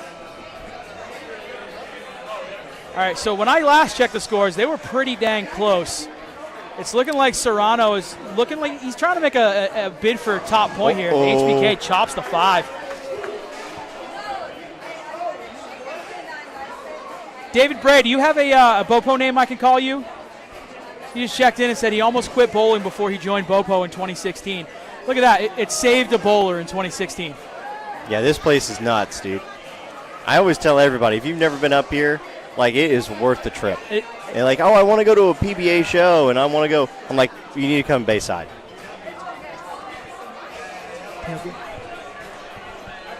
Yeah, we have I was just reminded to plug the show for tomorrow.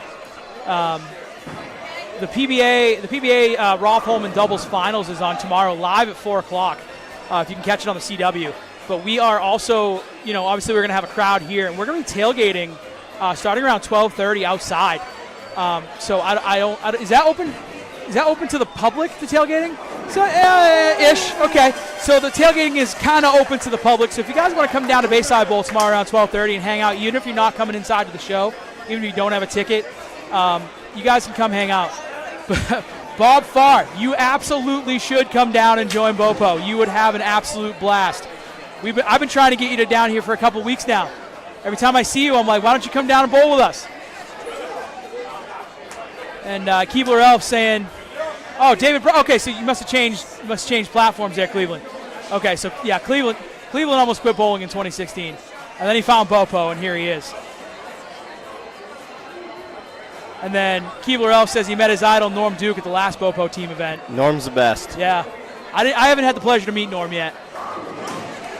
As Putt-Putt puts a strike in the 9th frame. Yes, sir. So Serrano on a 4-bagger. All right, here we go. We got some drama going on.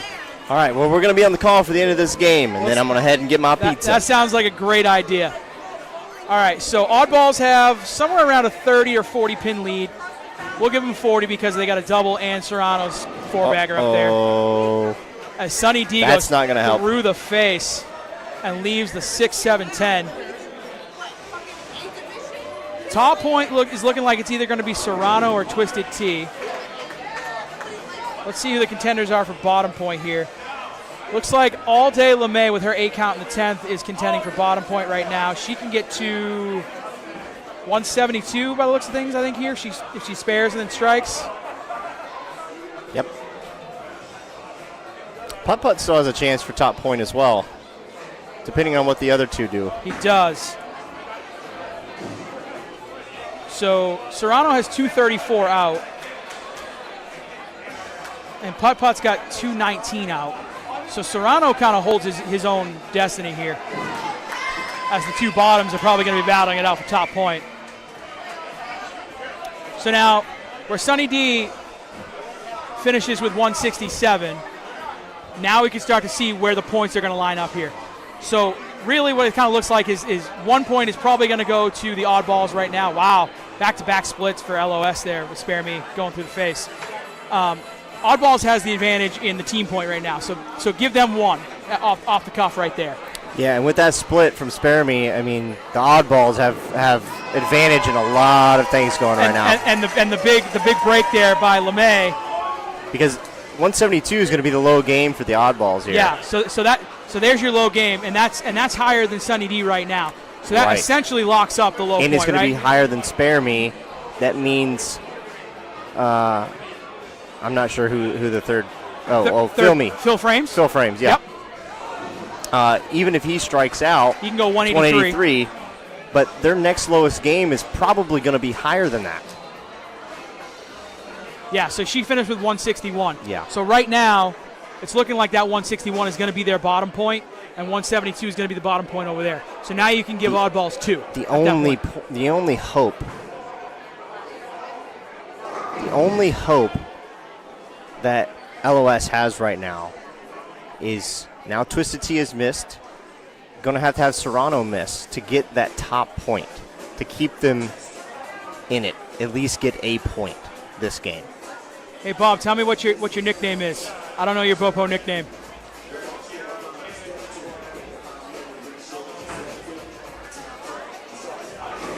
Great spare. It's an important spare, too. But now, obviously, if all of their scores beat all the scores on LOS, they're going to take this game 5-0. So that'll mean they only need 3 in the next game if that's the case. As Phil Frames gets the trip 4. Now, Phil Frames can throw a double here, get to 183. That would need HBK would be probably the 3rd. He can go, what, 197? Is that what I'm seeing there? Yeah, but he's going to be second best on their team, so that math doesn't math. That contrast is terrible for me. I can't even see what Twisted Tea has right now. I think Is that 183? Yeah, he can have plus? 2. He's going to have 200 on the nose. So he's got 200. Yeah. HBK can go 197. Is that what I said? Yeah. And then Serrano can go 237. Correct. 234. 234. But yeah, the only hope that LOS has right now is that Serrano misses and putt strikes out and gets 1 point. Yeah, that's it. I think that's the best case scenario. It's looking like Oddballs is going to go 5-0 in game 1. Very good chance.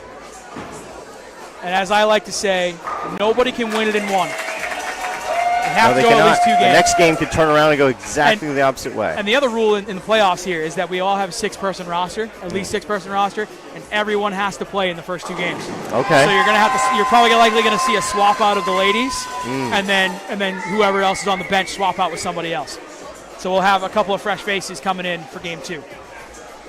It's always going to get interesting. Yes, sir. I'll tell you what. Whatever you want to call him, Charlie Mitchell, Carl Hungus, he has built something extraordinary here, and I am just blessed to be a part of it.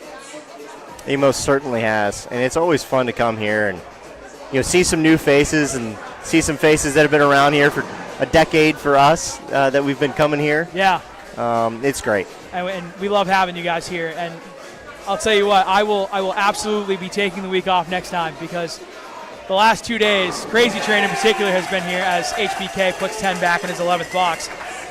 He's been down here hanging out with you guys, and he's been giving me updates. And I've been in my office going, man, I wish I was there. So I'm taking the week off next time. as you should.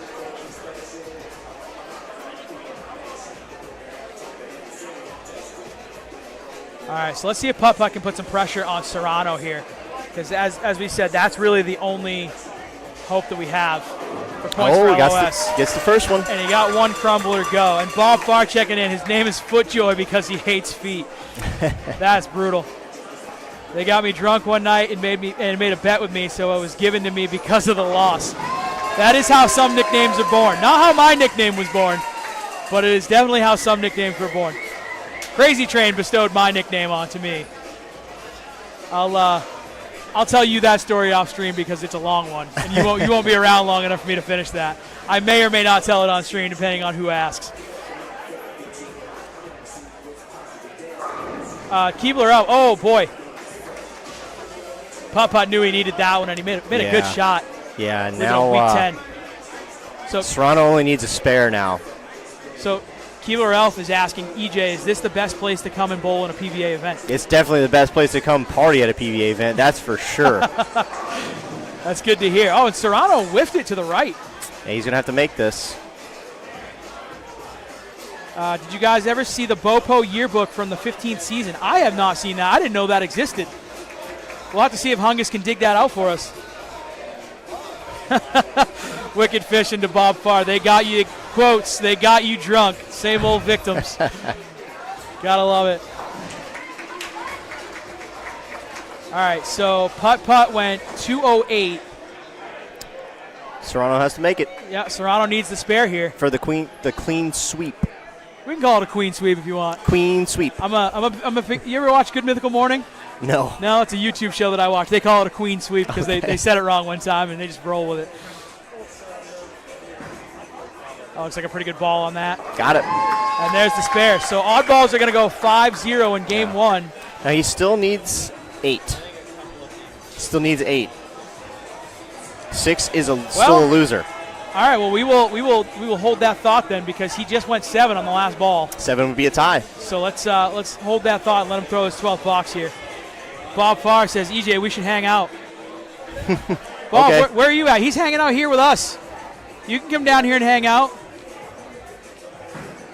Uh-oh. Oh, boy. Uh-oh. Oh, just enough. 8 is enough. Just enough. 8 is enough. Inch or a mile. All right. Doesn't matter. Inch or a mile. All right, so oddballs go 5-0. I would like to thank EJ Tackett once again. Thank you for joining the booth with me, Not sir. a problem. It is a pleasure to meet you. I'm gonna come hang out with you and try not to fangirl too much over there when I get there. I hope you enjoy your pizza. I will. And we'll see you in a little while. All right. Thank you. Awesome. Thank you, sir. Appreciate it. Pull good in the next one, buddy. Will do. All right. I'm gonna do some roster changing. Thank you, EJ Tackett, for hanging out with me in the booth today. I'm gonna share something that was top 5 moments of my life. That was awesome. I fangirl over these guys pretty hard, and I was nervous to meet some of these guys, and that was the coolest thing I think I've ever done in my life. Thank you again to EJ Tackett for joining us on stream today. I will hang out with him later on. Crazy Train is coming back. Here he is. Sorry, I was just buying a shot of tequila for somebody. That's all right. That was Doc Moose is messing with me over here. You can have my tots if you want them. I was just telling the people that was maybe top 5 moments of my life because that was the coolest thing ever, getting to hang out with EJ Tackett on stream. Hey, you said you wanted me to introduce you to some. I saw him over there. I did, and that was literally one of the coolest things I've ever done in my entire life. I appreciate that. No one's going to say no to a guy standing here with no shirt on. Play-by-play with EJ. Ocho can die happy. Yes, I can. Yes, indeed, I can. That was seriously one of the coolest things I've ever done. I'm not going to put it back on my face, but I think I'm turning red. My face is warm right now. I'm so happy. So, do you know where we're at? The points here. So we are 5-0 oddballs. They did a clean sweep in game one. Oh wow! I was not expecting that. Yeah, it was a pretty convincing game there by the oddballs. I mean, I went and had a word with Serrano after I saw him not. I was like, you can't beat me, and then not strike. Doc is Garth. He is Garth. So he and Nutsauce are match made in heaven tonight. Jimmy's around here somewhere too. He's Garth. Oh, so we have another Garth. We have multiple Garths. There's a bunch of Garths. Oh, here. I see. Is that Lucky Larry over there? Another Garth right there? I'm seeing. But you can pan around if you want. Yeah. Yeah, go ahead, pan around. We're gonna pan around and look at some of the costumes on stream. There it is. There's Garth over there. Party on. Yeah, party on, dude. Little Wayne and Garth action. I gotta say, I'm loving what we're doing. Doc here. Moose is over here if you want to catch him on the left. Oh, there's Doc Moose. There's the Conehead. Conehead and Couch. A couple of the cheerleaders in line of seeing some wings. I might go try and steal one. What are their both? Oh, OnlyFans and what's Team Ader. Team Ader, that's his name. OnlyFans and Team Ader doing the cheerleading with the Will Ferrell and what's her name? Could you go a little bit more to the right with that? That way, the other way. Oh, he's still panning. He's still panning. He's good. Oh, wait. We were refocusing you. Oh, well, yeah. Right. Oh, go that way a little bit. Just you got the scoreboard. Perfect. Right there. Right there is good. Awesome, peanut butter. Yeah. Well, my bad. the handle on the back of the camera. It's like backing up in a truck with a trailer. You turn it left, it goes right. You turn it right, it goes left. This spot is like 10 times hotter than anywhere else in this building. Well, you got a brick wall behind you, so that might be why. As we get underway in game 2, Twisted I love Tea. that look, that wide angle. That is an amazing this one right look here. what's Yeah. going on. I'm 50, red jumpsuit. Yeah, that's is that Pickle? I think that's just Pickle in that outfit down there. Nuggets also got the same one yeah, somewhere. I thought I saw Nugget in something very similar. And putt matches the first strike there by Twisted Tea. So we're Putt underway gets in game lined 2. up. I mean, he can run it better than anyone else in this building. He sure can. But, you know, and I think that's a testament to the fact that he is solid at the line. He's got the smoothest release around. Twisted Tea is not playing around. Yeah, we agree. He's been blowing well all day today. I'm going to try. I don't know how well it's going to work, but I'm going to try to get a champions interview with at least one member of the winning team tonight. I don't know how well that's going to go, but I'm going to attempt that for you guys. Here's the thing. If we're coming to the end of this match and it's looking like oddballs are going to get their 3 points, we can get somebody early. Who do you want? You want to go grab it? I'm going to go pick up HBK and carry him back. We can decide on our own MVP, and then we'll pick them. How's that sound? Like, for example, HBK is not bowling in this game, so if oddballs look like they're locking it up in 2, go grab HBK, because then he'll be available. You know what I mean? Yeah. So let's do that. Yeah, I won't even give him a choice. I'll just pick him up, carry him over. He's small enough. You can do that. Dude, I could do it with anyone in here. That's fair. That's fair. You know, I have to start getting used to the fact that people can lift me, because it used to be nobody could lift me. I've lost a little bit of weight, and I am liftable at this point, and I'm very proud of that. I mean, I pick up Tiny. Yeah, well, Tiny doesn't live up to that namesake. He's not tiny at all. All right, so we're going here. We got oddballs. Twisted walking shots off. I think Brooklyn is like. Let me ask him. Twisted T. Footjoy wants to know if you've been walking off your shots up there. Yeah, we're online. He'll hear you right here. Oh, did we hear that? A little bit of off-color branding from Twisted T. Twisted T was so happy. He said he's supposed to meet me down here, so I should just cut him off the stream. So all right, I'm gonna block him. I got no choice. Twisted T was so happy that he beat me because I faced him a couple Carls and roll-offs, and I got him. I've been beating him in the league, and he came to me after the match and I'm gonna take this one as the victory over Crazy Train. Hey, I mean, you got to take your wins where you can get them, especially against you. Listen, I got to say, your little mantra of don't give me a chance in the 10th. Yeah, it didn't. I failed today, though. I have not seen very many times where that's failed. What a pickup by Phil Frames. I have not seen many times where you have looked up and said, hey, I've got a chance in the 10th.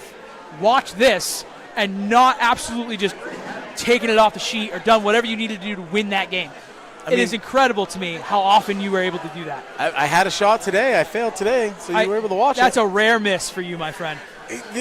It was a rare ball reaction. I didn't miss. I got where I wanted, and that's what I tell you. I'm going to at least throw it how I want it. Yes, sir. I get that. I'm going to go from there. As Precious puts 10 back. Spear frame the bench. Yes, that is exactly what Oddballs did in that first frame. Hang on, I gotta scroll back here. Somebody wanted me to tell McStriker they said hello, and McStriker is right in front of me here. I believe it was Brandy. Yes. Hey, McStriker. Brandy in chat says hi. She wanted me to make sure I said hi. Brandy in the chat said hi, so she wanted me to make sure. Yeah, so if Brandy's still hanging around, McStriker said what up. Just wanted to make sure I got that shout out in there. Precious.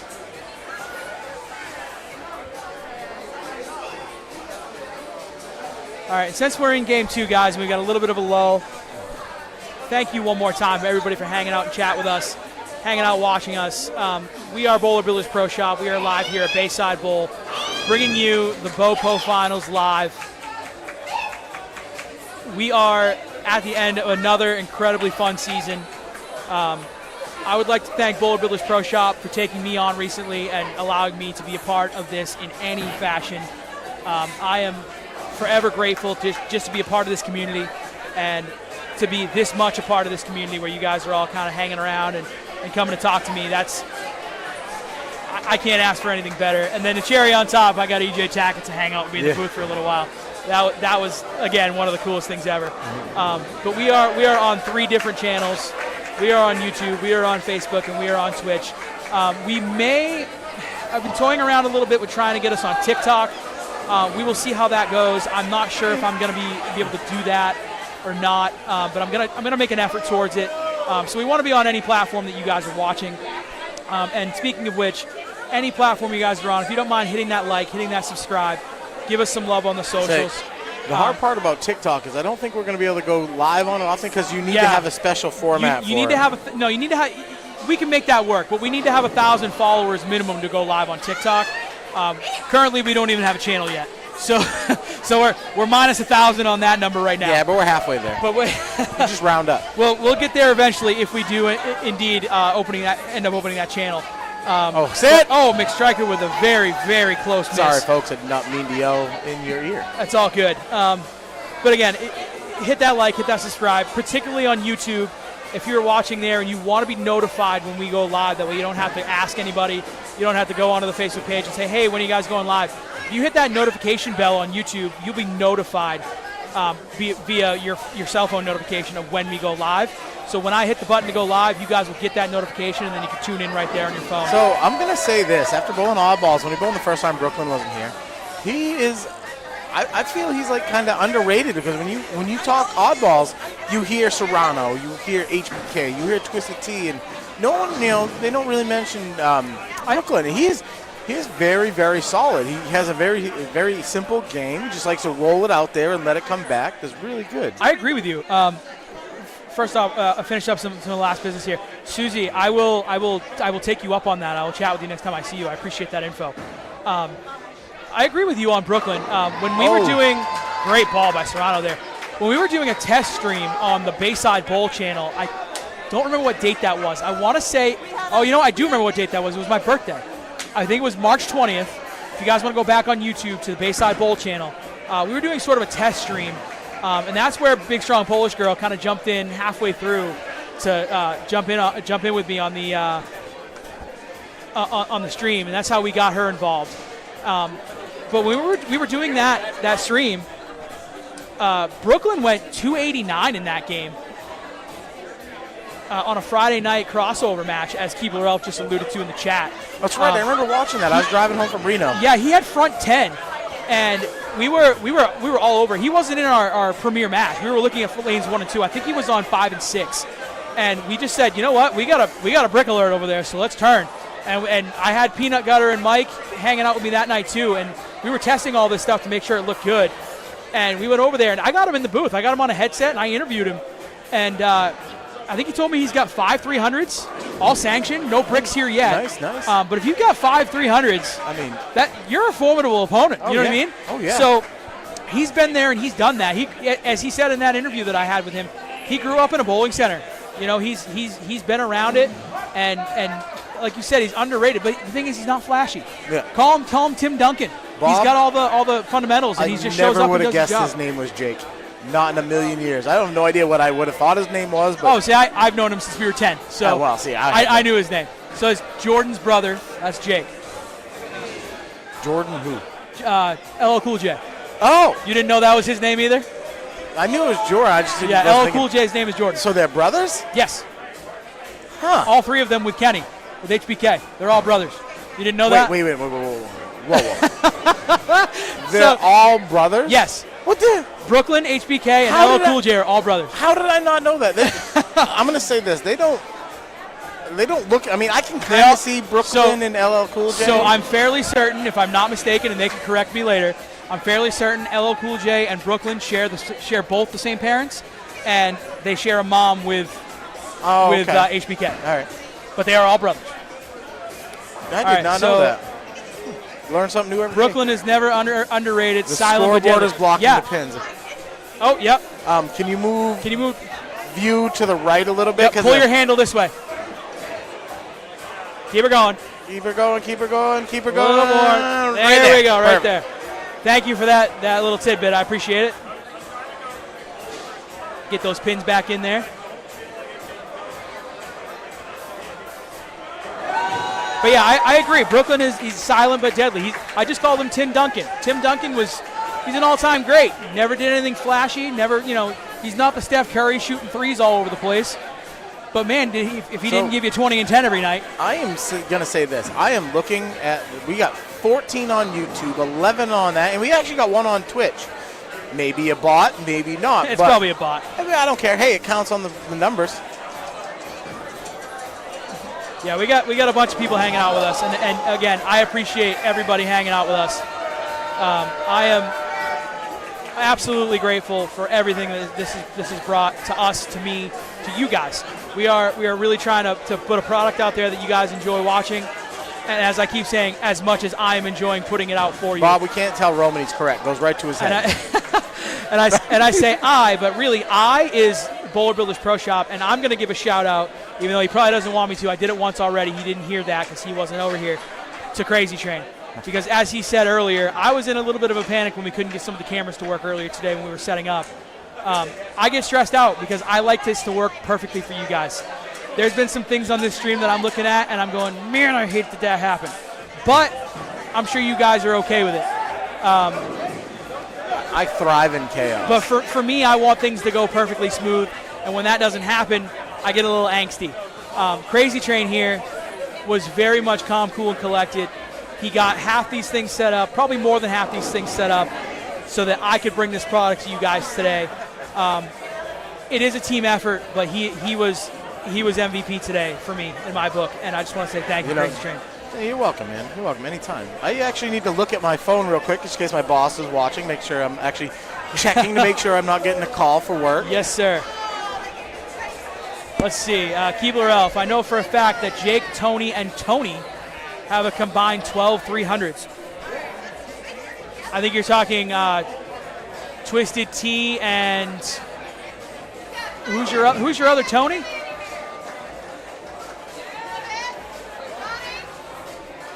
Keebler Elf, who's your other Tony? Oh, Tony Fernandez, Serrano. So we're talking Serrano, HBK, and Twisted T. Sorry, we forget real names around here sometimes. I don't know half of them. As we just learned, Crazy Train didn't know half the ones I just mentioned to him a minute ago. So as I said, I'm going to do this because Crazy Train is here on stream with me, and I know if he had heard the conversation between me and AJ Tackett earlier, he would have come over here and said, tell the story. So I'm going to tell the story. My name is Ocho Pizzo. A lot of people don't know how I got that name. But I'm going to go ahead and give you guys the lowdown on how I got that name. Crazy Train bestowed me that name in a very, I don't want to say roundabout way, but with the help of his captain, Flatline. Because my very first time in BoPo, I taxied for the Bayside Tigers. And he decided I needed a nickname in that moment when he asked me to come taxi, which was 2 weeks out, I think. Yeah, it was. And we used to bowl, we bowled together in another center as well. And I was telling him this story about my dad. And I love my dad. My dad might actually be watching, I'm not sure. But he has very, very large visions of running a business, and I love him for it. But he's at retirement age now, and I would love him to just enjoy his later years and quit working and all that stuff. But anyway, that's besides the point. So I remember once upon a time we were talking about restaurants. My dad, he doesn't like the things that are so expensive. Who does, right? And so he was talking about how pie in restaurants, dessert at restaurants, how pie should be $1. And like he wants to bring that to people. And so I said to him, Dad, you can't sell pie for $1 because you're not going to make any money, right? And so he said, I don't see why not. It can't be that expensive to make a pie. And so as I'm telling Crazy Train this story, he thinks it's the funniest thing in the history of the world because I'm going through the pie with my dad, and I said, Dad, let's make an apple pie, right? So I said, we got to buy flour and butter and all this stuff to put in it, and we're going through the ingredients. And at the end, my dad says, well, see, that's not that much. And I hadn't mentioned apples yet. And I said, Dad, we don't have any apples yet. And he said, well, those are free. Well, to me, that's theft. I'm not really sure where you're getting the free apples. But you got to remember, and a little tidbit about my dad, he's from, we'll call it central Maine. I like to call it backwoods Maine. He's from the Belgrade area, and he grew up on a farm. And so, he's for him, stuff like that is free, and it always has been. And so, to him, it was free. And Crazy Train is laughing his you-know-what off during this story that I'm telling him. And he comes up with two names. To be fair, you were saying you were more amped up. I was very amped up. I'm trying to keep it PG for the stream. But he comes up with two names. Number one is Apple Thief, because when he hears that apples are free, and I called it theft, he thought Apple Thief was pretty funny. The other one was that he came up with was $8 pie, because when you cut a pie into slices, you get 8 slices, and that's a pie should be $1, so It's $8. it's an $8 pie. And so he took those two names to his captain in Flatline, and Flatline's Italian for those of you who don't know, and he Italianified both of those names. I don't remember the name that he gave me for Apple Thief. I don't remember the actual how it I don't know. sounded. You were taxiing for me, so I wasn't Yeah, there. but I didn't know. I didn't like that one, how that one sounded. So $8 pie turned into Ocho Pizzo, and that's how we got my name. I'm forever grateful for that name. I don't want to change that name. It's part of all of my socials at this point. Hardly anybody around here, or even in other bowling centers, calls me by my real name anymore, and I wouldn't have it any I other yell way. it at you when you start falling off the shot. That's true. It's like you're middle naming me. Yeah. When I'm falling off the shot. I'm real naming you. Susie coming in saying it's fun to watch the brothers bowling against each other. The brothers are bowling with each other right now. Yeah, she came back and corrected it. Yeah. Oh, there it is. I see the correction now. We're back on the action here. We got a washout from Precious. And he tried to pick that up. Wow. Serrano missed it a little right. Didn't look like he caught all of it at the bottom of the swing. And he 210. Oh, and sorry to finish up that last business. Dad, if you're watching, I love you, big guy. I'll see you soon. And then, you got the count there. The count, it's going to help as we, learn the hard way. Count helps. But yeah, So we have, speaking of Brooklyn, he's got the front 4. Yeah. That Serrano quiet but slipped. deadly deal. Twisted T, strike, 9-spare strike. Getting it solid.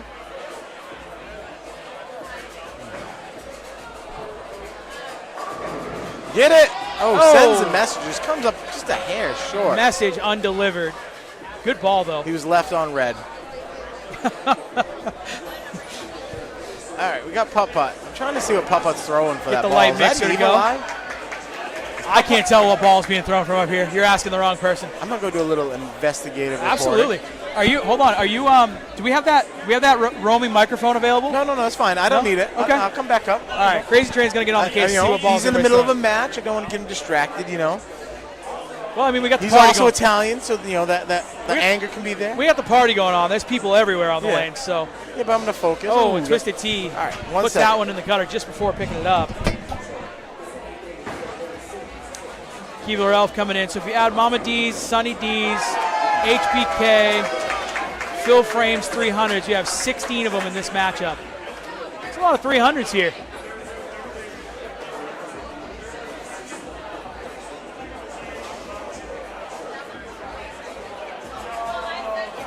All right, McStriker putting the ball out there. Going Brooklyn. Leaving the 5-9. We're almost halfway through this match. Let's get a score update here from my old eyes. We are somewhere around a 30 or 40 pin match. I'm going to give it 40 because Brooklyn has the front 4 there. He's throwing the theorem on the right lane. The left lane. And he's going to go to the one ovation on the right lane. So he's got him enough different where he's going to go with a different ball on each lane. Going the old ball. Nicky D'Alfonso coming in. Good job, Roman. I'll let Dad know. Thank you, Nicky. You probably see him more than I do. You see him at work all the time. He told me the other day he watched an old stream, so he might be watching this one. Striker getting the spare. So we got a tight match. We got 314 to 285, but it's going to be a little bit more on Brooklyn throws. They are now a full bowler ahead.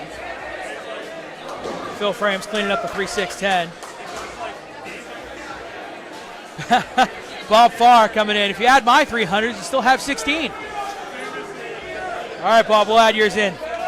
Make sure we get to the note. We'll multiply it by 2. All right, here we go, Brooklyn. Give him the front 5. Do you Give want him the front 5. Oh, you whiffed that he one to missed the right. it right. Oh, and he came up the back. He did not hit that at the bottom. Leaving the old ladder out there. Bob, do you want me to keep calling you Bob, or would you rather me start calling you Footjoy around here? I'm just going to call him Robert. Now, well, it says Robert on my screen, but I knew who it was. I'll tell you what, Precious has some ball speed, man. Ball speed and revs. You and I have talked about getting a couple people on a stream or on some kind of video to see who can throw the ball the hardest. I want him involved in the conversation. I'm going to say this. I was throwing the ball 16.5 miles an hour. I'm usually That's right around pretty good. 15. That's And I pretty wasn't good. even trying to. I was actually trying to slow it down. Yeah, I hear you there.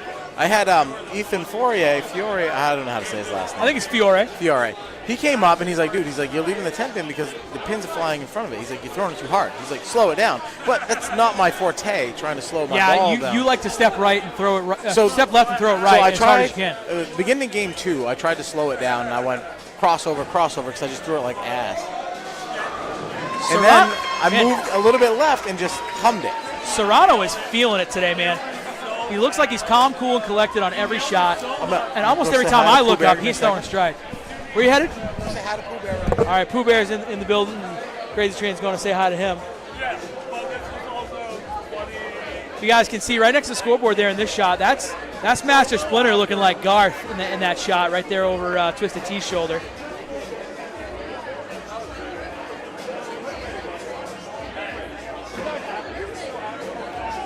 Twisted T, that ball went way longer than he expected to, I think. He gets the washout on lane 15. The answers to a lot of names. Some are not repeatable. All right, we won't use those ones. This putt-putt goes high, leave a 3-6. Now remember, oddballs went 5-0. 5-0. So they only need 3 points in this game. Right now they're up on team total, but they're down 1 mark. And this might be another open right here from Twisted. See? Oh, he got that where he wanted it, though. Get it? Oh, nice Just shot. didn't get around the corner quite enough. I see everyone try to hook at the washout. To me, I'd rather throw a plastic more straight at it because I feel I have better control over where I want that plastic to go. I've been making that transition lately. I haven't quite got the ball where I want it to be, on that particular shot. But I'm starting to make that transition in my own game. All right, Missy, that's Mick Striker. All right, here we go. See if she. No, that'd be Melissa, not Missy. Okay, I got it. Yeah, that's Mama D that he's talking about. All right, here we go. We got Mick Striker. Looks like she got that one left, but it crosses over. Oh, there we go. The late leaner on the 6 pin. late. That's Glenn Ingles checking in on the YouTube side. Welcome in, Glenn. It's good to have you, buddy. I haven't seen you in a long time. Hope you're doing well. All right, here we got Mama D. Mama D gets a double right here. She lets everyone go, hey, I'm still here. I'm going to be throwing it. Let's see. Then come up. Ooh, that came up a little high for her. And the outsides must be flying because it didn't look like Mama D really missed it. I mean, that ball looked a little slow, and it was pretty straight up the outside, which is where all the friction is on this pattern. But that's how she always is playing. True, but Mama D lives out there. I think she usually swings a little tiny bit left to right. And there goes Brooklyn. Brooklyn back on the strike train on it. after that little miscue in the 5th frame. Bob says Wicked Fishing will attest to those names after States last weekend. Yeah, I hear that. So I don't know how it went today, but as of right now, I am still sitting in first. But I mean, however the results for today, but I was still sitting in first all events in the main state. Mama D whiffing the 6 pin to the right on the lane as she gets just the 10 there. That's kind of surprising. She's a really, really solid spare shooter. She's a really good spare shooter. shooter. She's a grinder.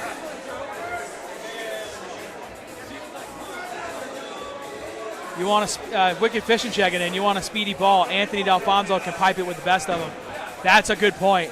That guy, oh my goodness. Oh, the 10 pin fell late. What a good ball to have almost such a bad break. Anthony D'Alfonso, that guy, he played semi-pro baseball. He made a good run at trying to get into the major leagues. That guy can throw any ball as fast as you want him to throw it. He is a big, strong boy. And he will throw that ball. I think he throws it like 22 miles an hour on his spare ball, something like that. It's insane. That guy can throw the ball. All right, there's Phil Frames puts a strike up there. Getting a strike on it. Coming back. Here we go. Serrano can clean up the spare. Yeah, that's going to get there. Wheels it around at 7. Steve Ralph saying, well, Crazy Train, you have first until Colonel Sanders bowls his last event. He's sitting at 1,500 after 6 games. I mean, to be fair, I've watched him not hit 500 before. I don't want to see that true. happen. Yeah, I don't want to see that happen either. But I'll tell you what, if that happens, that's our very own Bowler Builders Pro Shop, Colonel Sanders. And we will concede to him. Yes, I'm looking at you. I'll be happy he beat me, but I won't concede. I won't concede, but we'll be happy for him. Yeah, I'll be happy for him. He does hold the state record, so He's already got that over you right now. Got that over everybody.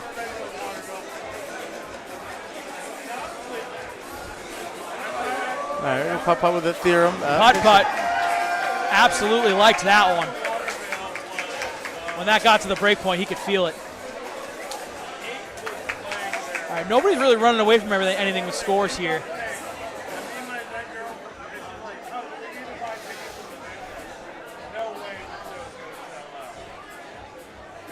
All right, we got Twisted coming up. Off his washout, and he got that one right.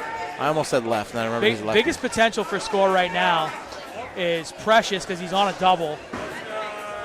Phil Frames can put up a big game. Mama D crosses over, early. leaving the same spare she had last time. And Brooklyn, obviously, with only his one miss. So those are kind of your contenders from top point right now.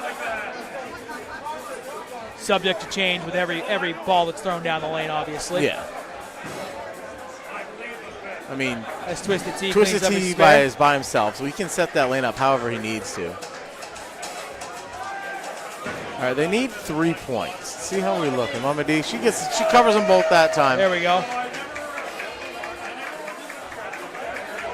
It's hard to tell points now. A lot can happen in 4.5, 3.5 frames.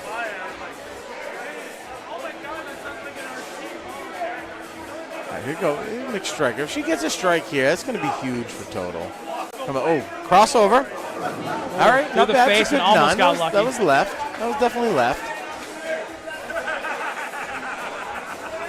I would like to go on record, if we're talking about underrated bowlers, I'm going to put McStriker on that list too. Oh, yeah, 100%. I don't think McStriker gets the credit she deserves. We did the king shit and queen shit stuff in January, December? During Draft League, yeah. It was December, the beginning of December. And yeah. She was in it, and she made it a run. Yeah. She had a bunch of good games. She got to the semifinals, I think she did? Yeah. She took out Mama D in that tournament. She took out Mama D. She lost in a tight match to, I believe, the eventual winner of Dirty Lou.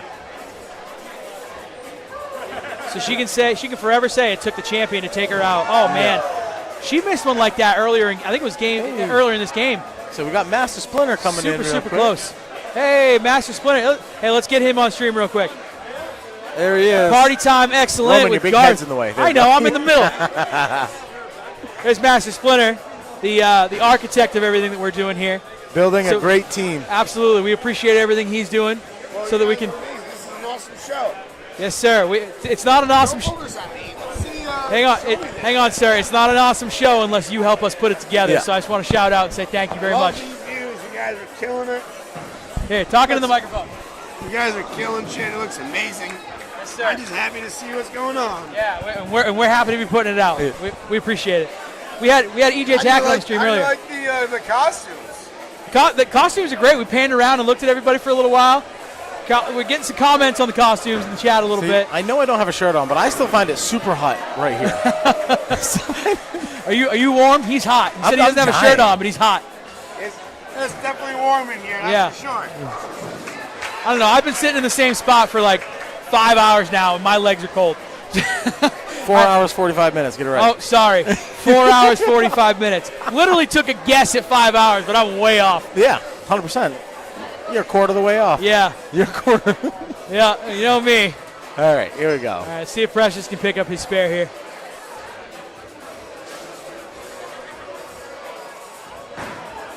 That ball's got a wheel, and it got there. I think he was a little nervous about that one. I was too, I'm not going to lie to you.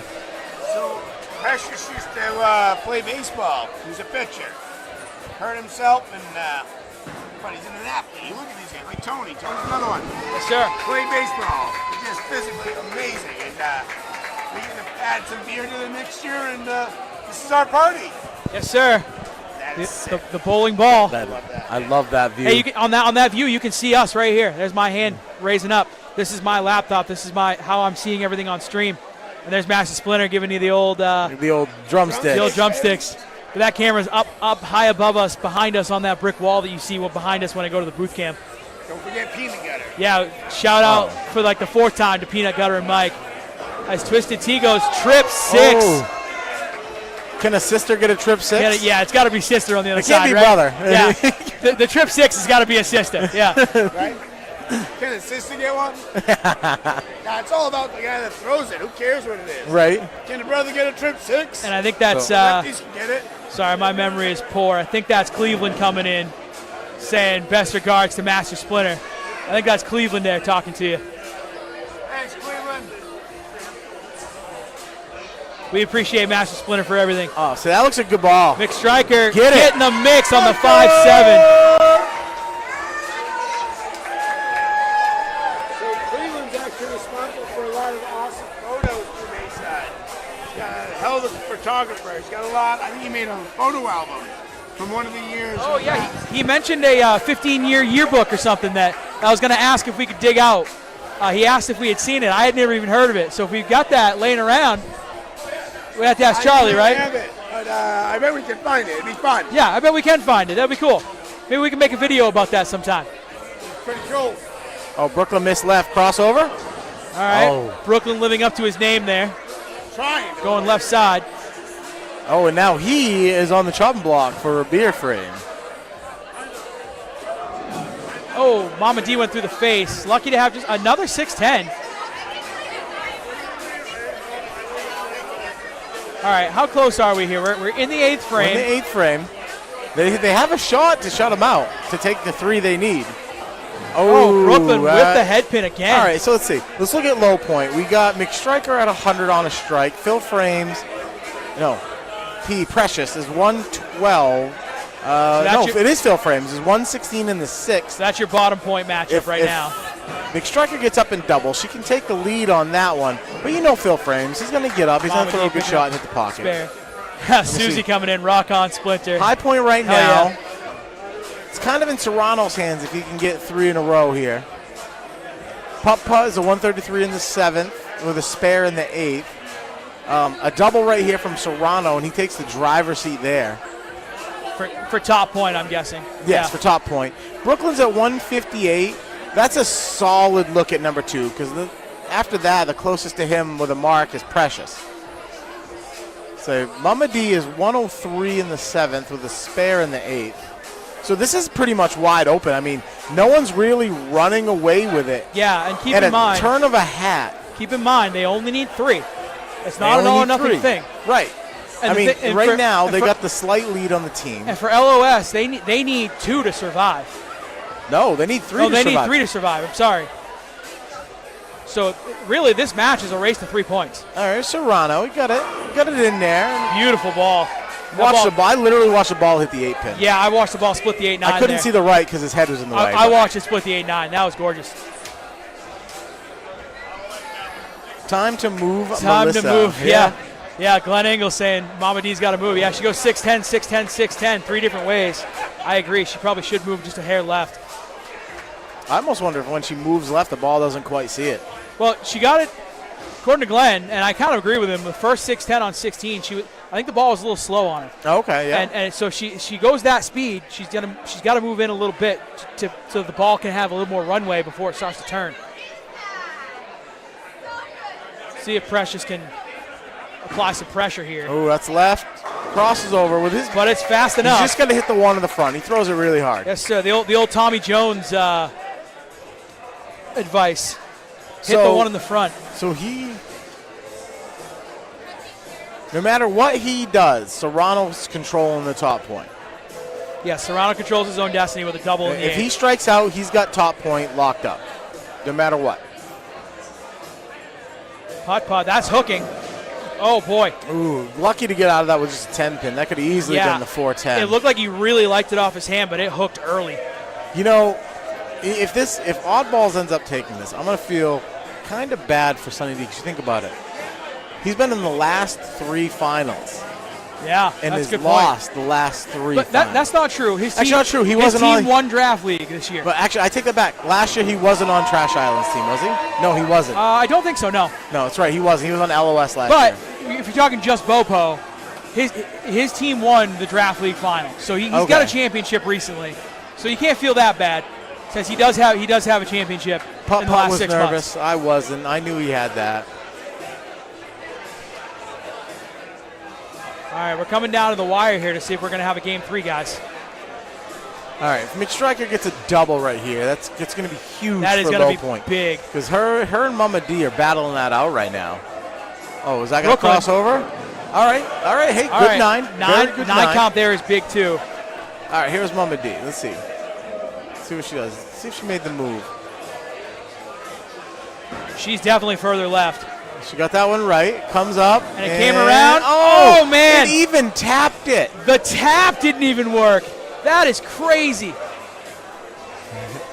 I've never seen a 6-pin lean into a 10-pin like that and have it not fall down. You see all kinds of weird stuff. I watched Mallory last week hit the 4-pin with the ball, and the 4-pin not go down. Oh, my gosh. Let's not talk about that again. Is that gonna hook?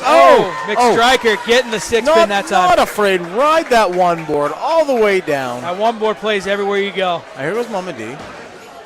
The professional spare shooter that she is. Picking that one up. So she's got a 2-pin lead going into the 10th over McStriker for low point. Let me get my old eyes on this. You can't see that? I can see it. I can see it. It's just hard to see. Here It's goes easier Brooklyn. this way. Brooklyn comes up, 4-pin, getting a little high. So looking at team total, It's like 562 to 588. That was after that shot that you just saw.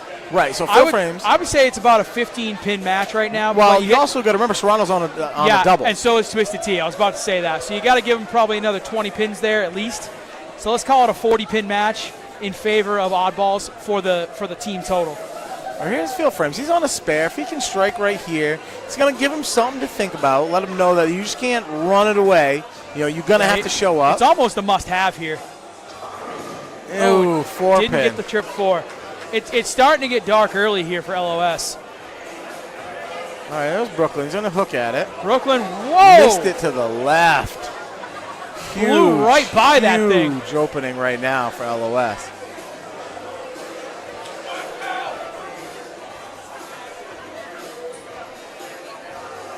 Well, Phil Frames can capitalize on that, I suppose, at this point. But now I wonder if he's thinking about it. Like, he just opened. Give me a chance. Take some pressure. Throwing straight at his. Yeah. Oh, yeah, he throws plastic at all of them. All right, here we go. Serrano can come up. If he aces this shot, this is probably take a big lead. This is probably a shot of the match. Yeah, this is probably your biggest shot of the match right here. He wants to solidify that I've got the high point. We're going to take this team point. That's 2 right there. But first of all, he's got to deliver.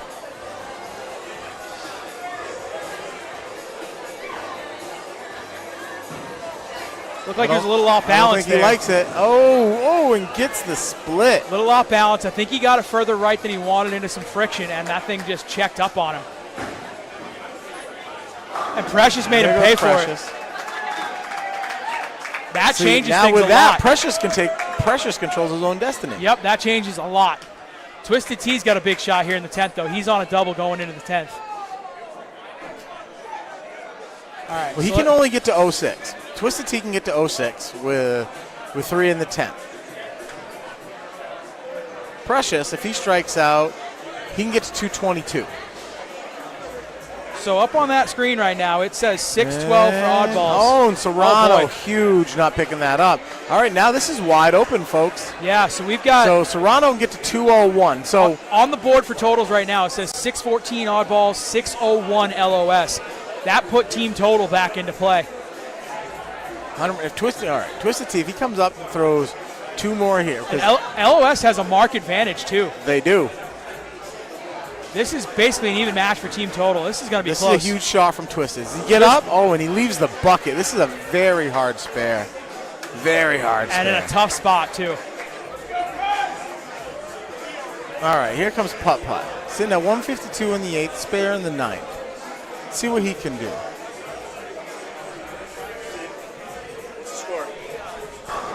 Putt Putt with a huge shot. So he can get to 02.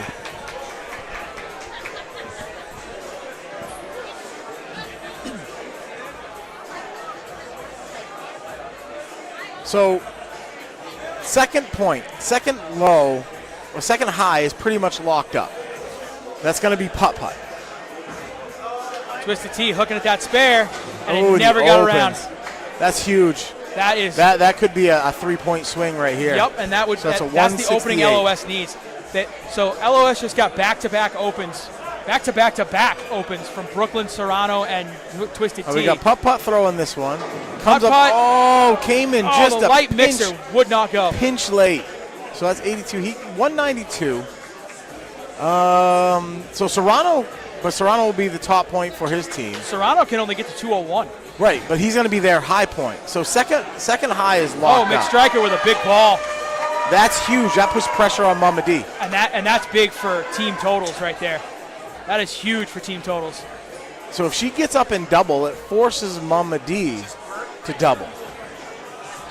Putt getting his count. All right, yeah, get that one pin. That 100% matter. I know firsthand.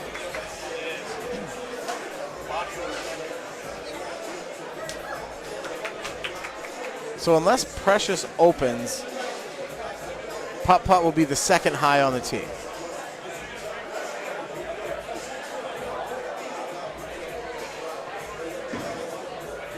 Be a huge double from McStriker. And Oh, there it huge is. double. Forces Mama D. Mama D needs this hit or she loses low point.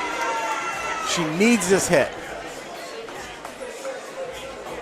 And she goes right through the Big face. split. So that's going to hurt for team total. Maximum penalty. Wasn't even that. I don't even think she hated that ball off her hand either. So McStriker's going to get bottom point. There's one of the three. There's one of the three. Now can Brooklyn, actually I take that back. Brooklyn can get up and leapfrog putt. I didn't even notice that score. Brooklyn can go 197. 197. Yeah, he can get him so by he needs 5. it. If he can get a double, he can sneak out that second high. Unless and they still unless Serrano doesn't. And they currently have a lead in team total. So it's going to come down to oh the walk-off. The walk-off. She gets almost the got 9. the walk-off turkey at the end. So it comes down to this too. Brooklyn, if he strikes out, he can leapfrog putt. But he also needs Serrano to shoot the first one. If Serrano doesn't shoot the first one, most he can get is 191. Let me tell you guys how big McStriker's 10th frame was right there. That went from a 10-pin match on team total to a 30-pin match on team total. Right, but Precious is on a double. has a double. So that was sort of the advantage they needed going into this. Brooklyn needs a double. If he doubles here, he can leapfrog putt, and then he needs Serrano to get. Serrano needs a double. And Phil went through the face, leaving a 4-pin, and that's not going to help LOS's cause at all. So that's huge. Now he needs this spare. He sure does. If he doesn't move the spare, and technically, take this back, Twisted Tea got the low point with a 168. Oh, yeah, because McStriker passed him. And does he cross over? 3, 6, 9, 10. All right, so he picks this up. He won't be taking over putt-putt's score. No. But, no, Serrano shut out from putt-putt. So Serrano is not. Serrano gets to 201. Putt-putt's a 192. Oh, I'm sorry. I was thinking it was 191. So Serrano can still beat him. Yeah. But that would be for top point. Oh, and Phil got it. That was huge from Phil. So Brooklyn gets this. That's a big shot. Oh. That was important. Actually, 76. He's over Phil Frames. But that's the second low, which will put him against McStriker. So low point is 168 over the 148. So he needs 6. He needs 6 on this ball. 5 they tie. 5 they tie for that second low point.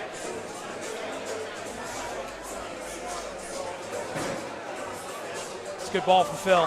And that's 5. 10 that's back. Enough.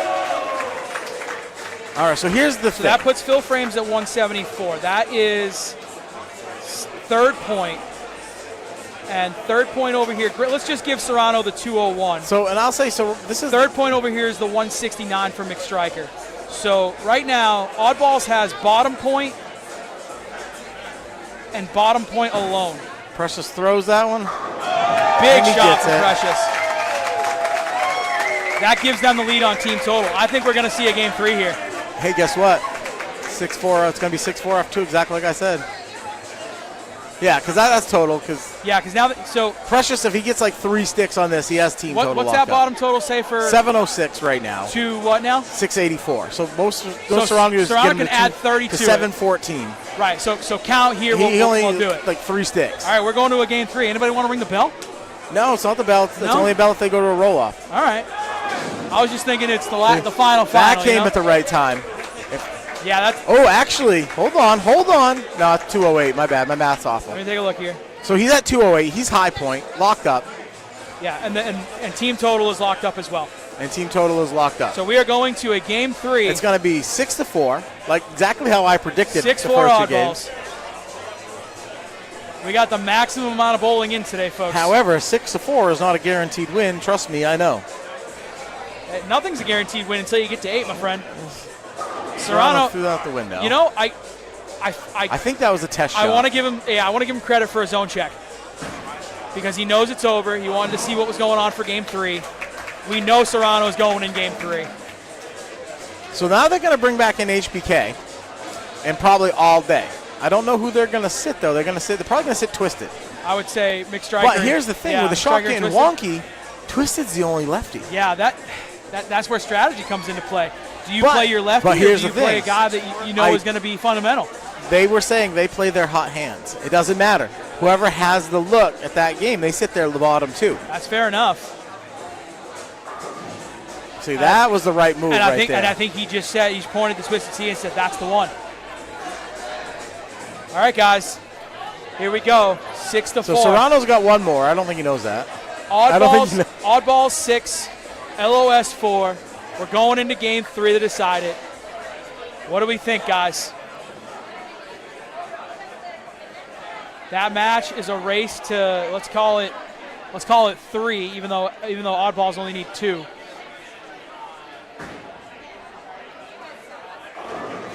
And there goes Serrano. Leaves it at week 10. So it looks like Mama D is going to be coming out. That's probably a good call. She looked like she kind of lost the look there with the 3 straight 6-10s. And then when she thought she threw a good ball, it went through the face and left the So I the think big they're just split. going to throw in Spare Me and keep Mama, or maybe Mama D staying in. I don't Maybe know. she I don't is. see I don't Spare know. Me grabbing her stuff. She I just saw put a Mama- ball on the rack, so maybe All right, she's so staying maybe in they're there. keeping Mama D in. All right, and all day, like I said, all day, and now we get HBK coming back. All right, well, let's see the matchups here in a second. Once they get those solidified.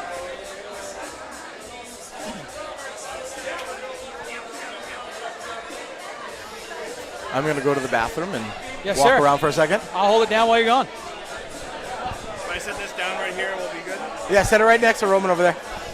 On the tray, you're good.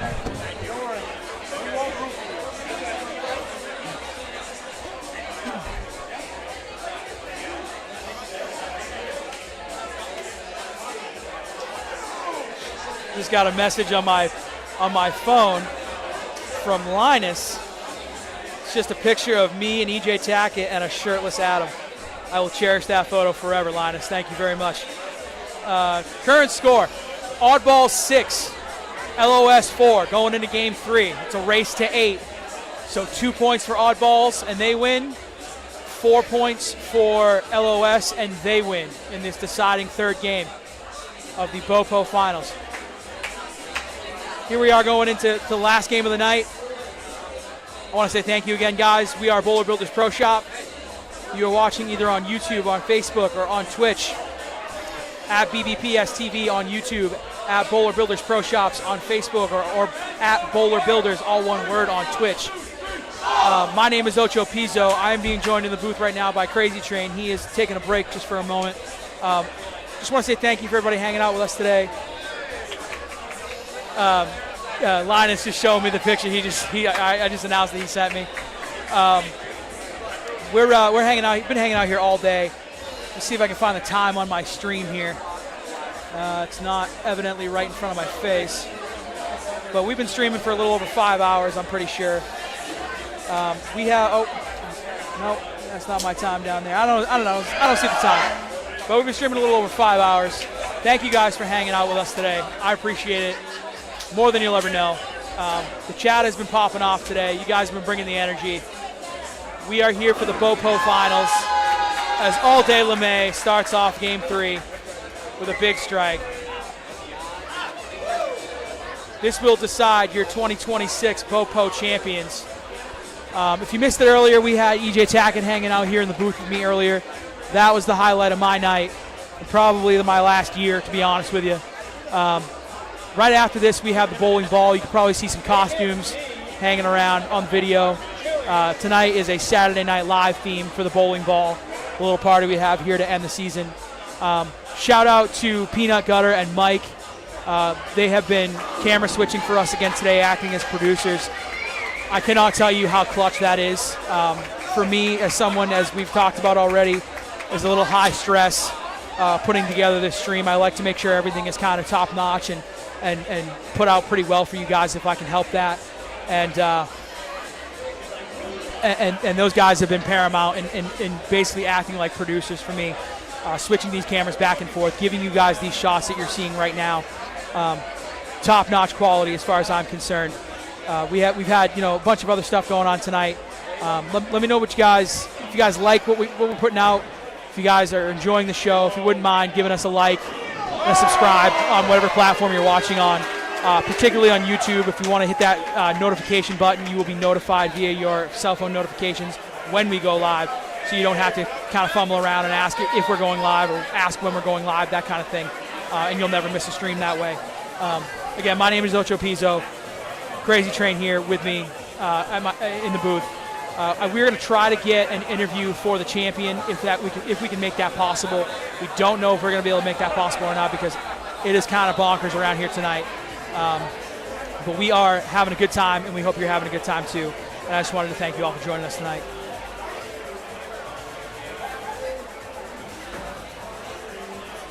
Susie giving me a time check, 7:03 p.m. Been here since the jump. Great job, Ocho. Thank you, Susie. I appreciate that. All right, nobody's missed here yet in this last game.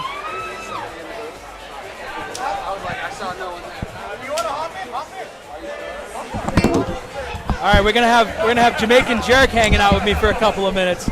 He saw Crazy Train on a break, and he saw the headset, so he's jumping in. Jamaican Jerk, welcome to the stream, sir. Oh, thank you so much, man. Great to be here. You do a great job. I listen, thank you, weekly, sir. I appreciate that. However often, and you just do so great. It's an honor to be here. As I've been saying all stream long, I've been getting those compliments in the chat as well. As I've been saying all stream long, I am just trying to put out a show that everyone enjoys as much as I'm enjoying putting it out. Undoubtedly. So that's my aim, and it sounds like I'm achieving that goal. Undoubtedly. Brandy in the chat, thank you again, guys. This is really top-notch, high-quality stuff. So awesome.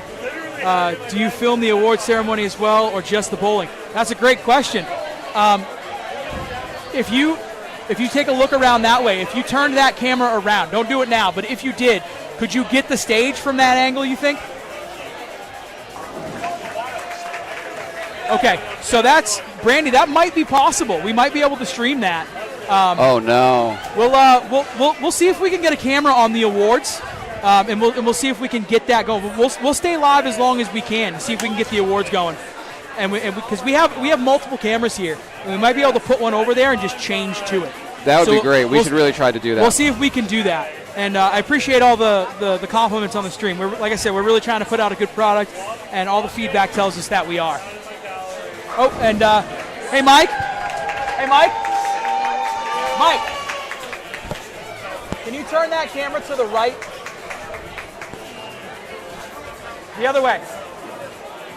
A little more. Right there. Perfect. Thank you.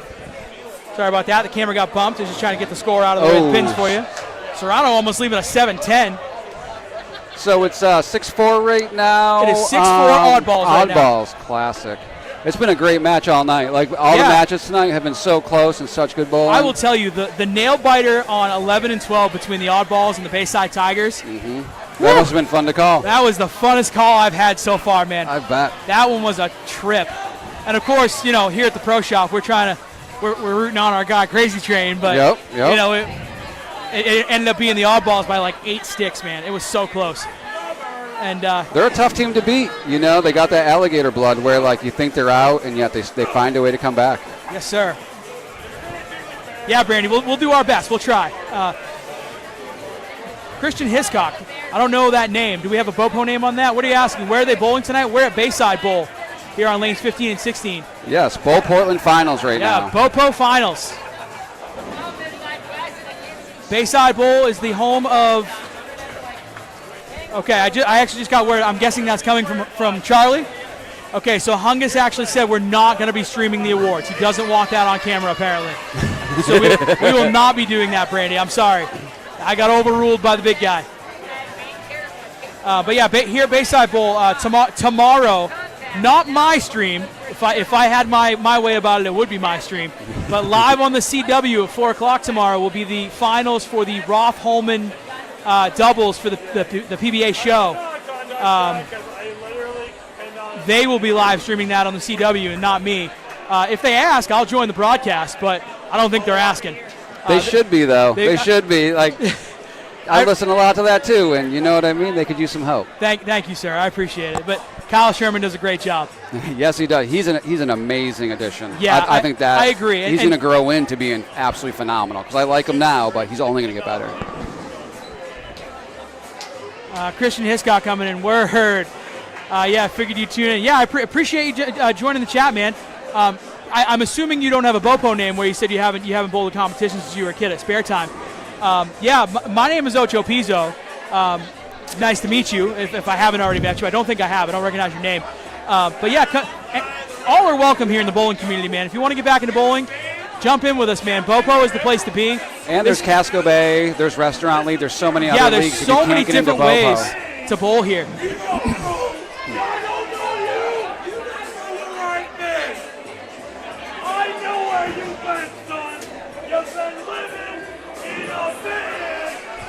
Yeah, we can do that. So, it's a party here tonight. We have themes each year. Bo Portland's our finals has a theme. Yes, sir. And this year it's SNL. Saturday Night Live, baby. We've seen a lot of Garths and Waynes and the cheerleaders. A lot of Dixon boxes. Yep. And Peanut Gutter, my producer that I mentioned before, he just asked me if he could take a camera around and start showing some of the people.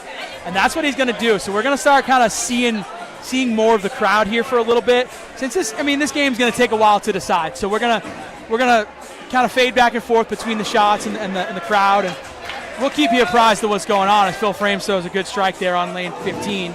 And HBK goes open. Struggling. That's a slow start, and they can't afford to have him doing that. But they are deep enough where they almost can. him striking out in the 10th in the semifinal was huge. Yep. If he didn't do that, they wouldn't be here right now. Yeah, so. and he nutted each one. Yeah, there was no question on any of those. It is not how you start; it's how you finish. Yep. Every single time. So true. All right, so I got. Hold on, let me get my names correct Precious here. with a huge double to start. They're telling you it's not over yet. LOS, when was the last time they won? Should be up on the. I'm looking for it. Banners, right? 2021. So it's been a few years, but they're a thoroughbred team, so you can never count them out. Dr. Thunder checking in. Hey, Peanut Gutter. Dr. Thunder said, do me a favor and tell Peanut Gutter to suck one. Just thought I'd pass that along. You got a good chuckle out of Peanut Gutter there. He said, tell him I beat him in average last year. Oh, burn. That's shutting the good doctor down right there. Yeah, Christian, we'd love to have you, man. Honestly, come on down to Bayside. We'll find, if there's an opening on a team, somebody will find it.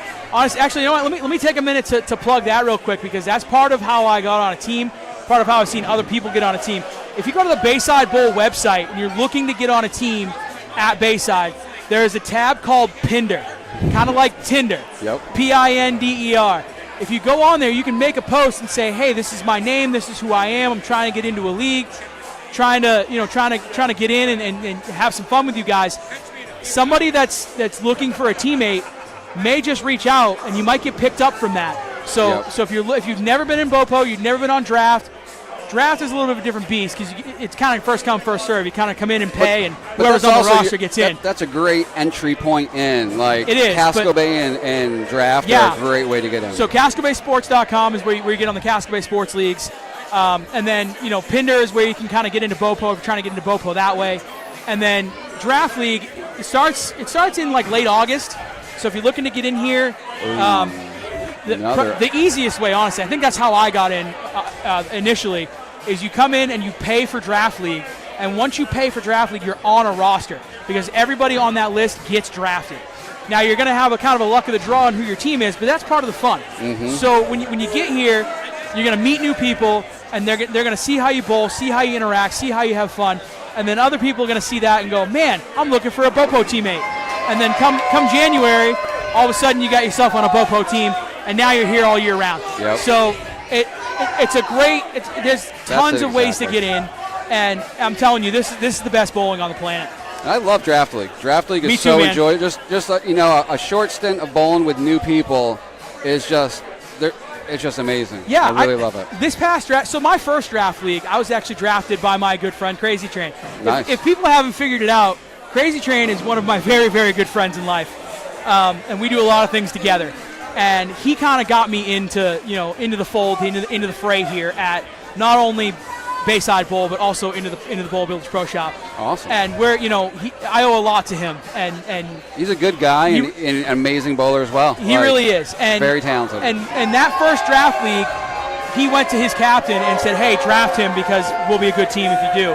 And that kind of got me in, and people started to see who I was. Yep.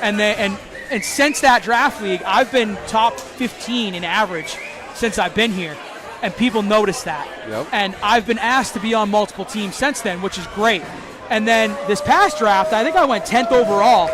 And I met so many new friends, so many new people that I'm just having fun with and interacting with on almost a daily basis at this point. It's crazy just how because that I got works. drafted by this team, randomly picked me and said, "Hey, let's go bowl." Yep. It's so cool. I have a lot of those stories as well, and it's just bowling with 4 kind of strangers or 5 kind of strangers, and you're almost lifelong friends. Like the bond of bowling with someone is so powerful. It's really cool. All right, a couple of chats got to catch up on here. Dr. Thunder saying that all balls needs to get on it. I want LOS to get 3.5 and we can get a bowl off. I wanted to ring the bell before this game, so that's on me. John checking in. I'm doing good. How you doing, John? And then Susie agreeing with us. A great way to meet people. And on that first draft team, Susie Stryker was on that draft team with me too. So that's how her and I met. So again, there's another friend right there in the chat that I wouldn't have met had draft league not been a thing. Yep. Someone asked Ocho what his average is. All right, hold on one second. I will pull up BoPo stats right now. And I will tell you what Ocho's average is on this pattern. Hang on one second. Which was actually really tricky. There's 2 different sides of the house, and the left side was a little bit more forgiving. But I will tell you right now, Ocho Pizzo benefited from not bowling on the new side very often in this pattern. That will help you, When man. I bowled over there, I was at least 20 pins less. Nope. I benefited from the friction on the old side big time. But I will tell you, Ocho Pizzo finished 18th overall, and some of those people we don't count because one guy only has 3 games. Yeah, he doesn't count. And a couple of these other people only have like 8 games or something. Ocho Pizzo bowled 25 games in this season and averaged 195. Which is great. So that's a solid average. Yeah, last BoPo season I averaged 200. Now is the cutoff for the 200 average bowlers. So I'm proud of that. Yeah, because we only bowl on sport patterns, and we bowl on 2 different sport patterns a year. So it's changing. They're always different, and it really shows how versatile you can be. And when you bowl late shift, he's got us on the stream. How about that? And when you bowl late shift, you never know what you're going to get for carry down and for all that stuff. To answer a couple chats here, John, yes, Sunny D is in the finals. He's not bowling at the moment, but LOS is the team he's on. As Phil Frames gets one out there and gets a little snowplow to go. My boy! All right, we're almost halfway through this game, so let's get I'm going to get a score update. As you can see on stream, Peanut Gutter's going around getting you all the costumes and all that stuff.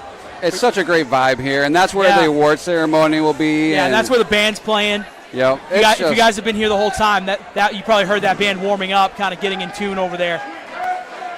And I think we have some comedians tonight, too, in between sets. There's going to be some comedians, yeah. All right, so you never know. So I can see that we're taking down the down lane cam, so we're not going to have any shots of the bowlers from the front anymore. So they're taking that camera down. I think it's because it's getting late. That guy's a monster. 19-3 and just destroying the pocket. Yeah, that guy throws the ball so fast, man. So hard. Yeah. It's all good, man. Just getting the shots are all good. Honestly, it's good stuff. Another open by Oddballs with Twisted Tea. He's 2 opens in a row. So there's a gap opening up right now. All right, so let's get a score update after 4 frames here. 288 on the bottom score for not Oddballs, LOS. 205, but still a couple of frames left to go in the 4th frame for Big the shot by HBK. Oh, getting the trip 4 to go. Gets it. That was a big one. That double was absolutely huge. He wants it. You know he wants it. He sure does. There's been a little bit of a Facebook war going back and forth between him and Crazy Train. Yep. And somebody, I don't remember which direction it went, but one of them said, "You wanted it, you got it." I know Brian because I actually got the strategy on table. Yeah. But I get 2 drunk. And man, that was such a close one. Dr. Thunder says, "I feel like I just watched the Blair Witch Project again with the camera moving around going out back." That's funny. Yeah, LOS is getting hot. They just had a beer frame on the bench. Ooh, let's see. Serrano answering back, though. Has a 3-bagger. And now that's how important Serrano was at the end of the game in Game 2. He knew it was over, and he did a zone check. And he might have made a ball change, too. And now he's gone spare 3-bagger. Putting his team in position. They only need 2 points. Oh, and LeMay with a shot that she kind of liked. Went right through the face with a 4-6. And Putt-Putt can answer with a 3-bagger of his own here. Oh, yeah, this would actually be big. Looks like he got that one a touch inside. And he did, through the face. Lucky to have just a 4-pin standing. And LeMay getting 1 of the 2, doing the best job she can do there. Making the best out of a bad situation. Putt-Putt can't find his spare ball. There it is. Guy just keeps throwing strikes. Yeah, right, yeah. when you throw that many strikes, you don't need the spare ball. Serrano is so clutch. That creep can roll. Yes, sir. Seriously, correct on both those accounts. He won a tournament a few weeks ago. Oh, as Putt-Putt gets the skinny jeans to button on that one. It's one of my favorite sayings, the skinny jeans. I almost said it, and I love that you said it and closed it with the button. I added to it a few streams ago. That is money. That's just another reason you do so well at this. Yeah. Like, it is not easy, and listening at home, like you appreciate the quality of your abilities. Thank you, know what sir. I They got the 4 to clank off the sidewall and take out the 7 late. It's a big shot from Twisted Tea. Find a way. He just finds a way sometimes. Mama D going Brooklyn. Is she going to sing a little doodah song? Yep, there it is. We don't care what side they're on, doodah. There she goes. Oh, what a legend. HBK wanted to wheel around. He missed. He got knew a lot of speed on hand. that one. Yeah, he's just 18-11. He's just too amped right now. Yeah, and we were talking about it earlier, and that's he has such phenomenal ability, but one of his weaknesses is just getting a little too amped in situations what's interesting is I've been to the Kegel Center twice to take a lesson down in Florida. And for those who are not familiar with what the Kegel is, it's basically a training center where the pros go to train. Yep. They also have they host the Weber College bowling team down there, and it's their training facility as well. But I went down. You can go down and pay for a lesson, and I got trained by Rick Wiltsey. And also, my first one was, as HBK whiffs that one to the left. My first time I went down there, Randy Stoughton was my coach. RIP to him. Cancer took him way too early.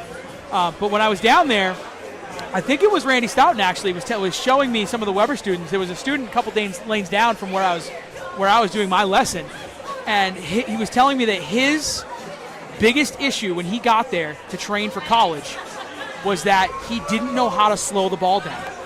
He said he was just throwing the ball too fast. And his biggest accomplishment there at the Kegel Center was learning to slow everything down and let the ball go through the pins and let the ball do the work. Yep. And sometimes we can think counterintuitively as Phil Frames cleans up his spare there, not the easiest one in the world on 3-6-10.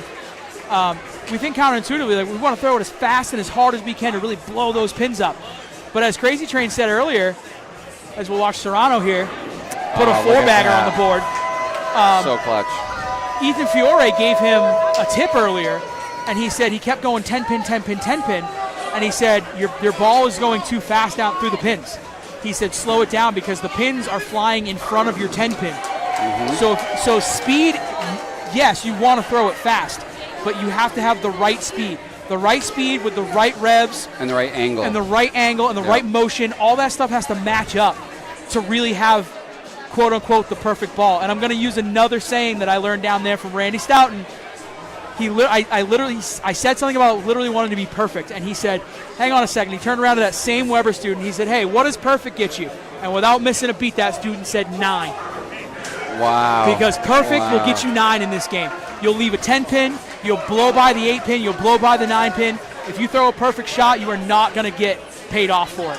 You have to have some little tiny nuance that messes the pins up a little bit and knocks them all down. That is amazing. That's a pearl to take away from there. Absolutely. Like, I'm glad you shared that because that is so good to hear. And I've struggled with speed over the past 5 years. I was throwing it way too fast. I was in the 18s. Yeah, man. And I went to a heavier ball. I just didn't know what to do. Slowed my feet down, and it changed everything. Now I'm in the 15s. I'm in the 16s, and I'm getting way more movement, way more read.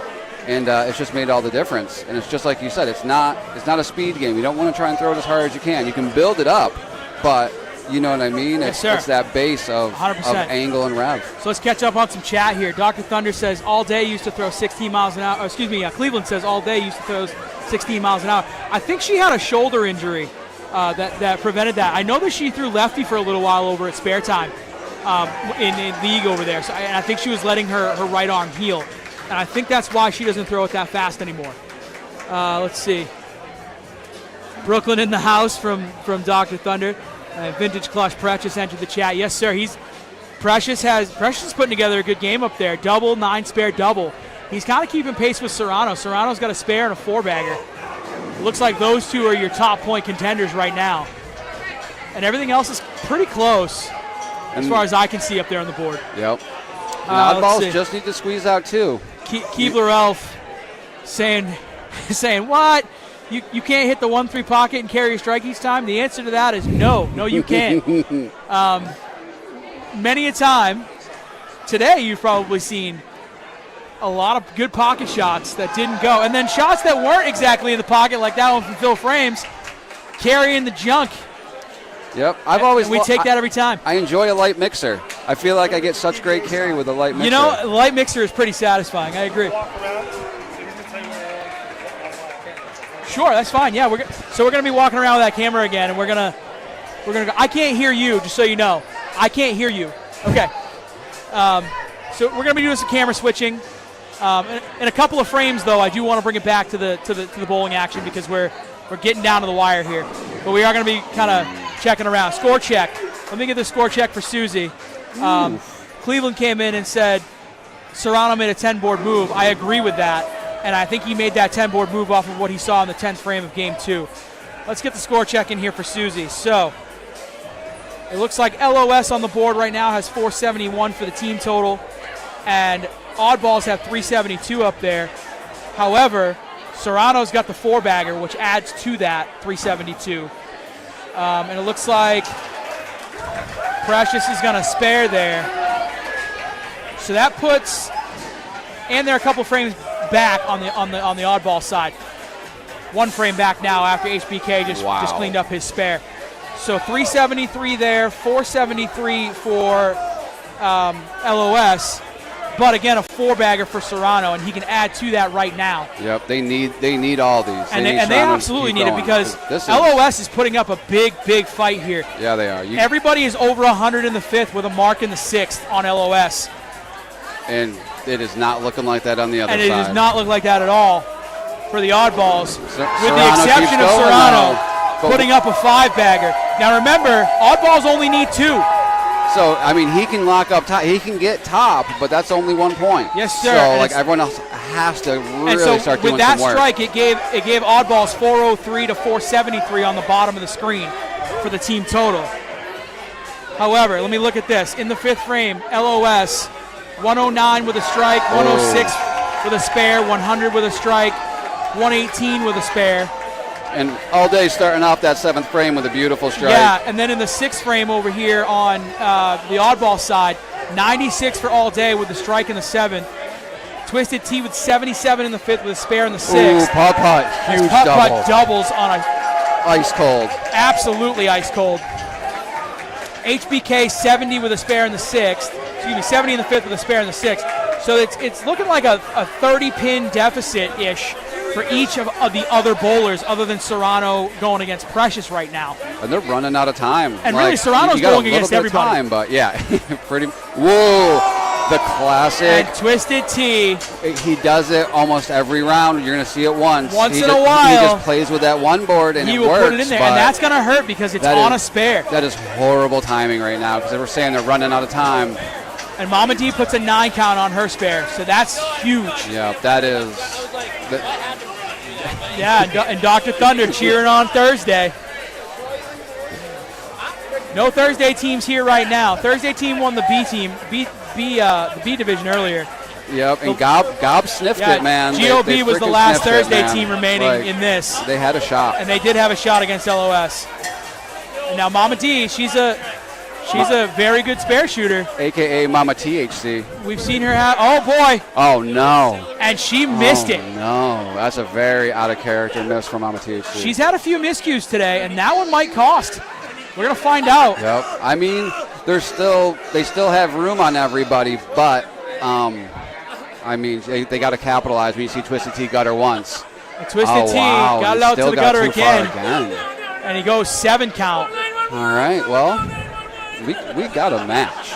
We absolutely have a match, and it's right now it's Serrano against everybody. Yep. And he needs one other person to just To step step up up. and get 1 point, because Oddballs needs 2 points to lock this thing up. And I don't want to say I don't see it, but I'm not seeing who it's going to be. Am I mistaken? Is LOS a Thursday team? Dr. Nope. Thunder's telling me that right now. Oh yeah, yeah. Are they? Are they? They used to be, and I see Putt Putt all the time. So they can't be. They're a Tuesday team. They are a Tuesday team because I see them all the time. So maybe right? they used to be on Thursdays. Yeah. As Phil Frames goes Brooklyn, leaving a 5-pin. HBK putting a good ball out there, leaving a 10. As we're getting some shots of the entire center here. Oh, the 5-pin's out there. We got hands in the air. See if Phil Frames wants to buy drinks. Oh, Phil. Oh, the more free beer chant goes We out. got the That does not chant make going. it easy. He shook his head because he heard it. Oh man, this is what it's about. A 5-pin with Oh, everyone boy, he chanting, got it "Oh no, wide." get back!" Oh, it got just enough. Let's go, Phil. And he says, "What do you want from me?" Oh man, that's what it's all about. The pressure of just picking up a 5-pin. It's just And HBK cleans up his 10. that's why we do it. All right, so let's see who's got the highest score aside from Serrano on the oddballs right now. So right now, that's all day LeMay. She's got 96 in the 6th with a strike in the 7th. So who's the 2 over on LOS? We're looking. Everyone is bowling well on LOS right now. Yeah. Everybody is in the 120s or better. So this shot. Oh, Precious big strikes. Brooklyn. Big Brooklyn. So that'll put him as. So it's pretty much Putt Putt and Precious Yeah. for Serrano and all day.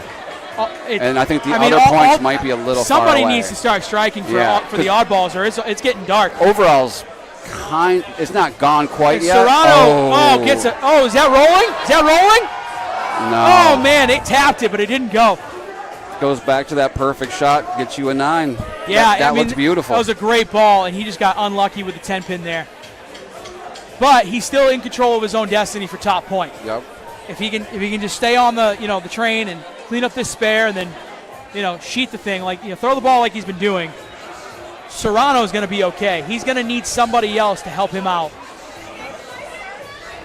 Oh boy. Oh, yeah. All right. When there's a 10-pin and you're in the 7th frame of a championship 3rd game, those lanes just shrink up, Oh, and man. the gutter gets so much bigger. You know, and the problem with what shrinks up is your blood vessels. That's the problem. LeMay goes Brooklyn and almost doubles. Shot, and the more free beer chant is out again. Hands are going in the air. Yep, no mercy. People want their free drinks tonight, man. I see Stroker there with with Crazy Train having a good time. Putt Putt. And Putt Putt. Oh, almost a pocket almost. 7-10. All right. Got the lucky break with the 7 to fall. LeMay can stay clean. She can keep herself in it here. Oh, man. I don't think that's going to get back. Oh, Looks like LeMay's buying. Wow, LeMay is buying, and that really hurt With the number of people in this building, that's going to be an expensive round. and not only that, it absolutely kills the oddball's chances right now as Putt-Putt picks up his 10-pin. Wow. And it is really starting to get dark for the oddballs. After that 5-0 start, this is why you're never out of it in this game, man. No, in this format of scratch bowling with and these top points. bowler versus top point, and it's unbelievable how even it ends up. It's so unpredictable. It's very impressive. As Twisted Tea goes through the face, leaving the baby split. Wow. We need somebody in the oddballs needs to start striking and start striking now. Yeah. Oh, Mama THC off her leg, I think. That went in the channel. Mama D letting them back in. Wow. But that doesn't hurt her as much because she missed her ahead spare. That much. Yeah, and she's ahead that much. Well, no, because there's no mark as Twisted Tea picks up that baby So split. she picks it up, no harm, no foul. So it doesn't count. It doesn't hurt her on count. Right. So if she goes 9-pin here, 9 count, it's going to be the same as if she went 9 out again. Right. So, if she picks up the spare, no harm, no foul on that spare on that gutter ball. For sure.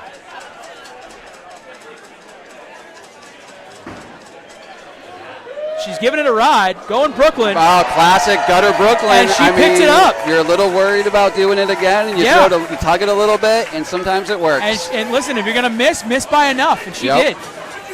HBK. All right, so there's the start of something good. And he can go off the sheet. And if we're counting on anybody to take it off the sheet and pull it out for the oddballs, that's the guy you want doing it. Yep. And I swear to God, if he does it, and that's why they win, I am going to beg him to come in here for an interview. Yep. I'm sure he would love to. Listen, guys, like I said, I'm going to try to get an interview. It might be bonkers in here. I don't know if I'm going to be able to get an interview from the winning team or not. Ooh, Phil. As Phil Frames, was that a Brooklyn I saw? I couldn't tell, but by his head shake, I'm guessing it was high at least. I'm guessing so, and the groan from the crowd. But it's big. I mean, hey, 10 in pit, or 10 down is 10 down. Sorry. So let's see what HBK can do here. HBK can go 199 off the sheet. He's going to need somebody to miss from the oddball from LOS. And he's going to need Serrano to stay striking. And that goes through the face, leaving a 3-6-10. Yep. It doesn't kill him just yet. He's still kind of in control. A double from Precious will change that, though. Oh. And he whiffs the head pin. Everyone's getting a little outside. I don't know if everyone's getting a little nervous and kind of laying it out a little more. I don't think it's usual. nervous. I think everybody's getting a little amped. Yep. I think we're getting and down to the giving wire. That finesse. Yep. Yep. And we're getting down to the wire, and everybody's getting excited. A little fast, a little outside. And I think that's completely within the realm of acceptability. Undoubtedly. The nerves up there with everyone watching. It's why we do it. Yes, you know what I mean? It's like just to feel that. Oh, that's a little left. Ooh. Serrano got the friendly bounce. And he cleans up the 3-6-10 to stay clean. Precious, not the easiest spare here. He's got that sleeper in the 8-pin behind it. Putting it where it needs to be. Look at that. Oh, he got a lucky bounce too. 20 miles an hour will do that. Yeah, he's got the speed and the revs, that guy. See, I like this little huddle by oddballs. They're going into the final 2 frames, and they're like, let's fucking go. They're trying to dial in, trying to lock in. And here come all the BoPoers on lane 17 that has been stripped of oil. Love it. It is safe to be on lane 17, guys. And here they are. This it's a whole here's different. Here's LeMay with a good ball. Get in there. Oh, getting a weak 10 out of it, too.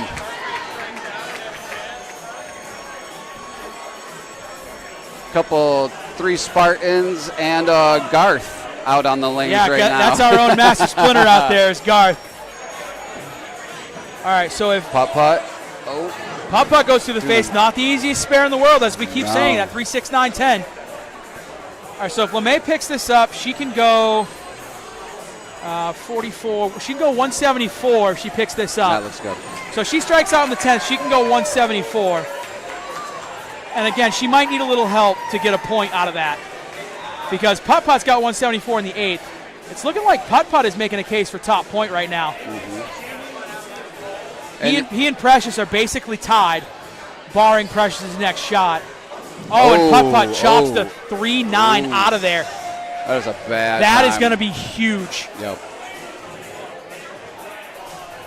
Particularly for Serrano, because he's contending with Putt and Precious for top point right now. And again, he needs one other person to help him. Right, because I'm they almost need writing two. off top point. I'm like, even if Serrano gets top point, They need another one. where is the other one? Twisted T goes 6 count on his spare with a bucket, and he's going to be likely bottom point, and I don't think he's catching anybody. No. So he's going to be out of it for bottom point.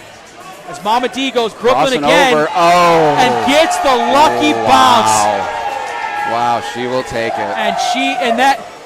And now that might be huge because that could have Yeah. been a double, but it ended up being a spare because of the gutter ball. Twisted T All right. got the Nice. spare. Nice. That could be big too, depending on what team total looks like. Let me look at that. 105 right now. I don't see total. Yeah, team ever total's coming not back. going to come into play. So that's And I think bottom's gone too. that's semantics for Twisted T. HBK's got to have this one.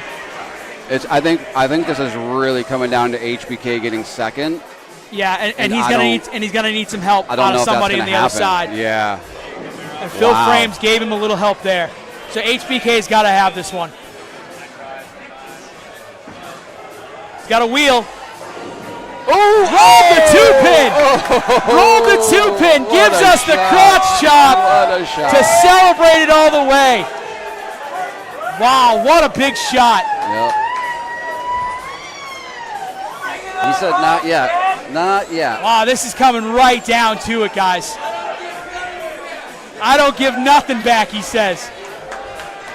Wow, that was a big shot. Phil Frames, big spare conversion there.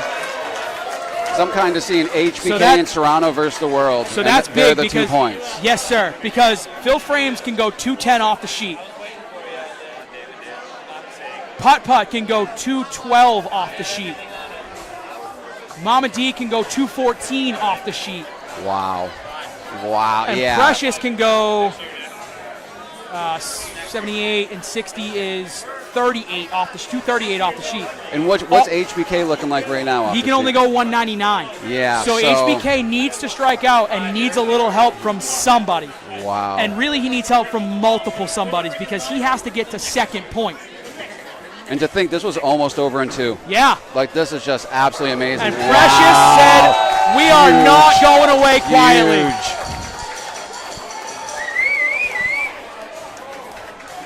And Serrano's next shot is as big as ever right now Wow. because it's not a given that he's going to get top point. There he And is. he got Nice. the 10 to fall late on a Nice. leaner.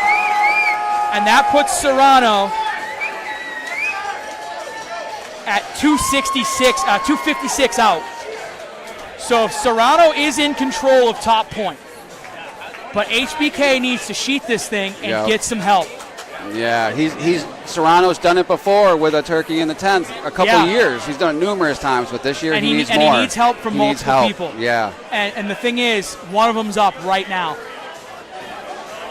If Putt can get to 200, I think this is over. Oh, outside again. And he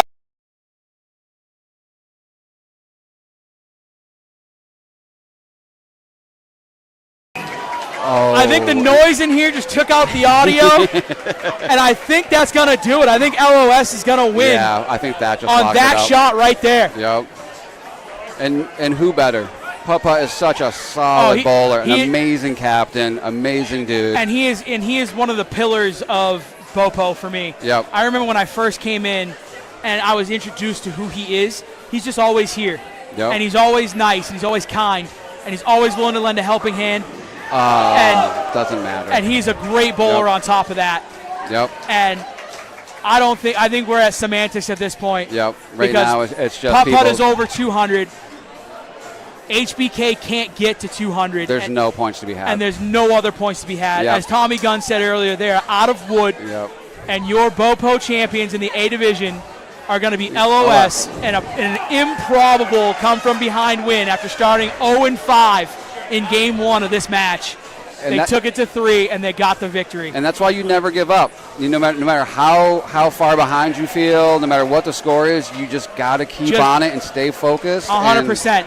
And I'll give Phil Frames a lot of credit today. He's thrown a lot of balls I know he didn't like, and he came back from every single one of them and threw a good ball within the next frame or two, keeping his team in it, keeping himself in it. And for him in the last couple of weeks, that's 2 titles. Yep. That exactly. guy, he and Spare Me. That's a hell of a fucking year right now. Him for and Phil. Spare Me together, they won the mixed doubles championship last weekend, which was not easy. No, and now they've won the BoPo championship this weekend.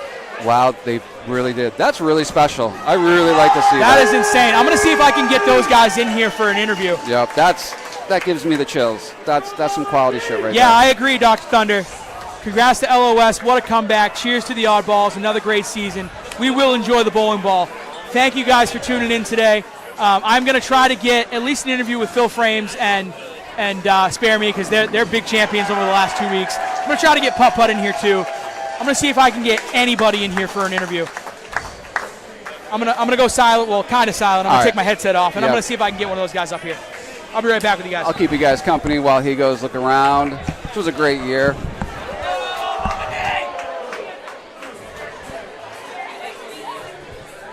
Mama D finishing out with a 200. Just great bowling all around. LOS really dug deep. They never gave up. And they made it happen. This title is a very, very difficult title to win.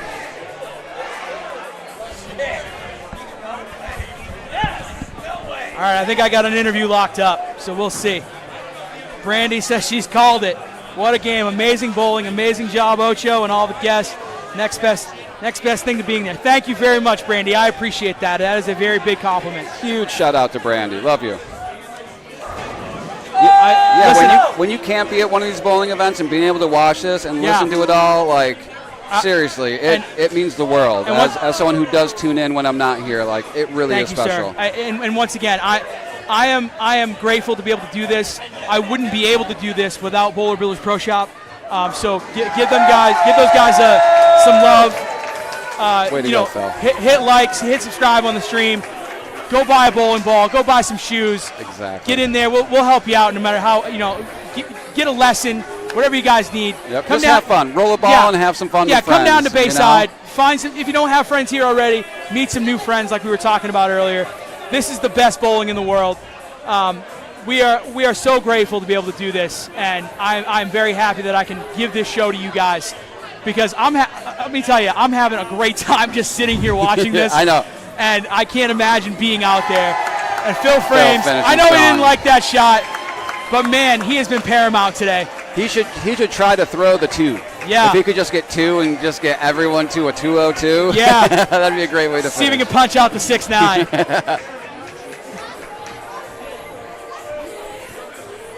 And I'm going to see interview. Get the team when you guys are done celebrating. You mind coming up for an interview? Yeah. When celebrate first. What a great job by LOS. Yeah, so I think we're gonna get an interview here, guys. We're gonna let them celebrate their victory. And what a come from. Everything was so close today. Yep. From the Oddballs and Bayside Tigers down on 11 and 12, when that was just within 1 mark the whole way. Yep. And then this one within 1 point the whole way. Absolutely. Like, you can't ask for a better finish. Nope. On what is just a nail biter of a day. And then Brandy coming in says, "Love you too, Jerk. Seriously, this means so much to be able to quote be there. Anyway, love BoPo. Party on, Wayne." You're absolutely. The best. You are the best. Party on, Garth.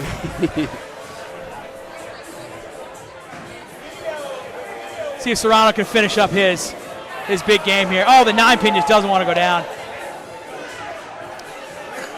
Wow.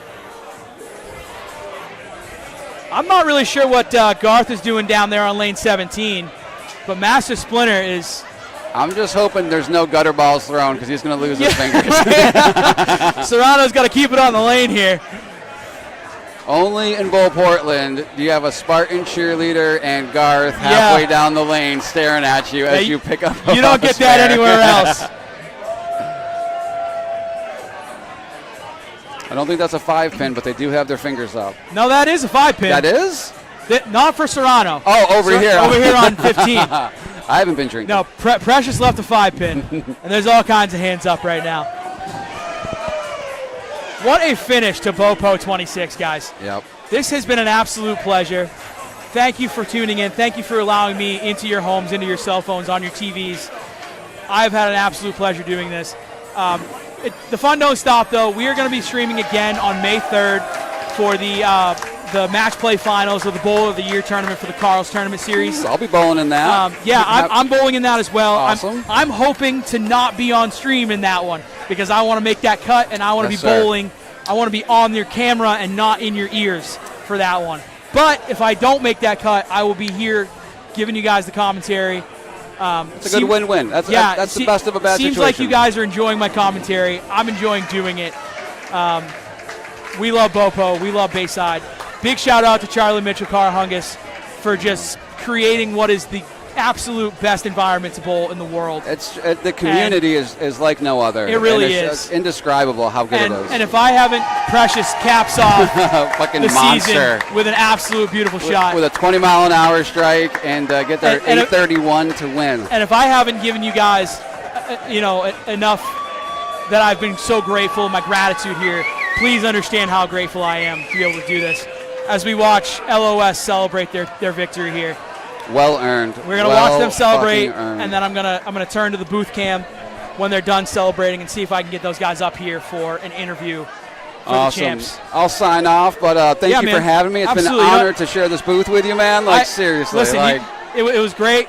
A lot of people get in the booth and they go, "Oh, I'm not going to be good at it." You are a natural, brother. Seriously. Thank you for coming in and I hanging out with me. appreciate that. I appreciate it. all right. And again, congratulations, LOS. And there they go. You're Congrats to champions. LOS. Fucking Putt. Love that guy. Yes, sir. There it is. Precious will get it up there. Yeah, he's the tallest one. Everybody will see He it might if hit the all- lights. All right, let's party. All right, brother. Let's get to the bowling ball and have a good time. All right, I'm going to try to get those guys on stream here. They're going to be out on the lanes getting their pictures. We're going to let them celebrate for a couple minutes. We'll keep it on them for a little while, and then we will hit the booth cam when they're done doing that. And I don't know how many of them I'm going to get, but I'm going to get somebody.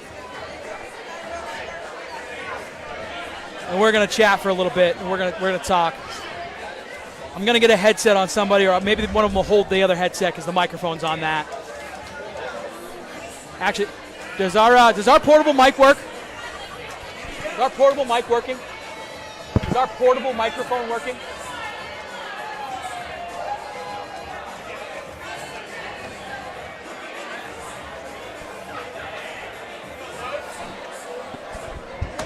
That way when I get them up here, they can all hold one microphone. LOS, your 2026 BoPo champions. So improbable too. Like what a big comeback today.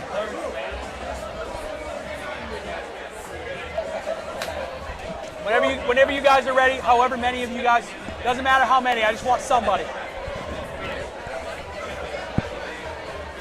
I'm getting a champions interview, man. I'm making it happen.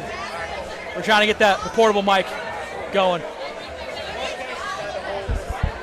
We could, but it's kind of a close-knit one. You don't want to hold. Yeah.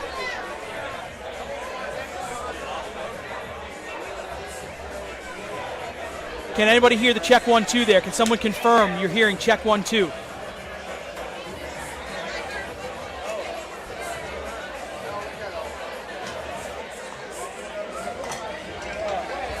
I want to make sure that microphone is working. Please and thank you. We're just waiting on a mic check. If we can't get the mic check to work, we'll put the headset on you.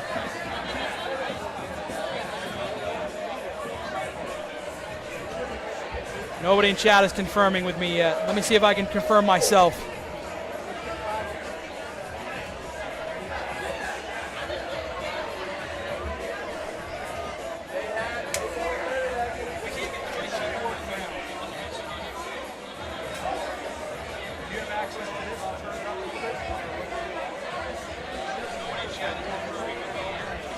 Check 1, 2 heard. All right, we're hearing the check 1, 2. All right, we're going to try to get an interview here with LOS in the booth. Everybody crowd around me here. Well, I got Putt-Putt anyway. We can give Putt-Putt that microphone.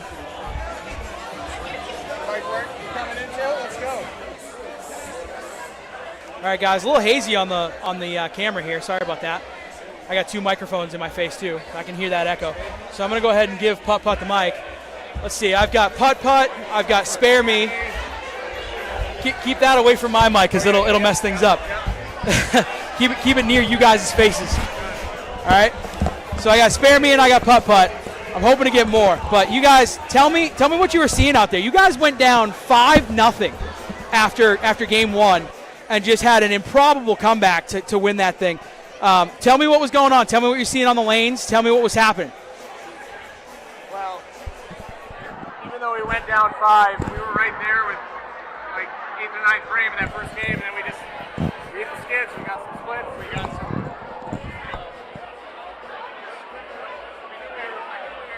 Right there with them. Yeah. They have some amazing bowlers, and we knew we had to bring it. But I told my team, starting game 2,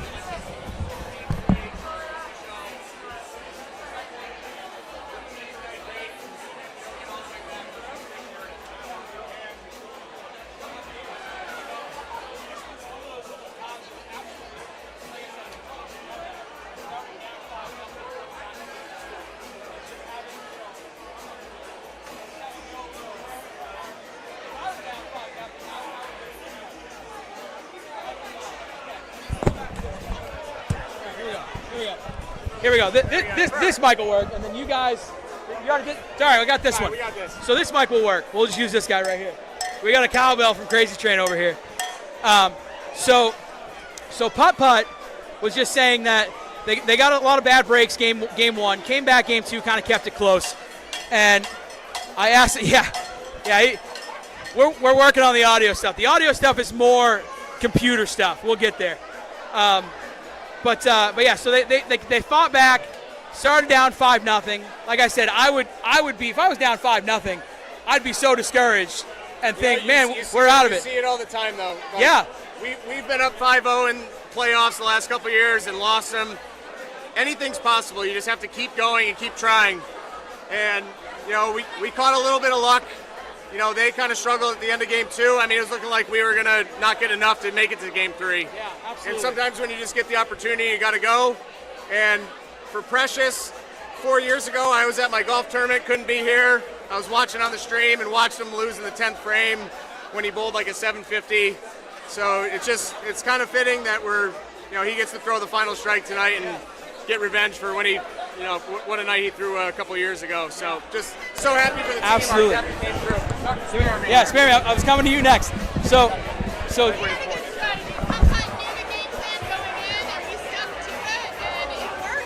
Yeah.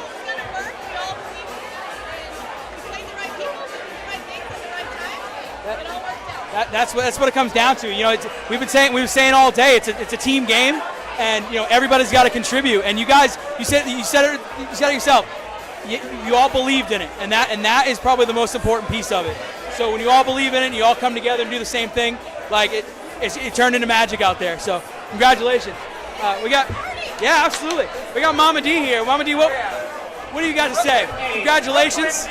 What do we got out here? What are we seeing? Tell me what you got going on. Well, that last game was really tough. Things broke down really hard really quick. Indeed.